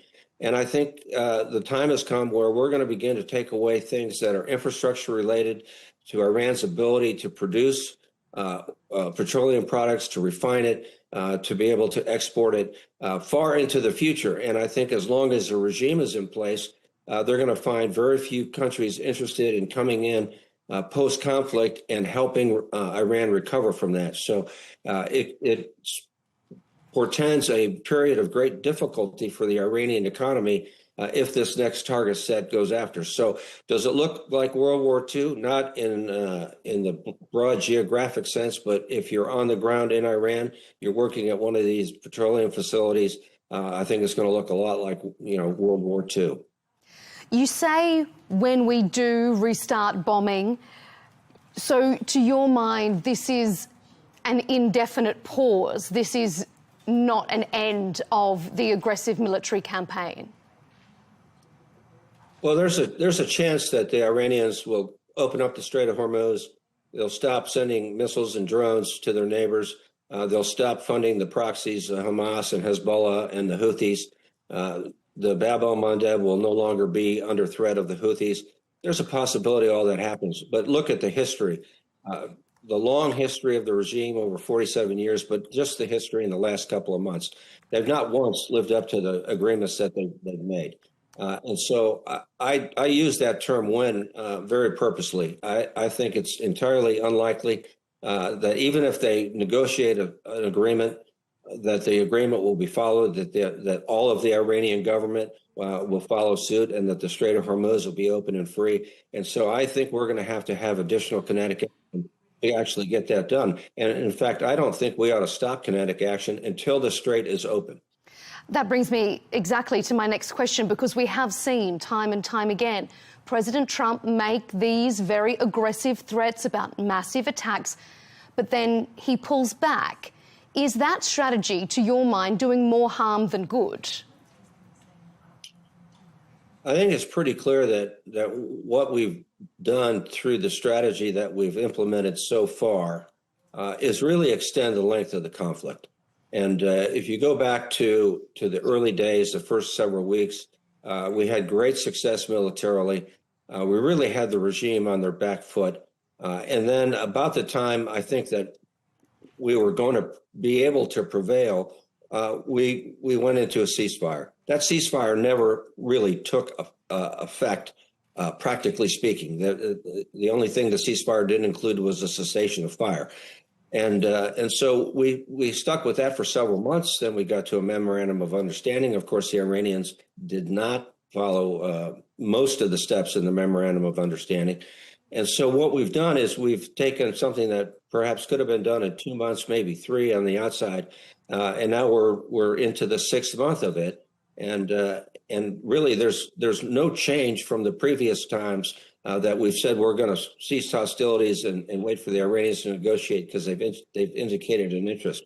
So I have very little faith that they're going to do that, and that we're going to be able to move ahead without additional kinetic action. And the longer we wait to do that, the longer this conflict gets drawn out. So to your mind then, you said that these pauses have just extended the length of the conflict. To your mind then, who is responsible for that? Ultimately, who takes responsibility, to your mind, for not getting this done when you think it could have been? Well, ultimately, it's the Iranian regime who will say things and indicate that they're willing to do things that they don't mean. And so when they're talking to us, either the negotiators themselves are not negotiating in good faith, or they're unable to bring that negotiated agreement back to Tehran and get a consensus of the rest of the government, and in particular the Revolutionary Guard Corps, who really, because they control the military, they control the hostilities on the regime's end. And the hostilities aren't going to end from Tehran until the IRGC says they're going to end. And so we have to put the blame where the blame is due, is in the fact that the Iranian Revolutionary Guard and therefore the rest of the regime, by extension, is unwilling and unable to negotiate in good faith. Will intensifying the military campaign work, though? Is there a level of force that will make Iran concede defeat? Because the US hasn't been able to achieve that so far. So what would be the difference now? Well, I think the difference is that we continue to go after their economy, both in the short term, and we have really a good stranglehold so far on the economy. We want to increase that, and And then I think when we add the additional target sets, which really portend long-term destruction of facilities that will be difficult for the regime to rebuild, there are many things, but they're not stupid. And so when they understand they have to negotiate because they can't stay in power if they go any further, then they're more willing to negotiate. I also want to say that we need to continue to add economic sanctions from around the world. The entire global community should be concerned. In the last week alone, there have been Iranian or Iranian proxy attacks in or in the vicinity of the Suez Canal, the Bab el-Mandeb Strait, and the Strait of Hormuz. And so I do think we need an additional diplomatic effort as well in the United Nations, where the world says to the Iranian regime, stop. Because we have had guests on this show who don't believe that there is a military solution, who argue that this can only be resolved diplomatically. Do you think they're wrong? Well, it's not one or the other. And I really think that's one of the components that's missing right now, is the fact that there is a military component to the solution. There's an economic component to the solution. Both of those are being undertaken. What we lack is a real diplomatic solution that's an international effort. It's not just the United States trying to sit down with some mediators and the Iranians. It's the international community sitting down with the Iranian regime and letting them know that what they are doing is unacceptable. These attacks on their neighbors, these attacks on global shipping is not a path for success. It's not the way ahead. And if the regime wants to be part of the world and wants Iran to be part of the world, they need to stop doing it. But it's all three things, not just a military solution. If the US, though, does want a military victory, does it need to deploy troops on the ground? I don't see any strategic advantage to putting troops on the ground. And you kind of look at this in one of two ways. One is we could put a lot of troops on the ground and invade Iran. That would be an enormous effort. It would take months to prepare for. It would take most of the effort of the U.S. Army and the United States Marine Corps in order to conduct such an invasion. And it would be a very difficult mission. Iran is a very big country. It's not Iraq. It has a population almost 4 times the size of Iraq. And so a ground invasion certainly is not in the cards. So then you look at where there be advantages to incursions, to raids, to that sort of thing. Maybe, but I'm not entirely certain that the advantages that are possible from that outweigh the risks. The things that we would want to do on the ground, remove the ability of the Iranians in the Strait of Hormuz to be able to project power, some of the islands that are in the vicinity of the Strait of Hormuz. We don't need to take those islands. We just need to make sure that the Iranians can't use them for malign and nefarious activities. So I don't see ground troops in the cards, and I really don't see an advantage to trying to put any ground troops into Iran. The most senior military advisor to President Trump, he says that there are limits to what you can achieve from the air. Do you think the US, though, has reached those limits, or do you think there's more to be done? We haven't reached the limits. We've reached the limits of what we were willing to do for the most part in the initial strikes. And those strikes, as you recall, were aimed after leadership. They were aimed at missiles, missile launchers, missile storage facilities, and drone storage facilities. Those sorts of targets, command and control. There's always going to be some of that work to do, because when you blow something up, the enemy is going to try to put it back together. So that work needs to continue. What we haven't done is gone after things like refineries. You know, Iran produces about twice as much oil a day as they export, and they produce that oil for their own domestic consumption. Taking away the ability of the armed forces to be able to resupply itself with fuel is a significant event. Taking away the ability of the Iranian regime to get money from either oil export or oil refinery and subsequent sales is another thing entirely, and it has an impact on the regime. So we haven't reached the limits. We've reached the limits of what we're willing to do. The question is, are we willing to do more? And I think we're going to have to do more in order to be successful. What do you make of reports in US media on Monday that US Central Command is in effect crowdsourcing creative ideas to punish Iran, that an email went out asking for suggestions on what the military could do next? Does that strike you as concerning? I haven't heard that report, so I'm hesitant to speak on it. One of the things I do know, having some experience in the region and with Central Command, is there's plenty of talent inside of Central Command. There's plenty of opportunity for us to talk to our allies and partners in the region and throughout the world. And so there's no lack of good ideas all around Central Command in the planning shops. I won't tell you that they think of everything, but they think of just about everything. President Trump has conceded, or he has confirmed that Gulf leaders convinced him in part not to carry out these latest strikes. How important do you think Gulf states have been in preventing a wider, more broad conflict? Well, obviously, the Gulf states have a huge amount of at stake here, and I think they've done a magnificent job being supportive partners during the entire conflict. I see their role expanding, and I think that's important. You look at the coalition that the Saudis are putting together. I have great faith in their ability to put together a coalition to keep the Houthis from trying to restrict the Bab el-Mandeb Strait in the same way that the regime is trying to restrict the Strait of Hormuz.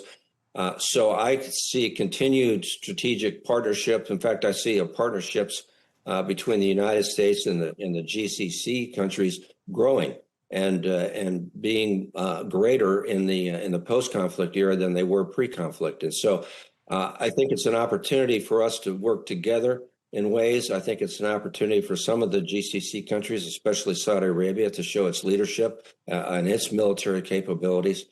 So I'm optimistic in that part that we will be able to have a more stable and secure Gulf into the future once this conflict is finally over.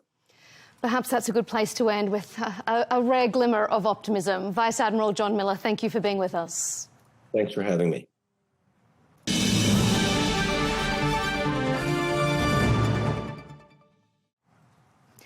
So what would these so-called massive strikes President Trump says he called off have looked like? According to reports, the United States and Israel had been planning what could have been one of the largest bombing campaigns to date, with Iran's energy infrastructure as the primary target. President Trump described it as the biggest attack since World War II. Let's take a listen. So we had an attack that would be the biggest attack since World War II, and it would have been disastrous for them, and they didn't want us to do it. So what made President Trump change his mind? According to the president, advice from Gulf leaders weighed heavily in his decision to hold off on new strikes against Iran.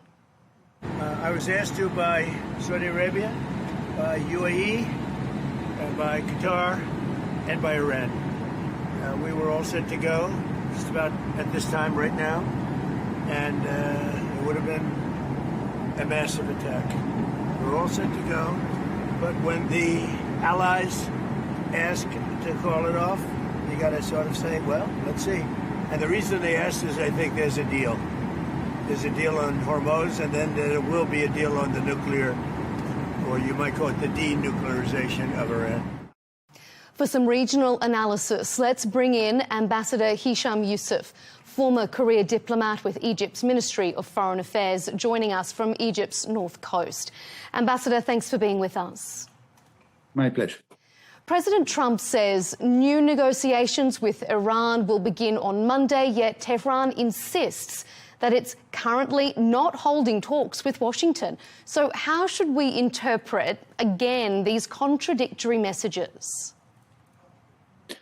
Well, we should take what President Trump says very seriously, but we should not take it literally. I think probably he means that through the mediators, there are messages going back and forth, and he's considering these negotiations. But the question is whether these negotiations will be able to reach an understanding between Iran and the United States or not, particularly in relation to the Strait of Hormuz and what happens with the Strait of Hormuz navigation, and what happens in relation to the end of the siege on Iran and cessation of hostilities. With regards to the Strait of Hormuz, Iran says the strait cannot fully reopen while what it calls US aggression continues. Tehran does appear to be in a position of strength here. Is it the United States that's going to have to accept that it can't return to the way things were before the war? Well, yes, the United States will have to accept something to take place that would be somewhat different from what happened before the war. However, at the same time, it is not only the United States, it's the whole world that wants to see freedom of navigation in the Strait of Hormuz. This applies not only to the region and particularly the Gulf countries, but also in relation to major trading countries like China, India, trading with Europe and otherwise. After months of military escalation, even if these are direct negotiations, if they are indirect negotiations, do you think that the door is more open to diplomacy, or do you think both sides are just playing for time here and neither are seriously interested in a negotiated deal? I think Iran is exaggerating more in relation to its demands because it wants to control the Strait of Hormuz. It wants countries to take its permission to pass through the Strait of Hormuz. This means that it can either say yes or no. And this will not be accepted by the vast majority of the countries of the world. So we have to see how something in the middle can be achieved. Until this point, we're only talking about commercial vessels. At one point in time, there will be another bigger problem in relation to military vessels, because as you well know, the United States has its Fifth Fleet based in Bahrain. And if there is a problem in the passage of military vessels after the war, then it may become much more difficult to reach an understanding in relation to how this would be dealt with in the future. The Gulf leaders have been instrumental, it seems, in convincing President Trump not to carry out this latest round of strikes. How important do you think the Gulf states are becoming in preventing a wider conflict? Well, the Gulf states, of course, are crucial. But then, at the end of the day, President Trump makes his decisions on the basis of what he sees advantageous from the perspective of the United States. Sometimes, he says that he is taking one step or another as a result of calls coming from the Gulf or calls coming from the mediators and so on. But this is not necessarily the whole story. Turning to Gaza now, if we leave the Iran conflict to one side, Hamas says it has agreed to hand over its weapons to a Palestinian governing committee. If that is implemented, how significant would that be? It will be significant, but this is still a long way ahead, because also in the understanding that was reached, Hamas indicated that they will not take these steps until the first phase is complete. And the first phase has requirements that Israel has not implemented since the ceasefire. And as you well know, there are elections on the 27th of October in Israel, and I don't think that the current coalition in Israel would be willing to take steps in relation to the situation in Gaza that would be seen as making some concessions. So Netanyahu is in a fix, and he will have all kinds of difficulties. But I really doubt that he will take any steps before that are significant before elections take place in October. So it will be a tough period before any significant progress is achieved in this regard. I'm going to come to Israel's response in a moment. Let me ask you about Hamas's actions first. The disarmament, from what we're hearing, is to be implemented in stages. Do you think that if Hamas was serious, it would disarm all at once? Does this give you a sense that they're paying lip service, that they're maybe trying to drag things out without a real intention of following through? Well, in history, in success stories like Ireland, like Colombia, disarmament never takes place in one step. And Hamas is not even talking about disarmament. They're talking about gathering weapons and being held in a storage that is being controlled by the Palestinian committee that was formed to govern Gaza.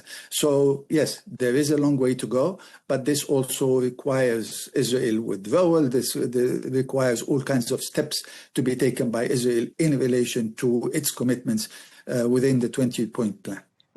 OK, that does bring us to Israel, because it says it has serious concerns over disarmament. Is it backtracking from its commitment? As you say, unlikely that they'll make any big decisions before the October elections. Yes, of course. Well, Israel has been making life difficult, but this does not only apply to Gaza. This applies to Gaza, this applies to the West Bank, this applies to the situation in Lebanon, the situation in Syria, and so on. So it is not that that things have been better in other places. No, the situation has been difficult on all fronts in dealing with Israel at this point in time, because they have the most extreme coalition that Israel have ever had in its history, and this is making things much more complicated. Now, with the elections coming up, this makes it even worse. And with also Netanyahu having all kinds of legal difficulties inside Israel regarding his court case regarding corruption and etc., that also makes the situation much more difficult. So in light of the situation in Israel and in light of the situation in the region, and with the United States giving some leeway for Israel in relation to this situation, both in Gaza and in the West Bank, then the situation becomes much more difficult and much more dire. So I hope that things improve, but the likelihood of this happening is very small from my perspective. Egypt has played a central role throughout all of this conflict with regards to mediation. How important has Cairo been, or how important has it been that Cairo has been keeping the diplomatic channels open between all sides? I mean, all attention has been on the Iran negotiations, but obviously Egypt has continued to just chip away at negotiations with regards to Gaza. How vital has that been? I think it has been crucial, and I think this was recognized a few days ago by President Trump himself, indicating that he expressed his gratitude for Egypt, Qatar and Turkey, because despite the fact that the whole world has been preoccupied with the war on Iran and the situation in the Strait of Hormuz and so on, still the mediators, in as far as the situation in Gaza was concerned, have been extremely active, and this was, as it was indicated by all of them, it was very difficult negotiations, and reaching the understanding that was announced by President Trump as historic is important. So we hope that this can be built on, if not by the current Israeli coalition, but hopefully it would be by a new government that is, as we all hope, would be somewhat more reasonable than the current situation that we are witnessing today. Just finally, could progress in Gaza create a more favourable environment for wider regional diplomacy, you know, including efforts to reduce tensions in Iran? Could this be the start of a positive diplomatic effort across the region? I wish I could say yes, but sadly I can't.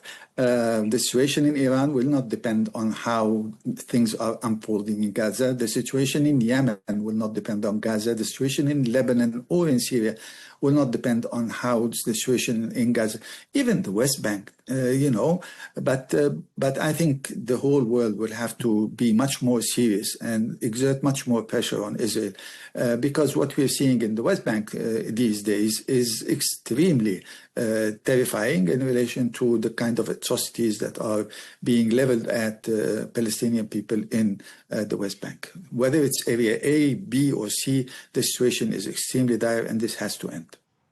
Your candid comments are really valuable to us. We appreciate your insight. Ambassador Hisham Yousaf, thanks for being with us on the show. It was my pleasure, Melinda. Thank you.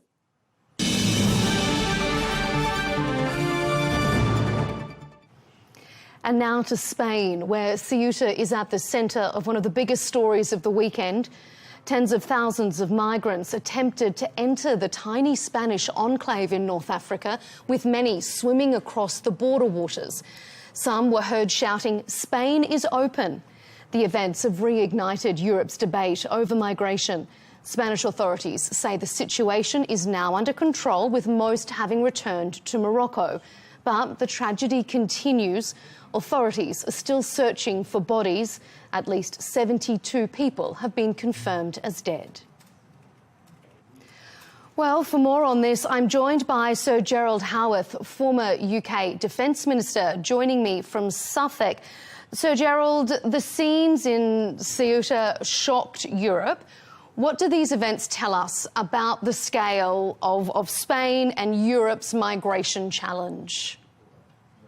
Well, hello, Melinda, and absolutely, the events in Ceuta have really shocked the whole of Europe, because 60,000 Moroccans descended upon this tiny little Spanish enclave on the North African coast and sent shockwaves across Europe, as a result of which 20 members of the European Union called for an immediate meeting, which is taking place tomorrow.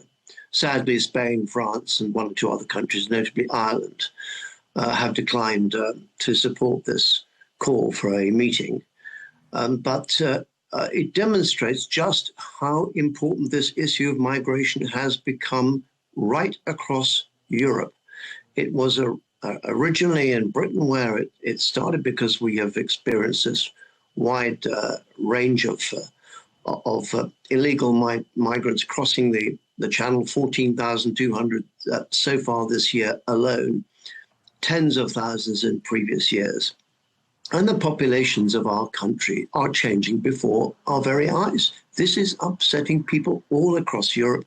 And this is why organization parties like the National Rally in France, like Alternative für Deutschland in Germany, why Reform in the United Kingdom, are all attracting a high level of support, because they feel that the established parties have failed to address this issue and speak up for them. Well, the Italian Prime Minister, Giorgia Meloni, has suspended Italy's Schengen agreement, allowing free travel with Spain. Could this mark a turning point in Europe's system of open borders, do you think?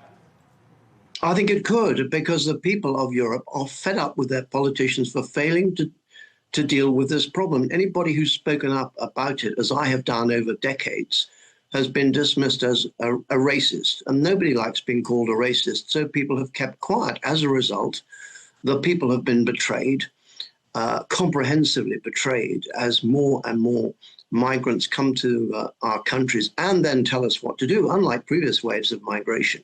I mean, this idea that it could affect Schengen movement, I mean, Ceuta, they have to still cross the Strait of Gibraltar to get anywhere near Schengen borders. So is this being used a little bit to serve a political purpose here? Because it's not as if Schengen borders were ever at risk.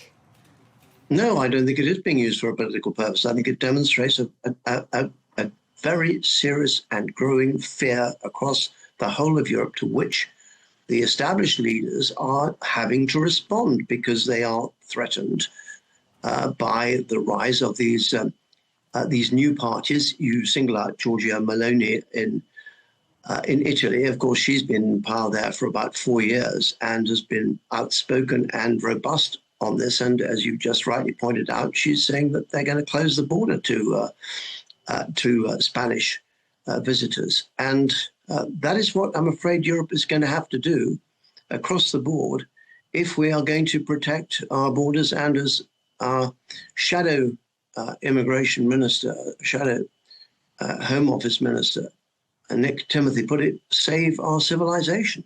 But can you explain how you think this particular event in this Spanish enclave in North Africa, how do you think it was a direct threat to Europe's borders from exactly what we saw?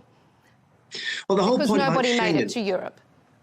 Yeah, just Melinda, just to explain to your viewers that the Schengen arrangement in the European Union means that there are effectively no borders between European EU member states. So, for example, if you come aboard on a boat in Italy and you get accepted into Italy, you can travel freely to France, and then, of course, they collect their dinghies and come to the United Kingdom, although we're not part of Schengen, never indeed have been part of Schengen, but because we're an island.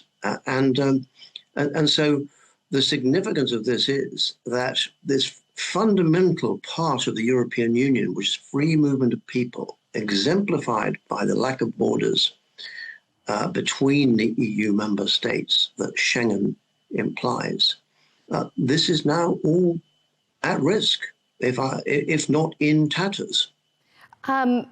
The Spanish Prime Minister, Pedro Sanchez, has accused some European leaders of exploiting this for political gain. You say it's not political, but do you think that it's exposing the deeper divisions within the European Union itself?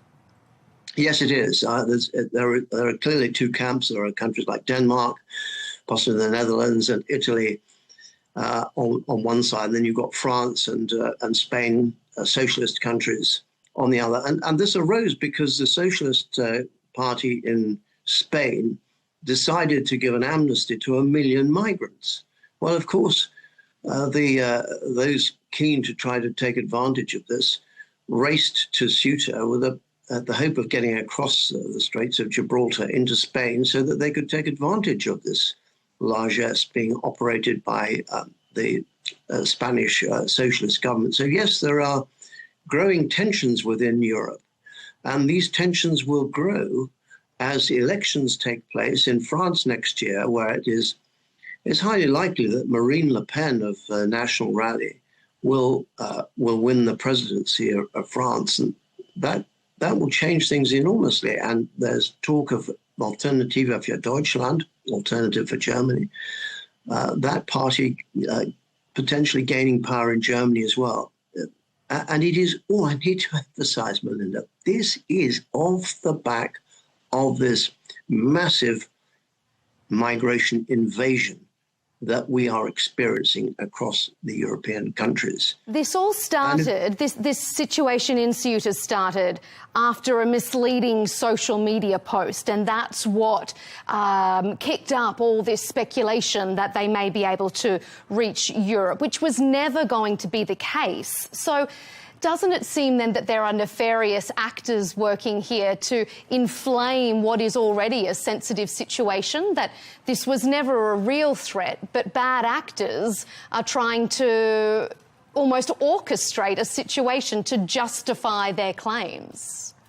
No, and no. There are no bad actors trying to inflame the situation. So where do you think this misleading social media information came from if it wasn't put out there by someone with an ulterior motive? Well, it could have been put out by anybody. I mean, social media is a completely lawless jungle. So and since I don't really follow it, although I believe I have 8,000 followers myself, I was never allowed to tweet when I was in the House of Commons. My family insisted that my chief of staff should tweet for me. I never looked at it, so I have no idea. So I'm going to dismiss the social media aspect, save to say that you are right to this extent, that social media now perform such a role in our lives that it certainly can trigger a sudden outburst of concern about issues. And it is true that in this case of migration, social media has been responsible for causing a great deal of upset, some of it misplaced. But if I can just give you an example, here in the United Kingdom, we had an appalling murder of 3 children, 3 young girls. And the police would not say who the culprit was. Well, it was perfectly obvious the culprit was from an immigrant family in this country. And we are witnessing Okay, and I mean, just to push back on that, I'm sure that there are murders, unfortunately, every day in the UK perpetrated by UK citizens born and raised. So I don't necessarily think that that holds much water. But you mentioned the UK, so let's... Hold on, Melinda, forgive me. So just because, I mean, one situation doesn't necessarily cancel out or justify the others. Yeah, we are seeing increasing number of violence from migrants coming to this country. I just read there have been about 179 murders in Germany committed by migrants coming to that country. And we have grooming gangs. Do you know how many murders were committed in Germany by people born and raised in Germany? I don't know, but this is a problem. So I guess that's the semantical sort of issue with statistics. But we're almost out of time, so I want to move you on specifically to the UK, because we have heard from the UK Shadow Home Secretary, who said that he was in France recently and witnessed French officers allowing migrants to launch boats towards Britain, and they didn't intervene. If that is the case, and that is proven true, we haven't had any word from the French with regards to that. How damning is that when you consider the amount of work that the UK is trying to engage with the French to ensure their borders are safe?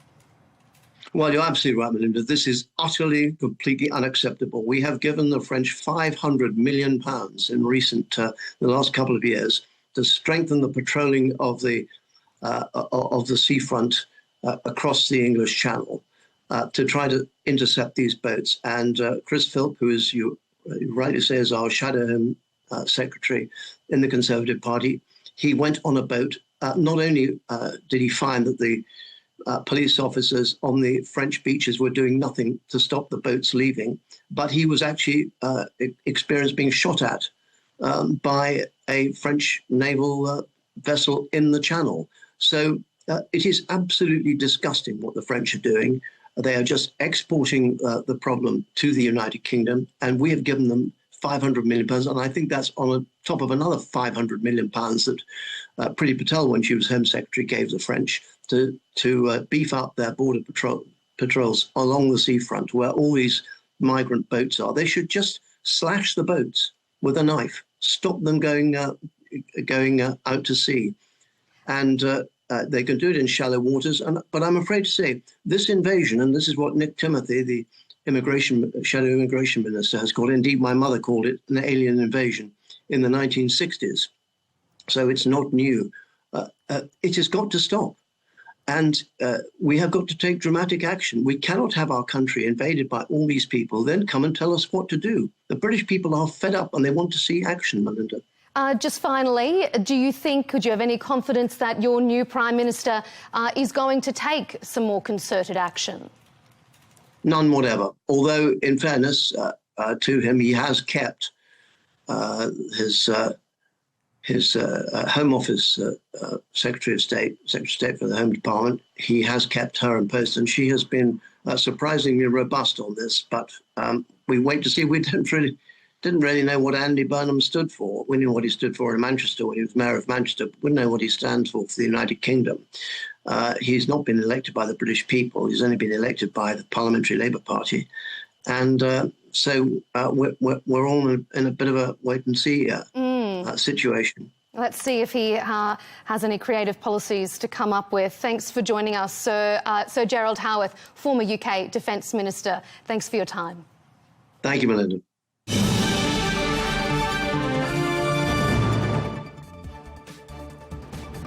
And that's all we have time for on Global News today. Thanks for watching. Be sure to join us tomorrow for more exclusive interviews. Until then, goodbye.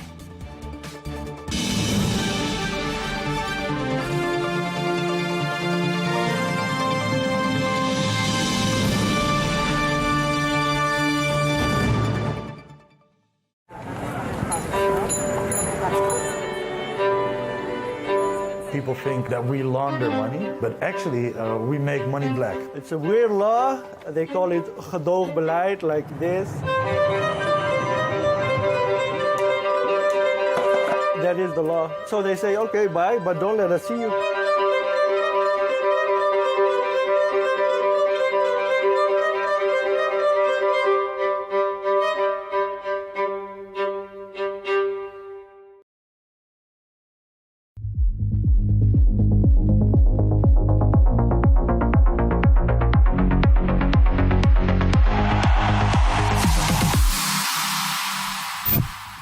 VAR out. VAR out. Yeah, we want our game back. Yeah. Do you know I've managed in a professional game? Where? In Tampa. I was a player. That's not professional. I'm going Danny DeVito for you, right?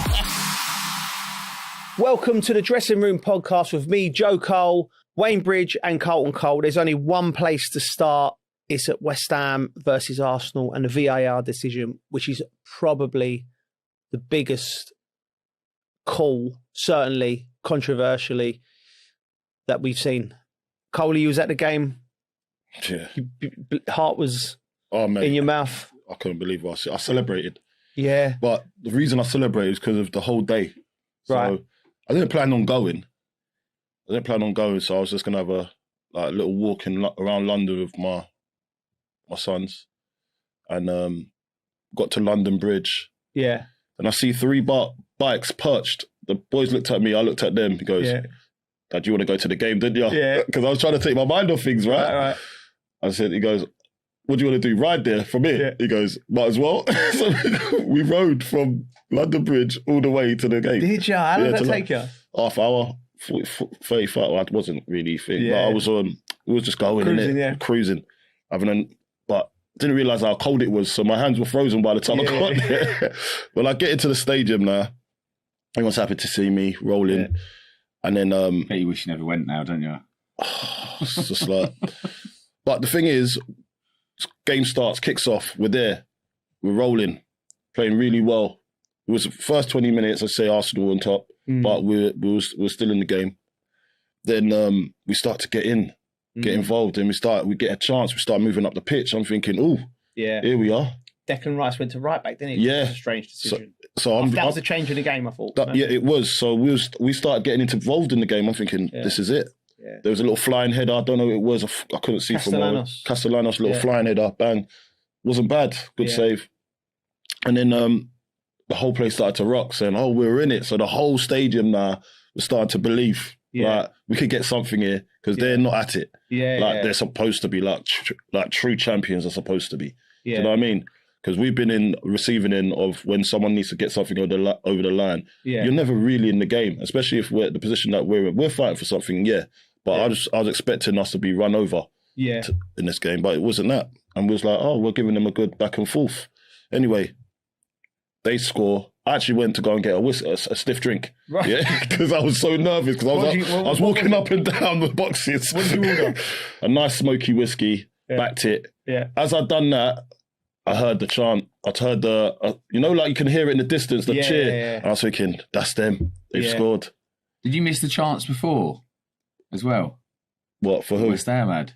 No, I saw all of that. I saw all that. It was just their goal. Right. I missed. It's a horrible sound. It's a horrible when you're sound. At a stadium and you're at home and you're like you're looking up into the air like that. Who is it? Who was it? Went through.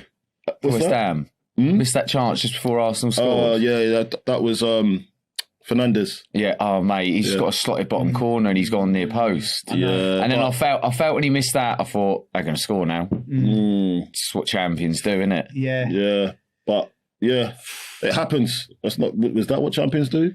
Well, I think Champions do. They do. They end up finding a way to just win.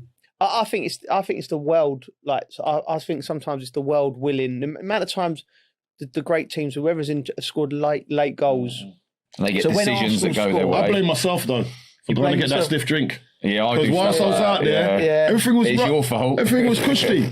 I took my eye off the ball. Yeah. Do you talk about, he's the same as well. I do that, the same as well. What? Sometimes if I do something, I do it get like... to get a result. I feel like it's the world. Yeah, I don't know, just the way of thinking. Like I went to the toilet. I feel I'm Saints that powerful. scored, so I kept going to the toilet, hoping the Saints get. I feel I'm goal. that powerful. I can I can affect the game on the pitch. That's how I think. I don't care, mate. It's my fault. I went for a stiff drink because I'm greedy. Yeah. I've already had 2 beers before that, so I thought I got greedy. I said I'm going to the bar, get another one, and then that's what happened. And then the moment happened, Coley.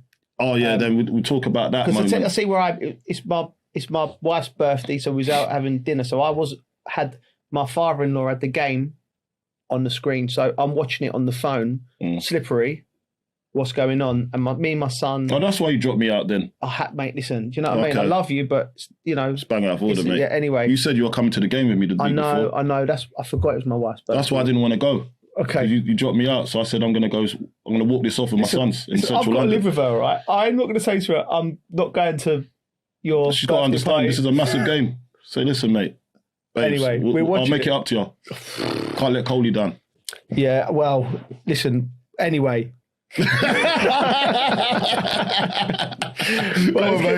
we're watching the game. We're watching the game, and then my son's like, my son. Yeah. He's just gone. They've done it. They've scored. Yeah. And then we bounced a little bit in the restaurant. Yeah.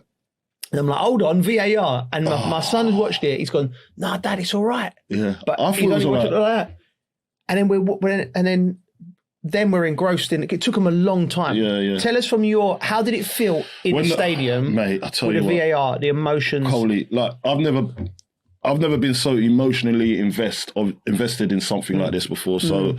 I've seen it happen, but it's never been us. Like, and when something so big's riding on it, like, so obviously Callum Wilson puts in the net. I looked at it first, and I see it go over the line because the player that I think he heads it out or he clears it, he's over the line. So I knew the ball was over the line. Where I was sitting, where my angle was, I knew it was over the line. So I said, it's a goal. Yeah. And then when the referee points to the centre circle, I was like, yes. So I done a running jump into the glass window, right? If I was younger, I'd have done a backflip as well, right? Because I was that excited. And then you've never been able to do a backflip. Oh yeah, it's true. Yeah, go on. Well, I in my head, right? So anyway, I go and bang on the glass. Yes. So I'm there. I'm involved now, innit? As a fan. Yeah. Do you know what I mean? I was like, I can't believe it. Was the place rocking? Rocking, Coley. Yeah. Like, imagine me there. Yeah. Energy, bruv. Like, energy god. We're on it. Energy. Yeah. And then it goes, VAR. I'm like, don't worry about it. You know what I mean? Positive. No, they ain't going to find nothing there. Yeah. Do you know what I mean? Then it takes longer. Then it's taking longer. And I'm thinking, then he's getting called to the VAR point, and then all the players are lined up behind him, and they're all chanting at him. Jared's chanting at the ref, saying, obviously you can see what's going on. Everyone's nervous. Callum's like that. Come on, ref. You can see them talking to the ref's back. Yeah. But the ref's looking at the screen, and I'm like, look, this looks surreal. Was it so? To take us there, right? So. Emotion, bang, the goal's gone and the whole place is rocking. The whole place is rocking, and then there's a dampener. Pops up, then it's that feeling, and then it's the intensity. The intensity now, we're there, we're like, we don't know what's going to happen next. The suspense. Yeah. It's just too much. So and then take us into when the ref disallows the goal. What's the stadium like? What happened? All right, so the ref's disallowed the goal now, and he's come off on the mic, and he's explained himself. Yeah. And we're saying that is bang out of order. Right. They want Arsenal. So everyone initially saying like VA Arsenal. Yeah. Do you know what I mean? Everyone's saying that. So like they've just everything's in their favour. Whatever, whatnot. Because I didn't actually see the incident. I only saw obviously the goal go in. Yeah. And obviously there must have been something that's happened. And I didn't realise until I went inside to the box. Yeah. And I looked at it and I was like, well, yeah. There was something there. I've got to be fair. Definitely, his arm's gone across And they're looking at that, but I'm like, how's it taking that long for you to come up with that decision? Like, obviously you're looking at other stuff leading up to that. Yeah. So there must have been other things. So I'm looking, but they didn't show us that part on the replay. They just showed us that part. Yeah. Do you know what I mean? So everybody was kind of confused to saying, and then everyone was had, the people around was having a little go at Pablo, the poor lad. Yeah. But when I looked at it, he goes, why is Pablo even doing that? Like, what is it? Typical strikers. Like, so I was looking at it, defending, I was like, well, it looks like he's being pushed into him. So he has to have his arms up. Like to balance and try. You know what I mean? I don't think it, and when you analyse it, have they not seen that he's being hugged into Raya's position? So he's been pushed in there. So obviously your natural thing is you're gonna put your arms up, and then it just happens to be that Raya was underneath his arm. He didn't line him up and go like that. Do you know what I mean? He didn't even. It could have been anyone there. But because it's the goalkeeper, it makes it sensitive. Right. So Darren England, who's in charge of VAR, this is what they said. He's identified that Pablo's arm was in an unnecessary position across the Arsenal goalkeeper Raya's chest, clearly impeded his ability to move and catch the ball. Darren England believed this action had a direct impact on the outcome of the goal, and therefore a foul should be awarded. VAR is to identify any contact that has or is likely to have a direct impact on a key outcome, in this case, a goal. Who is this guy? Who's this Darren England? Darren England. Has he ever played football before? Listen, has he ever walked on a balancing beam? I don't know if we got that information on him. I need to know, because this guy said it's on an unnecessary position. Who deems it unnecessary? Yeah, exactly. Well, that's the problem, right? So let's take this back, right? Because I looked at it, and I've looked at it multiple times, right? So first of all, the goal's been disallowed, right? The ref for me is in a situation where this is their fault, VAR's fault. They've allowed this to go all season, right? You footballers and football managers, we will bend the rules as much as we can for our own advantage, right? So straight away, VAR is supposed to be for like, think about how we were taught to defend from corners, right? You can't grab if you grab a shirt, it's a foul, right? Okay, you know, if you hold someone like that, it's a foul. You can put your arm on someone like that, right? Just so because you're feeling them, and you're supposed to be. If you're marking or blocking, you're supposed to be always watching the ball and watching the man, right? And that's the art of defending, right? That was what you get taught, right? Now, first thing I saw when I saw it was a Trossard not even looking at the ball. Like, I mean, it just blows my mind how that's allowed, right? Arms like that. So two arms. Focusing on the player. Declan Rice, like that, right? That.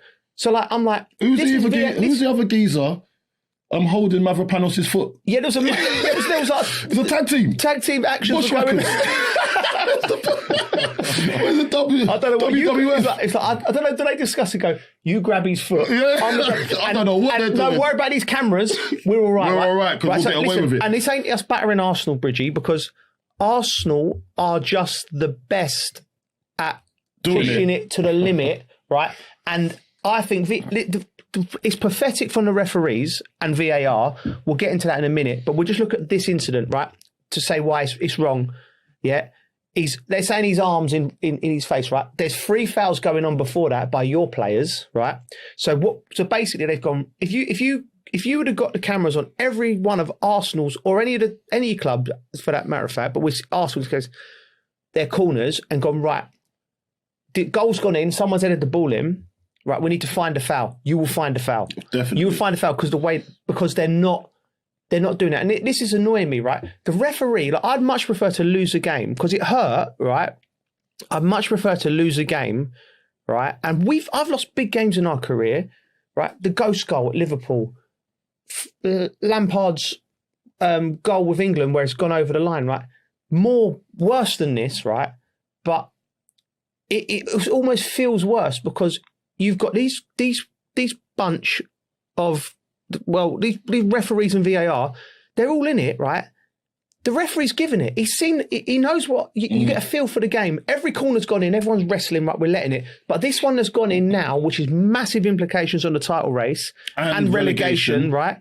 And then what it does is it opens it up to like your conspiracies and thinking like that. But it's not, it's just incompetence. It's like the same way that referees, right? So imagine you put yourself in their shoes, right? Referee, VAR, they all get together. I don't know how many of them there, 100, 150, right? And every time the referee misses, the referee thinks, well, that might be a foul. I'm going to leave that for VAR, right? And then bang, VAR. Then VAR call him to, they find something, so let them free. So they all stick together. Yeah, they always stick together. They're not pushing each other like, mate, you make a decision. Right, it's like at school. It's like at school. My son, he might say something wrong to a teacher, but another teacher might not think it's wrong. Do you know what I mean? But because that one teacher complained, right, they've all got to stick together because they've got to look like they're on the same team. Yeah. So it's us v them. Yeah. And that's what they're doing. Bridgie? Boring, isn't it?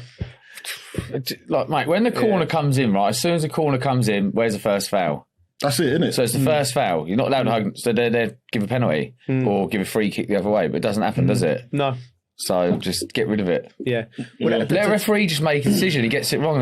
That's it. That's what if you have VAR, if it's going to work, and you're going to do it right, but then no one's doing it right. They've messed up all season. Arsenal got away with scoring goals. Other teams have probably got away with scoring goals.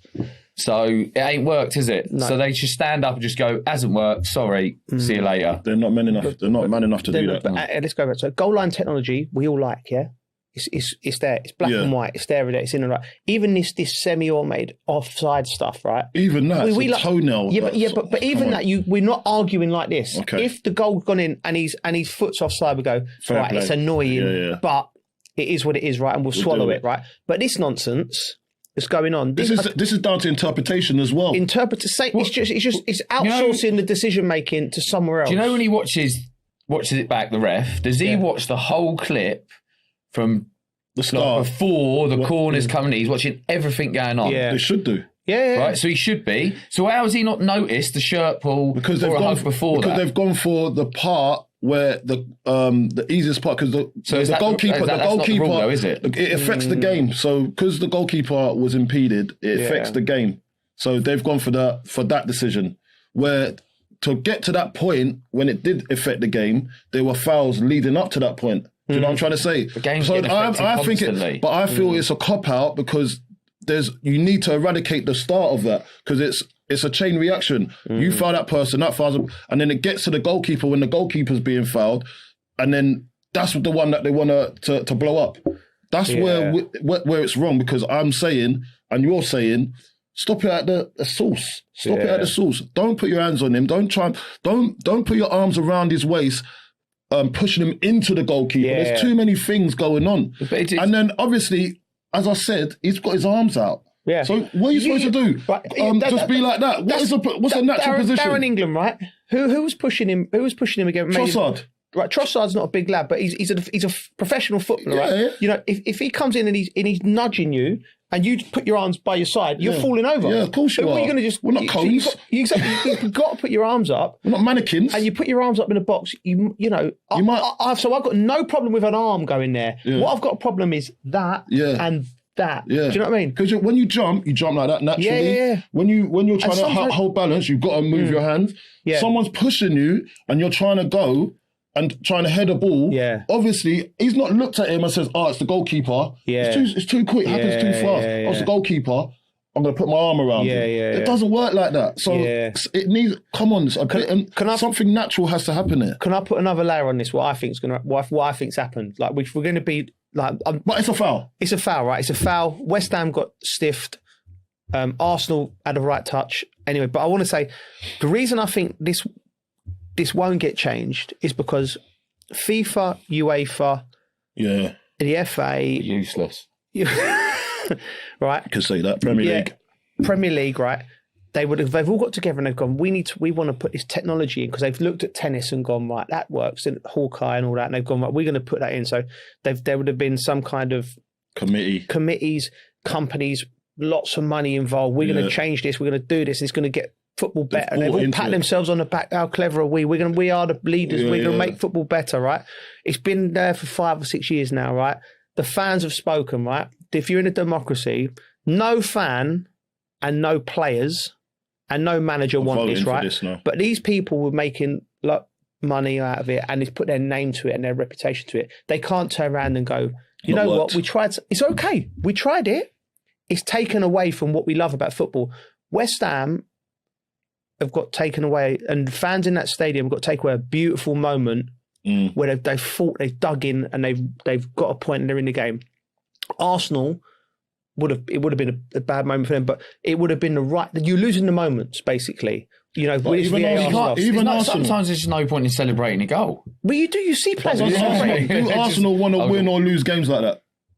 Do you know what I mean? Do they, in this era, do they want to win? Don't they also want to win it cleanly? You want to win anyway. If you are them, by the way. If you are them. If you're Arsenal today, you are buzzing, right? Yeah. But you got to give them credit. Do you know what I mean? Know where they are. Yeah, no, got absolute credit. Like, I've made my peace with them. I think they're a brilliant side, and I think they're going to win the league. Made my peace. What have they done to you in the past? It's only because he's got a few Arsenal friends now. No, I've always had Arsenal friends. I'm happy for them, right? I'm not one of them that like really don't. Like, do you know what I mean? It's about time they won something. It's been a couple of decades. VAR's got to go because it's too inconsistent. So it's just got to go. They're useless at doing that's it. why they're never going to admit it. When have you ever seen anyone in power go, you know what? We made a rick that's there. What I mean. It'll be like they'll come out of a statement just basically saying they're right and until it works. whoever's put their names on it is just ready to retirement, and then they'll go. We'll get rid of it. And because listen, it makes football worse to watch, right? Yeah. Ultimately, it's an entertainment business. What would you do? What would I do? Yeah. What if I'm president? Yeah. Of FIFA? Yeah. Oh, mate. What would you do? I'd go, right, see. So, you tried it. So I go, listen, if I'm president, I go, listen, we tried this, we tried to do this, but I'd say the beauty of football is in between the lines. It's in the mistakes. It's rawness of it. It's in the human error. Like we goal line technology, that works. I'll keep the semi-automated offsides. I mean, because we want to make it more. We want the better teams to win more often. So how would you explain? I'd say, listen. Part? What do you mean? I'd just say, listen. Whoever put their names to it, come up here. The jury's out. Come here. Yeah. Right, you thought this was a good idea. That's all right. You still got your job. Yeah. But you ain't going to be...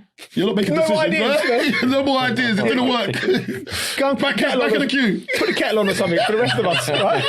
I say, listen, but that's what it should be about. If you've got a meritocracy, if you come up with a good idea and you smash it and it makes football better, great. You're going to go up the ladder. If you're putting your name to... You can't just be in power, keep ruining everything, and you're still in power. No. Get rid. That's what I would do in the nicest way. And I'm sure they ain't going to be on the streets, are they? Listen, so that's my first Premier League, I've got your new president here. Coley, I think you're down to take Richard Masters' job. President of the Premier League. And then I think you should be changing a lot of things. I would love Richard, that job. Look out for it. I'm voting Joe Cole. Yeah, I'd love that job. So Coley, Bridgie, like before VAR, it was like referees are getting 92%. Okay. Go and look this up. I might be wrong. 92% of decisions right. Yeah. Okay. Now VAR comes in it. Now it's gone up to 98% of getting it right. Yeah. But that's them saying they get it right. That's what I'm trying to say. So it's opinions. That 6%, is it worth it? Yeah. No. To take the fun out of the game. That VAR taking the fun out of the game. Is that 6% really worth it? Absolutely not, mate. It's not, is it? So we need to there needs to be a petition. There needs to be a petition, and it's starting on this dressing room today. Yeah. We're going to start saying in or out.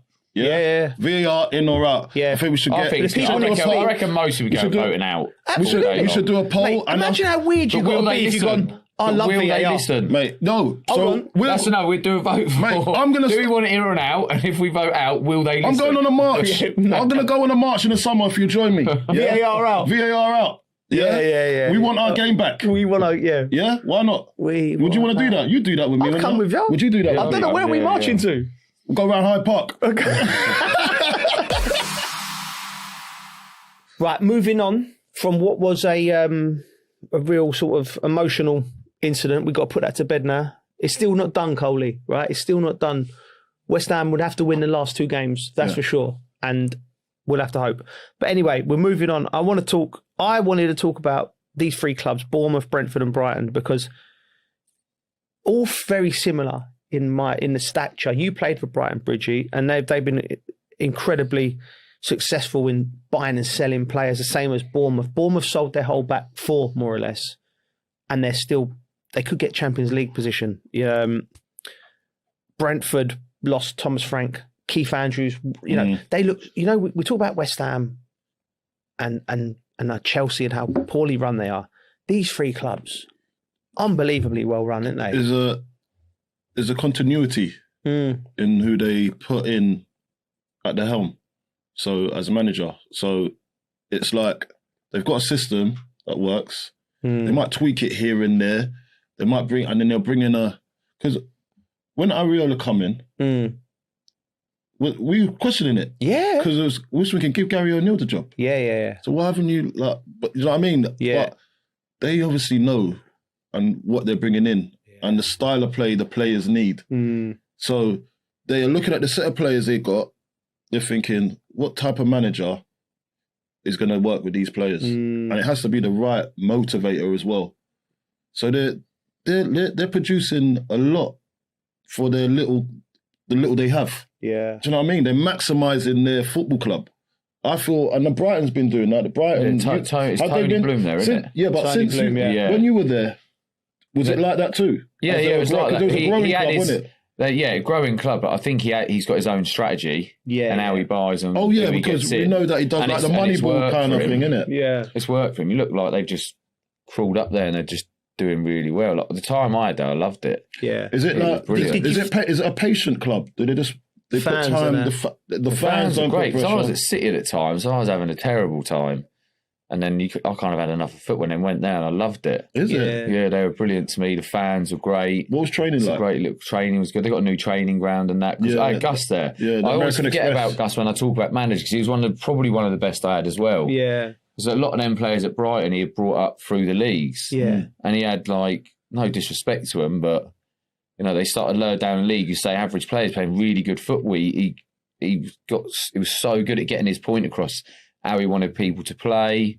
Playing with confidence, just helping each other all the time. Yeah. So would you say that Gus was the had start of everyone that? moving around different areas, depending what teams you're playing. He was really good, but Tony's he's been brilliant for them. Would you say? I don't know if they go a lot on the stats as well. Sometimes when they buy players, they work. Brentford did that, and he was doing the same as well. They were partners, because weren't they? Matt Benham and Tony Bloom. Tony Bloom sort of partners. Bloomfield, is it? Yeah. Tony Bloom. They were mates. Yeah. And Partners in a business. But they were mates. Yeah, but they obviously parted ways. Yeah. One went and bought Brentford. Yeah. And he stayed there. Yeah. But as much as they're businessmen, obviously. Yeah. You can see they want the club to do well. To do really well. And that comes, I think that probably does come first. When they're looking at buying, they're looking to progress, not... Progress, yeah. Not just buy and sell. No. Yeah. I mean, but they've made a lot of money as well. Because they get these players and they do really well, and it's hard to keep hold of players, isn't it? Yeah. Well, when you're at that type of club, it's hard because as soon as but what happens when they start getting in the Champions League? Yeah, they have to get to that next level to then not. Yeah. Not have to sell. Do you think that will work for their format? Mate, if they get there, Coley, if they get up there, why not? This is to retain players now. If they get up to that level, to retain, I think they can start retaining because it's a nice place. It's a great nice stadium, part of the world to live nice in. training. It's a nice place. It's not far from London either. It's just an attractive place. Yeah, it is. Like I said, if your son's a professional footballer and you want him to have a really good environment to learn and develop, you're sending him to Brighton, Brentford, and Bournemouth, right? Because the difference between them three clubs. And let's say West Ham, because we've just been talking about West Ham, is the expectation and the history and the sort of at West Ham is so it could be so hard for players to play there. Yeah. Do you know what I mean? But it's the opposite there. The fact their fans almost sort of like they're happy to be there, right? In the most respectful, lovely nice people way. as well. Do you know what I mean? They're happy to be there. They get behind their players. So they got that. That's the angle. So, but you're and it's saying organic the way it's happened. It's organic. It's not like they're up there now and then, we expect all of this. Yeah. It's organic. It's been because they were small. Then they go up. They've been going up slightly, ever so slightly, and now they've got this format that works for them. And now they're getting into Europe. They're so happy. They're thinking, oh my God, this is we're blessed. Do you know what I mean? We haven't got all those problems and palavers that some of these other bigger clubs, but we're going to be a bigger club soon if we keep on going in this direction. Like that next step to go, I believe, like obviously these three clubs are heavily driven on data, and that's how they've built up their business and got better and better and got the marginal gains here and all the things that they've done really well. But I think the last step, the real greatness, we've seen the margins. I think there's something untangible that data hasn't quite got hold of yet. So I think that if they get into Europe by finishing sixth place, I can't see how that club can go from sixth place to third place, because I think the margins are so small. It becomes more like what the manager's saying to players. You know, there's something like, do you know what I mean? Like to get the best, like that's why Pep's a genius. That strategy take you to the next level? Can it take you to the next level? I don't think the data's there for it to do that yet. Maybe I'm wrong. Well, Chelsea's regressed. Exactly. Chelsea's tried to use it because they're thinking. I think the owners at Chelsea have come in and gone, oh, let's look at. They've got people from Brighton. Let's try and do what Brighton's done and all that. But when you do it at we don't know exactly everything they've done, though. They've definitely done that. They've definitely done that. But it's just, you can't do that with a club at Chelsea, like Chelsea. Mate, Champions League winners, all of it. Like you can't tell the fans to start lowering their expectations all of a sudden and say we're going to go that way. Like, what was the point? What's the point? Yeah. We're already here. Why are we going back? So it needs to be addressed. Yeah. So this is not the format that's going to work for the expectation of this club. Okay, so I just want to ask you this quick question. So the three managers, Fabian Herzler, Adoni Areola and Keith Andrews, outside of whoever wins, Mikel Arteta wins the league, he's probably got to get manager of the year. And then three in the running for manager of the year for what they've done at their clubs. Areola definitely is. Yeah. Why do you think him more than the other two? Who were the other two again? Keith Andrews. Keith Andrews had a system there that was already there, that left by Tom Frank. Yeah. Herzler had a system there. Yeah. But what sets Areola away from them is that we already know about those two systems, Brentford and Brighton, and they're going scout up. But Bournemouth still had to strip it back a little bit and go again. They had to sell a load of players and go again. And you can see he's talented. Yeah, but Brentford sold Visser and Buemo. Yeah, Norgard, but they've got that system in place. That system, that Moneyball system's not a joke, you know, bro. That's like they got someone lined up already to come in and do that same job. That probably not to the extent, but give him some time, he'll get back up there, and it just fills in that void again. Okay, so who would I pick? Yeah, like I'll tell you in a minute. Like if we had Moneyball in a dressing room podcast, who would be lined up to replace us then? Who would the gaffer? Who would Tell bring in? Me, like, I think with me, definitely someone. Like I'm throwing you there, aren't I? Yeah, I'm going Idris Elba. you're going. I'm going Danny DeVito for you. Right? Come on, mate. This guy. I don't know what you are. Oh, Tell's your bag of tricks. Your bag of tricks. Adam Sandler. Yeah, I'm not that funny. Right, okay. Anyway, I'd probably give manager of the year to Keith Andrews, because I think that was a big Thomas Frank coming out, and they sold 4 players. Is that because I'm close to that? It's close. Maybe. His son plays for a minute. He's trying to get him in the first team already, isn't he? I know what he's up to. Hey, Max Downwood did it at 15. And would you say because you weren't expecting it?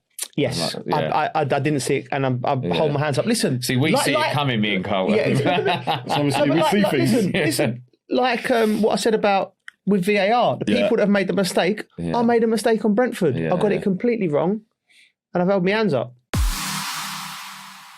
From the managers that are doing great to the ones that are struggling a little bit, you were at Liverpool at the weekend. I was. Arne Slot. He's under pressure, isn't he? I'm massively under pressure, mate. And you know what? We had I had great seats, so I'm sitting literally 2 seats away from the manager. I'm listening to him talking to his backroom staff, and we're chatting to the bench. Like Andy Robertson's on the bench, great lad. Joe Gomez, like, so you're really in it, right? I've never been to Anfield and felt it so restless with a manager. You speak, obviously when we go to the game, we do our own work, we're speaking to people, they're not happy. I'm like, blows my mind. He won the league last year. All of the incidents that have happened, Jota, Isak being injured, Ekitike being injured, Wirtz, nobody saw Wirtz not saying this. So I'm like, this is so un-Liverpool, where they're restless, right? And no more so when he took the young kid Rio Ngamoa off after 70 minutes. A strange decision. I clocked it, right? So we're sitting there and Rio Ngamoa's looked over at the bench and gone, like his muscles are tightening up, right? And Crouchy's nudged me and gone, listen to this when he takes him off. They're going to go mental, right? I've gone, what do you mean? Like, so he took him off because he said he's struggling. And the whole and he's young as well. They're fuming because they love Rio, right? Yeah. So, but I've never heard that. They've always backed the manager at Anfield. And so it's always manager first before it's always player. Manager first. It's the only club I feel like it's like Shankly, Paisley, Fagan, Dalglish before any player. All the great players they've had. Yeah. Klopp, obviously. Yeah. The slot is Benitez. just slot in. Mate, but Klopp won the league once in his tenure. Slot's one in one. 1 in 1. He's still 1 in 1. No one's taken off him yet. Yeah, I know. And I couldn't believe it. I could not believe it. There's not a lot of patience in football, is there? No, but Liverpool usually have patience. No, I think it's a character. I was listening to something the other day, and it just made sense. Go on. He's a bit cold, that Arne Slot, isn't he? He's not like a charismatic guy. So you're going through. I bet it's hard when you're going through it. No. You're going from no, because he's won the league, so he's got a bit of he's having a tough leeway. season, though, isn't he? Yeah, but he's not like that anyway. So how did he look? Look, you've gone from Klopp. Did he look like a man that think, he's struggling a bit here? No, do you know what? He looked like he lost a bit of weight. He looked all right. He looked good. He looked like he's beach ready. Slot. Mate, he was on RB for like 3 weeks before the season finished last year. That's what I'm saying. Well, he's obviously spoke to Wayne. He ain't doing that this year, is he? He's not doing that this year. He looks all right. I must admit. Yeah. He looks all right. I'll tell you what, so as I was saying, look, Arne Slot is Arne Slot, but he's a little bit of a dry personality, isn't he? He's not. Klopp is charismatic. Yeah, do you know what I mean? And before the ones before him as well, apart from probably there's a few that didn't get along. So Rafa went through it a little bit, didn't he? At the end, he did. They got a bit toxic. Yeah. Who else was there? Roy. They loved Houllier, didn't they? Yeah. They loved Houllier. But I'm saying like they backed the manager. They always backed the manager. Found it quite I think strange. Going from Klopp to Slot is I think is always going to be a recipe. You think for it's done? Time's up. I don't think it is. So the reason I think the time's up for him, and I don't necessarily agree, but this is the only thing that Xabi Alonso's available. And it just seems like, like when you just see, when you see a couple together and they're in love and you're like, I can see that. That works. I can see it. Yeah. I think Xabi Alonso and Liverpool are just that. I just think they just are, yeah. And I think that's the problem for Slot. I think it's going to be harsh on him, but I think... Without that, do you think he goes anyway? No, I think they stick to type and go, let's give him a bit. But the only reason is because Xabi Alonso's available. I think they'll go with him. Is this an insight? Insight, man. No, no. Just think. That's just what I think. It does make sense, but at the same time, I think they stick with him. In the opposite dugout, Callum McFarlane, we spoke to him again. They needed that, Coley, Bridgie. 6 games in the league on the bounce without a result, and they went 1-0 down after 10 minutes. And I looked over and I was like, you're just like, this is going to be a long day. But they played well. Casado got on the ball. Santos got on the ball. Cole Palmer he worked his socks off. He looked better. Pedro was brilliant. And they got back in the game and they deservedly got a point at Anfield. And we spoke to him afterwards and I was chatting like, you can't help but root for him. And this is something that struck me. I think there's a lot of noise around Chelsea in regard to the ownership and how bad they've been in the structure and everything. And Callum's in the job, right? And no matter what you like, Chelsea used to Conte, Mourinho, all the great managers, right? Tuchel's of this world, right? Ancelotti. So, but he's in the job, right? And it's an interim second time in the season, right? So things have clearly gone wrong, but he's in there, right? And his story, he's managed Croydon. He didn't make it as a footballer. So I just think it's such a great story. He's going to be leading Chelsea Football Club out in an FA Cup final against Manchester City and Pep Guardiola. Put yourself in his shoes, like, mate. For the average man on the street, that just gives you hope, innit? It's inspirational. Chelsea fans should lean into that, because I look at him on the sideline, right, and I think to myself, what an opportunity he's got. You've got to get behind him. And if I look at him, he even looks like a football fan, and I mean in the nicest possible way. He's one of your own, like, he's come from nothing and it's a David and Goliath, and the FA Cup has been built on them type of stories throughout its history. I think it's not enough's been made of it. This kid's going to go, and he's leading Chelsea Football Club. He's in his late 30s. He's got. And you're calling him a kid? Well, not a kid, bro. A man. No, but he's a kid in the manager's game. In the manager's game, young, yeah. Right. So, but it doesn't matter. He's paid his. Whether you listen, I don't like people saying he shouldn't be there. He shouldn't be there. Right. He's there, mate. He's there, and from his will, he's got himself from academy football and a bit of luck. He's a dreamer, and he's there. Yeah. And it's the FA Cup. I love it. So I'm just like, now I'm rooting for him. I don't love it. Why? I think you need to have the minerals, bruv. We don't know.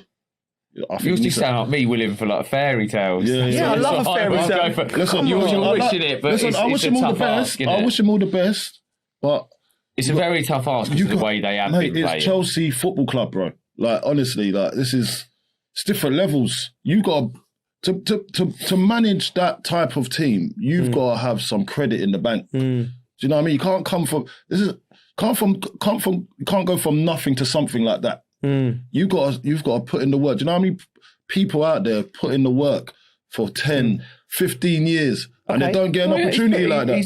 No. He's put in the work though. The level I'm talking about the levels. Like the levels. Like they've travelled, they've gone different lands to go to do this. Do you know what I mean? So now when I look at the whole scenario, I'm not saying that he's just gone from Croydon to Chelsea.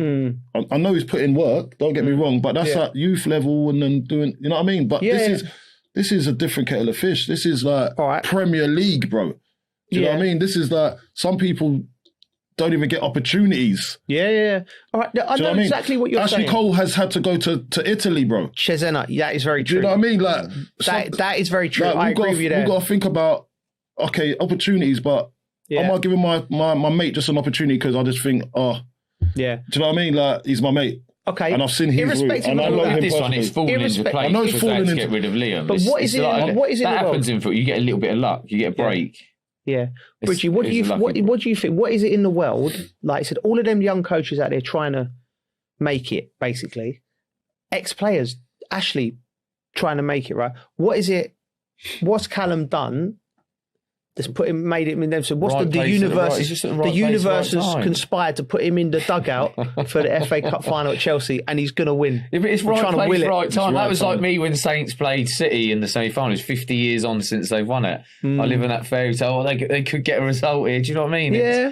That's. I know the way you're thinking. Yeah. But the way you can't. You're talking about like manager. That's just right place, right time, mate. I don't think Chelsea are ready to go. Right, we're going to get a manager. But I don't think some people are making enough of the story. Like, look, Jamie Vardy, for instance, right? Jamie Vardy went from like... no, but listen... He's going to want a movie made after this if they go with that. You're going to be producing a movie. He's already working with Netflix and stuff. I know. I know this guy. It's like, we need to make a movie about McFarlane. He's like... I don't know if anyone's buying into that idea, geez. If he's saying it next pod if they win it. I think I'm the only one thinking along these lines. Everyone else is more worried about the owners and all the trip You're going with your heart. That's it. Well, that's the best place to go. Yeah, you love the underdog. I do, man. Right. Whilst we're on the FA Cup, quick predictions. What do you think is going to happen, Bridgie? You've played for both clubs. What do I think? Going with my head? Going with whatever you go with what you want. Your head, your heart, I just think it's too much for... I think Man City should win. No. They should. Everyone knows they should win. What do you think is going to happen? You just asked him. He's dodged it. I haven't dodged it. I just said to you, I think City will win. What do you think's going to happen? Well, they should win. That's not committed. I'm not saying they will win, because if I knew, I'd come and put a bet on it. I'm not calling... You're not Mystic Meg. They should win. What does your heart say is going to happen? Septic not what you want to win. Septic peg. I said my head says City will probably win. That's right, maybe Bridgie will answer the question next week. After the game. My head says City will win. All right, his head says City will win. He's so angry at my answer. Go on. What does your head say? Chelsea win. Yeah. Where's that coming from? My heart. Yes. Okay. What's your head say? Chelsea win. Yeah, exactly. You can make your head think with your heart. We're trying to teach him how to think and use your heart and your head. It connects. It does, mate. Leave him alone. He doesn't have to go with the way you want it. Lead me. Are you working? Am I working? At the game. Are you working at the weekend? I'm working. I'm doing the boxes. I'm at the game. I couldn't do it because I got the kids. Well, yeah. What suit you wearing? We talked about you wear a personal suit, so I'm wearing the green one. Yeah, I've stepped it up a little bit. The green Percival, yeah. I feel you should do on a cup final. I feel like I love what I love at the cup final? The manager walking out. All right, this is what we're going to do. So you wear the blue one, I wear the green one, and then you wear a white t-shirt underneath. Okay. Yeah. Right. Okay. It's anyone's game, isn't it? That's the beauty of the cup. That is the beauty of the cup. It's anyone's game. It is. It is. One off. It is. Anyway, he's up there. Right, we're talking jackets, and he's back, Quizmaster General, with his jacket. What you got for us this week? Yeah, lads, got a good one. Okay. So welcome to Colt and Cole's quiz. All right.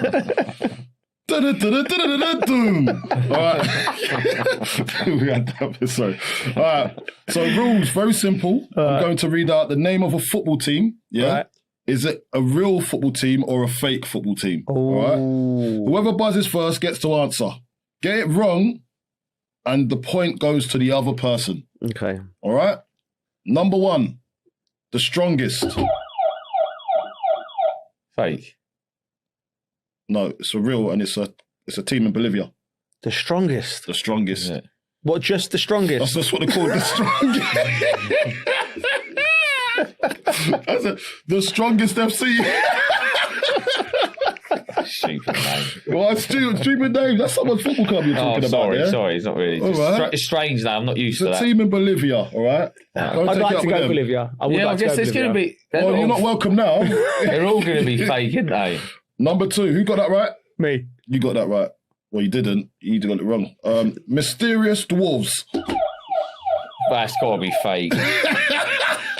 It's got to be fake. If it's true, Harris survived the cancellation period. Do you know what I mean? Harris survived woke. I don't know. It's a real club. No way. In Ghana. It's actually a real club. No way. Yeah, the Mysterious Dwarves. I've heard of them. Oh, you ain't heard of them. I have. I've heard of the Mysterious Dwarves. Real. It's a real team. There's no way it's a real team. Mate, I'm going the stewards. Mate, they're all like professional. They're all 2 foot. Professional. I'll tell you what, they wouldn't deal with Arteta's Is run through their legs. They'll run through. Is it a professional team? Yeah. Yeah. Mysterious Dwarves. Why are you laughing at my team for? Anyway, all right. Next one is Swingers City. Fake. True. I'll go true. It's fake. No, Swinging City. Yeah, Swingers. Swingers City. It's a bit fruity, isn't it? I'm going to let you have a go at this one. Bit colourful, isn't it? Yeah, yeah. Okay. The next one's up. Right, okay. Spurs. Get ready. Spurs. Real or fake? Wanky FC. Oh, mate, no chance. True, true, and I think they're from the Far Eastern region somewhere. What do you say? Well, I'm faking. Oh, he's gone in. You're right. Yeah. Am I right where they're from? No. That's got to be a point deduction. No, it's all right. Because when you have the gold jacket, you start making the rules. Until Zimbabwe. Zimbabwe. Yeah, it's a team in Zimbabwe. Wanky FC. Oh, blimey. Wanky. No wonder you got that right. Anyway, there's another one. Imagine me as manager there. Wanky wank. Shagger City. True. Shagger City, yeah? Yeah. What are you saying? Mate, it's not going to surprise me if it is now, to be honest, but... Yeah. Can we guess the region? Yeah, go on if you want. The Caribbean region. Am I right? No. South Africa again. Shagger City. Shagger City. Top Shagger. Conversation with a missus. I've been offered a job. Shagger City. And I'm going on my own. Go from there to Wanky. Go from Wanky to Shagger. That's by the way, if anyone's out there and they support any of these teams, please follow us. Yeah. And please send us some merchandise. Yeah, we need it. We need to see if this is real. Mate, merchandise would be brilliant. We're going number 6 We need to Google the shirts. We're going number 6. Get ready. Go on. Tax Dodgers United. Real Bridgie. I want it to be true, but I reckon it's false. Yeah, you're right. Yeah. There's no such thing. I thought it was. We should start off our own team. What was you going to say? I was Man City, innit? No! Shots fired! Shots fired! They're so angry. Just you got them in the final. Oh, gosh. So it could be sent to Chelsea, though. Yeah, well. Yeah. Number 7. Go ahead, Eagles. True. Dutch. Bang. I know it is. I was first, though. No, you weren't. Yes, I was. Yeah, it was him. Can we have a video replay, please? VAR. Let's go back to VAR. That's the only one I knew. That's the only one I knew. No, we need human error. Sorry. Are they Dutch? Yeah, they're Dutch. Well done. And the last one, fart. There's him again. Just off the back of this, some wild names. I'm going to go true. You're right. Really? Yeah, Dutch? No, it's a team in Norway. Fart, mate. Like, fart. They just can't sign English players, can they? Mate. You wouldn't want it on your CV. Mate, I need to get some pictures of their kits. Yeah, we need to get them up for the people. Yeah. Please, if there's any fans, please contact us. If anyone's seen Fart FC, let me know. We'll come to a game. And Joe, in this week's quiz, you're the winner. Well done. Give yourself a round of applause. Well done. Stupid quiz, though. Right, before we go, I need to pick up on saying on socials last week, you chose Gaza as leadership, as in build a player. You chose Gaza as leadership. I think as in lead by example on the pitch. On the pitch. Don't let him explain himself. That's my thinking he's gone with. I'm just going to ask him. Because he's got a bit of stick for it. I couldn't believe my ears. Just justify your answer. I couldn't believe my ears. For the people. Really? I couldn't believe my ears. You couldn't believe it? I couldn't believe my ears. I would have thought you'd know where I'm going with this. Right? I would say, I tell you why, right? And I'll break it down for you. Go on, mate. Because football's become too sanitised, right? Yeah. You know, it's all PR, this and that. Yeah, you know, and when you go to win a World Cup or to win anything, I think now you need somebody wild to follow. You need somebody that first of all, is going to be there. Yeah. Spiritually and emotionally in the game. Okay. Right? And I just think if he was there and he turned up in all the big moments for England, right? And you're just like, we can't be sanitised. You need that wild spirit leading England, because that's what we are. Does he have to be the leader of that group? Yeah, I'd follow him. Would you? Yes, 100%. What, to the nightclub a night before a game? I have to believe in him. That's how much I love him. That's how much I love him. You'd go? I would go. I'd be questioning myself. I think you will be questioning yourself a lot. I think there's some magic. There's something magical about him. Yourself. I'll tell you why, though. Oh, you think that works? You think that technique works with professional footballers at elite level? Listen, I don't think it does. It's only certain people. He was the reason I played. He's the reason I played. He's the reason I played football. I remember it specifically. But I remember watching him when he captivated the nation, and when that semi-final, when he started crying, when he got booked, and he just had everything. He was in the game. His heart on his sleeve, and I was like, I don't mean he's a leader. He led me because I was like, I want to play for England. Who's your best ever captain, Coley? My best ever captain. Do you know what? It's a hard one to say. I'm probably going to go. Do you know what I think is a really good captain? As Kevin Nolan. Yeah, he was good. Do you know, like, in terms of the group? Because remember. But he's not. Is he your best ever captain, Coley? And you just got to say it. No, I say Kevin Nolan. I think Kevin Nolan was. I think it's because Kevin was a very, very good player. He wasn't he'd say himself, he wasn't a top player. Yeah. But he made the best of. He was a very, very good player. A very good player. Of course he was. Right, but as a captain, in terms of holding the dressing room, he was very good at that too. At his level, yeah, he was really good. He said the right things, the right people. If anyone, you've seen West Ham. Think of the West Ham dressing room. If we didn't have him that year, it wouldn't have come up into the Premier League. And also stay up as well, because he was very good. People can go sideways at West Ham because the type of players that they bring in were always like waifs and strays. Yeah. Do you know what I mean? Who could like go, no, I know what you're saying. Do you know what I'm saying? Yeah, I know what you're saying. I look at that. I think captaining at the top level, when you've got great players, I think it's a bit more easier. Because they take care of themselves. And there's usually loads of captains in the dressing room. And you're more... I'd say, for me, Lucas Neal. Yeah? I used to love him. Okay. Lucas Neal was unbelievable for me. Yeah.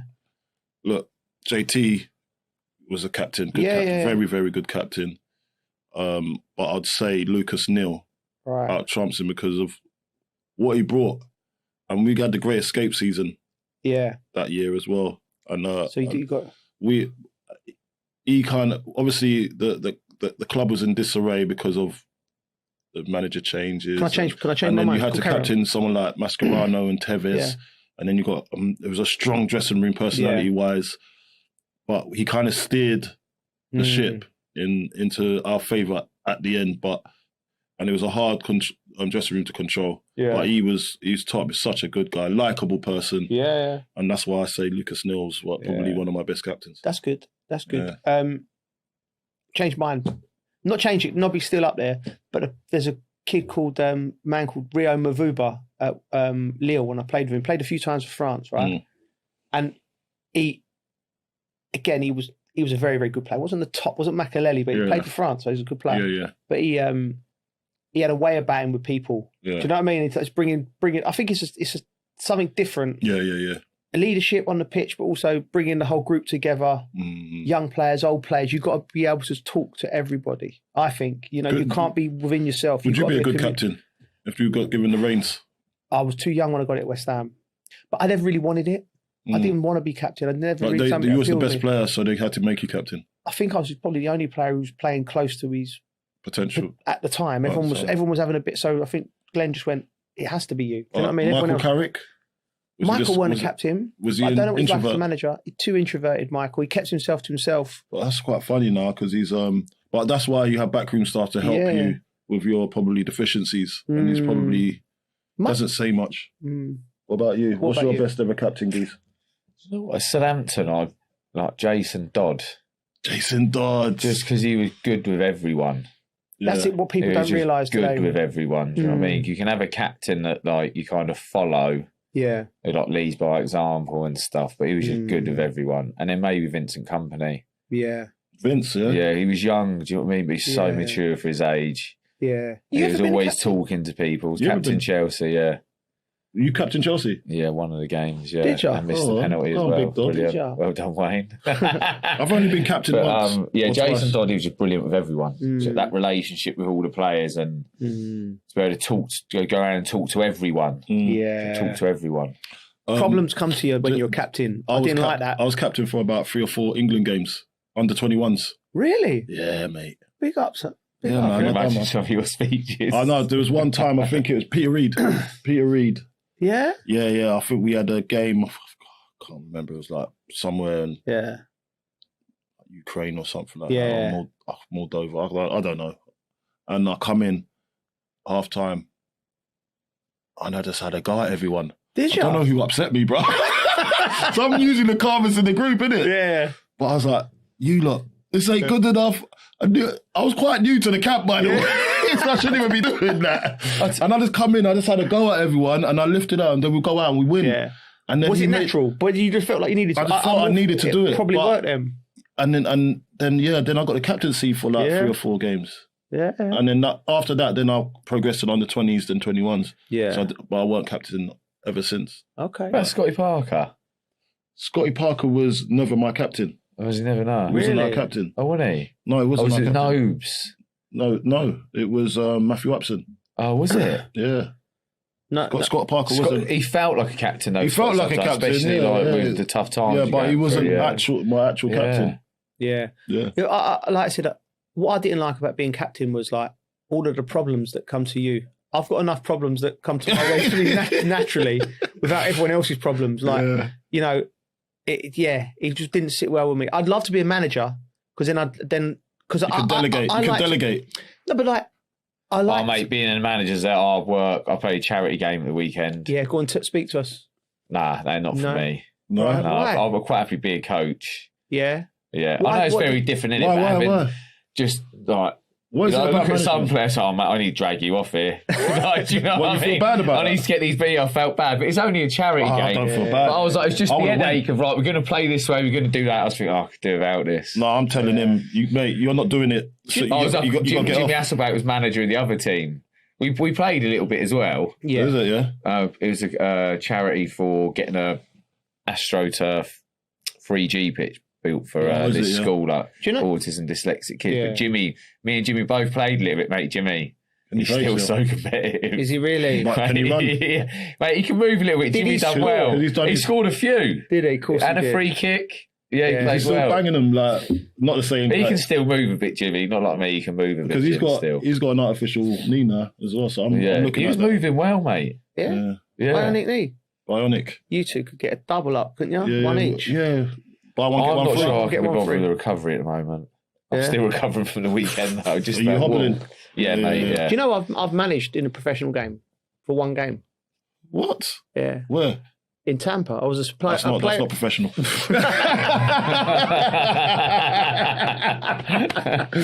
mate. I'm joking. I just wanted to put him down. I wanted to put him down. You enjoy that at the moment, don't you? I know. I'm sorry. That's all right, no. I'm a bit, because How did that go? I'm upset at the moment.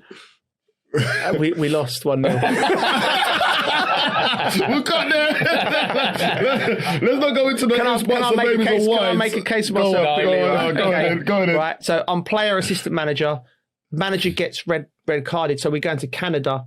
I missed the game from injury, so we're going to have to take the team. So I'm in the back and I'm practicing my Churchillian speech for the lads. I'm getting him fired up. We're playing on this AstroTurf in Ottawa. So you're looking in the mirror? I'm looking in the mirror doing it. Imagine someone walking into that. Right, and I've gone in there. We've prepped it. Like, I didn't have to prep the training, but I was in the coaching stuff, so it was all sort of part of it. And I've gone bam, bam, bam, bam, bam. Right, we've done it right. I've thought of everything. The night before I couldn't sleep, I'm like, every eventuality. I'm thinking, right, bang, bang. If they start well, I can switch it around. If they do it, I can switch it around like that. Everything. I think I've ticked every box. I stand up, shake the opposition manager's hand, right? Come back round, the game kicks off. Right, I've gone right, bang, I'm at the front, right. I turn around to walk back to the thing. They scored after 20 seconds. Right. My goalkeeper's front one in. I still remember his name. Lovely kid, Cody Mizell, his name was. So I remember his name. You don't like him, really? No. That's why he remembers him. It annoyed you. It annoyed me. It did annoy me because it's like, but as a manager, I'd done everything right. Yeah. I turned over everything right, and then bang, and we're down 1-0 away from home. Then I tried to change the system a few times, right? And it all went wrong. And do you know what the worst thing was, right? The other manager, Dutch geezer, I can't remember his name, right? Mate, like, I don't know what possessed him to, like, I thought we go into the other managers afterwards for a glass of wine or something. I thought he's inviting me for a glass of wine. I thought it was tradition, right? Don't tell me, give you some advice. Mate, this geezer got the laptop out and said, "This is how I beat you." I bet you were nice man, just stood there and listened to all of it. He's got you should drop me out and walk it's not the type of energy you're giving off. He's just trying to coach you through it. So That's hurt you a little bit. That's hurt your pride. That's hurt you. A little bit, yeah. Mate, because he's I wish you said he's a something. pretender. You kept this to yourself. I love that you're figuring this out now. Of course I don't. Listen, Did you take what he said on board? Mate, listen, he ain't managing Holland or anything now. I don't know what he's doing, so he ain't no cop, is he? But I thought to myself, I've got to do better next time. There you go. There you go. Right, thank you for watching and listening. Please rate, review and subscribe. We are back on Tuesday. You can watch us on YouTube or listen to us wherever you get your podcasts. Please follow us on all socials and we'll be back next week. Thank you, boys. Cheers, mate. See you later.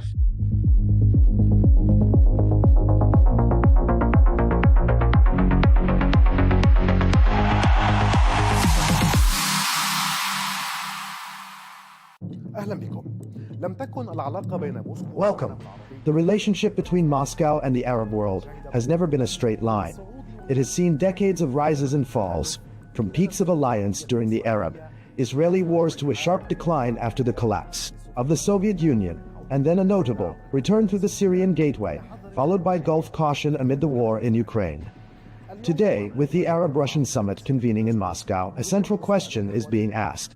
Is Russia seeking to restore its former glory in the region, or to build new partnerships that adapt to the transformations of the 21st century?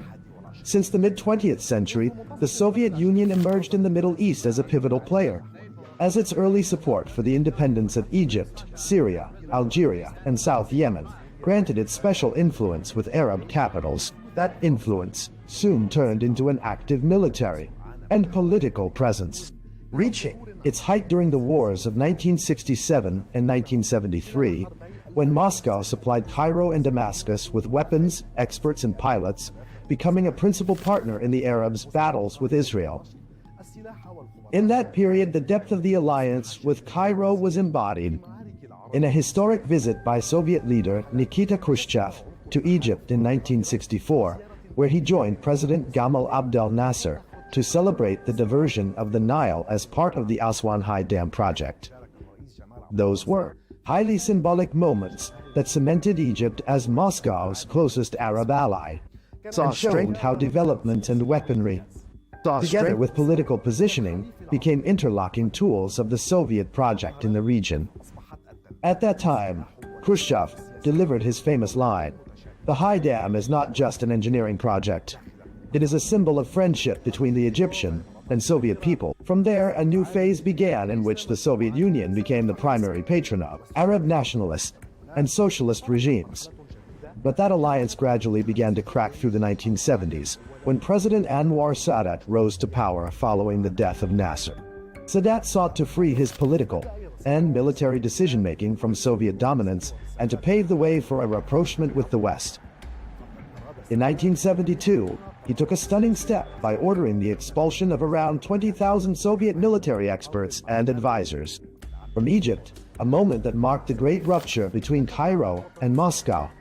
And although cooperation in arming the Egyptian military continued up to the October War, what followed, the signing of the Camp David Accords and Cairo's opening to Washington, effectively ended the Soviet presence in Egypt and pushed Moscow to seek alternatives in Syria, Algeria, and Libya to compensate for the loss of its largest Arab ally, with the Soviet Union's collapse in 1991. Russia's presence in the Middle East receded, and Moscow withdrew from bases and ports that had underpinned its influence for 5 decades. With the dawn of the 2000s, Vladimir Putin redrew the compass of Russian foreign policy, seeking to regain influence lost with the Soviet collapse. Military cooperation revived with Algeria, Egypt, and Syria, and economic channels opened with the Arab Gulf in energy and grain, restoring Moscow's bridges of interest with the region. But the major shift came with the Arab uprisings of 2011, when Moscow saw a chance to cement its presence. Its direct military intervention in Syria in 2015 restored to it key strategic levers, most notably the bases of Tartus and Memim. This intervention reinforced Russia's image as a protector of its allies. Yet at the same time, it raised caution among Arab capitals trying to balance relations between Washington and Moscow. Saudi Arabia, the UAE, and Qatar viewed Russia's military presence in Syria as deepening Iranian influence and keeping Assad in power. Despite political disagreements, Moscow's ties with the Gulf capitals remained pragmatic, maintaining close cooperation in the energy sector, along with Russian investments in gas and petrochemicals, and a limited degree of security and military coordination. With the eventual fall of the Assad regime, the scene shifted again. The new Syrian leadership rearranged its priorities, moving away from dependence on Moscow and opening up to Gulf capitals in search of reconstruction and investment. This shift cost Russia its Damascus card, the one that had given it prime influence in the Middle East equation, while the new Syrian leadership sought to redefine its relationship with the Kremlin on different terms, preserving security coordination and continued use of the Tartus and Memim bases in exchange for limited Russian support in infrastructure rehabilitation projects and the supply of wheat and fuel. Then came the outbreak of the Russia-Ukraine war in 2022, putting Russian and Arab relations to a severe test. Saudi Arabia, the UAE, and most Gulf states adopted a policy of neutrality, maintaining oil cooperation with Moscow, while on the other hand, Egypt and Algeria continued their economic and military partnerships with Russia despite Western pressure. But Western sanctions affected grain and fertilizer trade and energy prices, driving several Arab countries to seek a careful balance between their interests with Moscow and their need for Western partners. Despite the geopolitical complications, the last decade saw strengthened oil cooperation between Moscow and Riyadh through OPEC Plus agreements that helped stabilize the global energy market. Mutual investments also expanded in petrochemicals, agriculture, and religious tourism, with high-level visits between Russian and Gulf leaders keeping communication lines open even at the height of crises. In parallel, Moscow maintained its traditional stance on the Palestinian issue, affirming support for a two-state solution along the 1967 borders and the establishment of an independent Palestinian state beside Israel, while calling, during the recent Gaza events, for an immediate ceasefire and civilian protection to preserve balance in its relations with both Palestinians and Israel. Russia's presence has not been limited to the Gulf, Syria, and Egypt. Algeria has been one of Moscow's oldest military partners and the largest importer of Russian weapons in Africa and the Arab world. Since 2019, Russia has played a prominent role in Libya through the Wagner Group supporting Haftar's eastern forces, giving it military and economic leverage in key regions.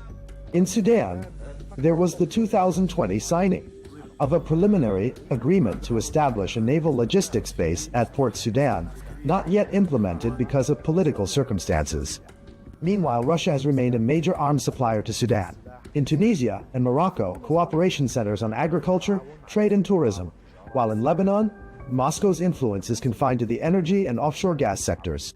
Thus, over 7 decades, Russia has shifted from a strategic ally of Arab nationalist regimes to an oil and investment partner for the Gulf states, and finally to a party in confrontation with the West, one that directly impacts the Middle East stability.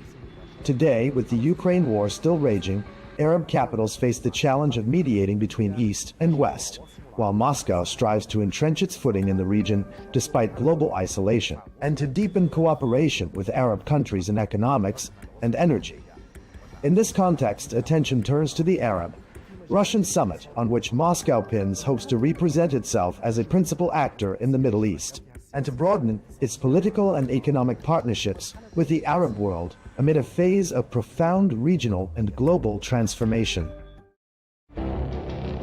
It feels like decades are passing by in a matter of weeks.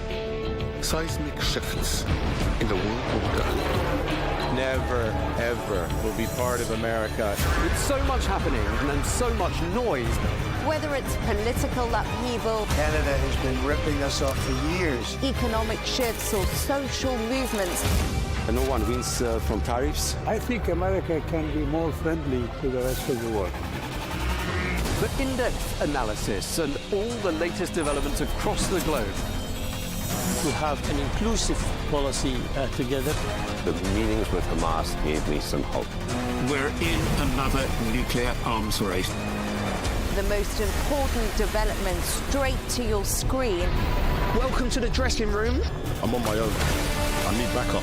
And an insightful look at the issues shaping our world today. It was not going to happen, that war, and it happened. Join us on Arabiya News, where the world talks.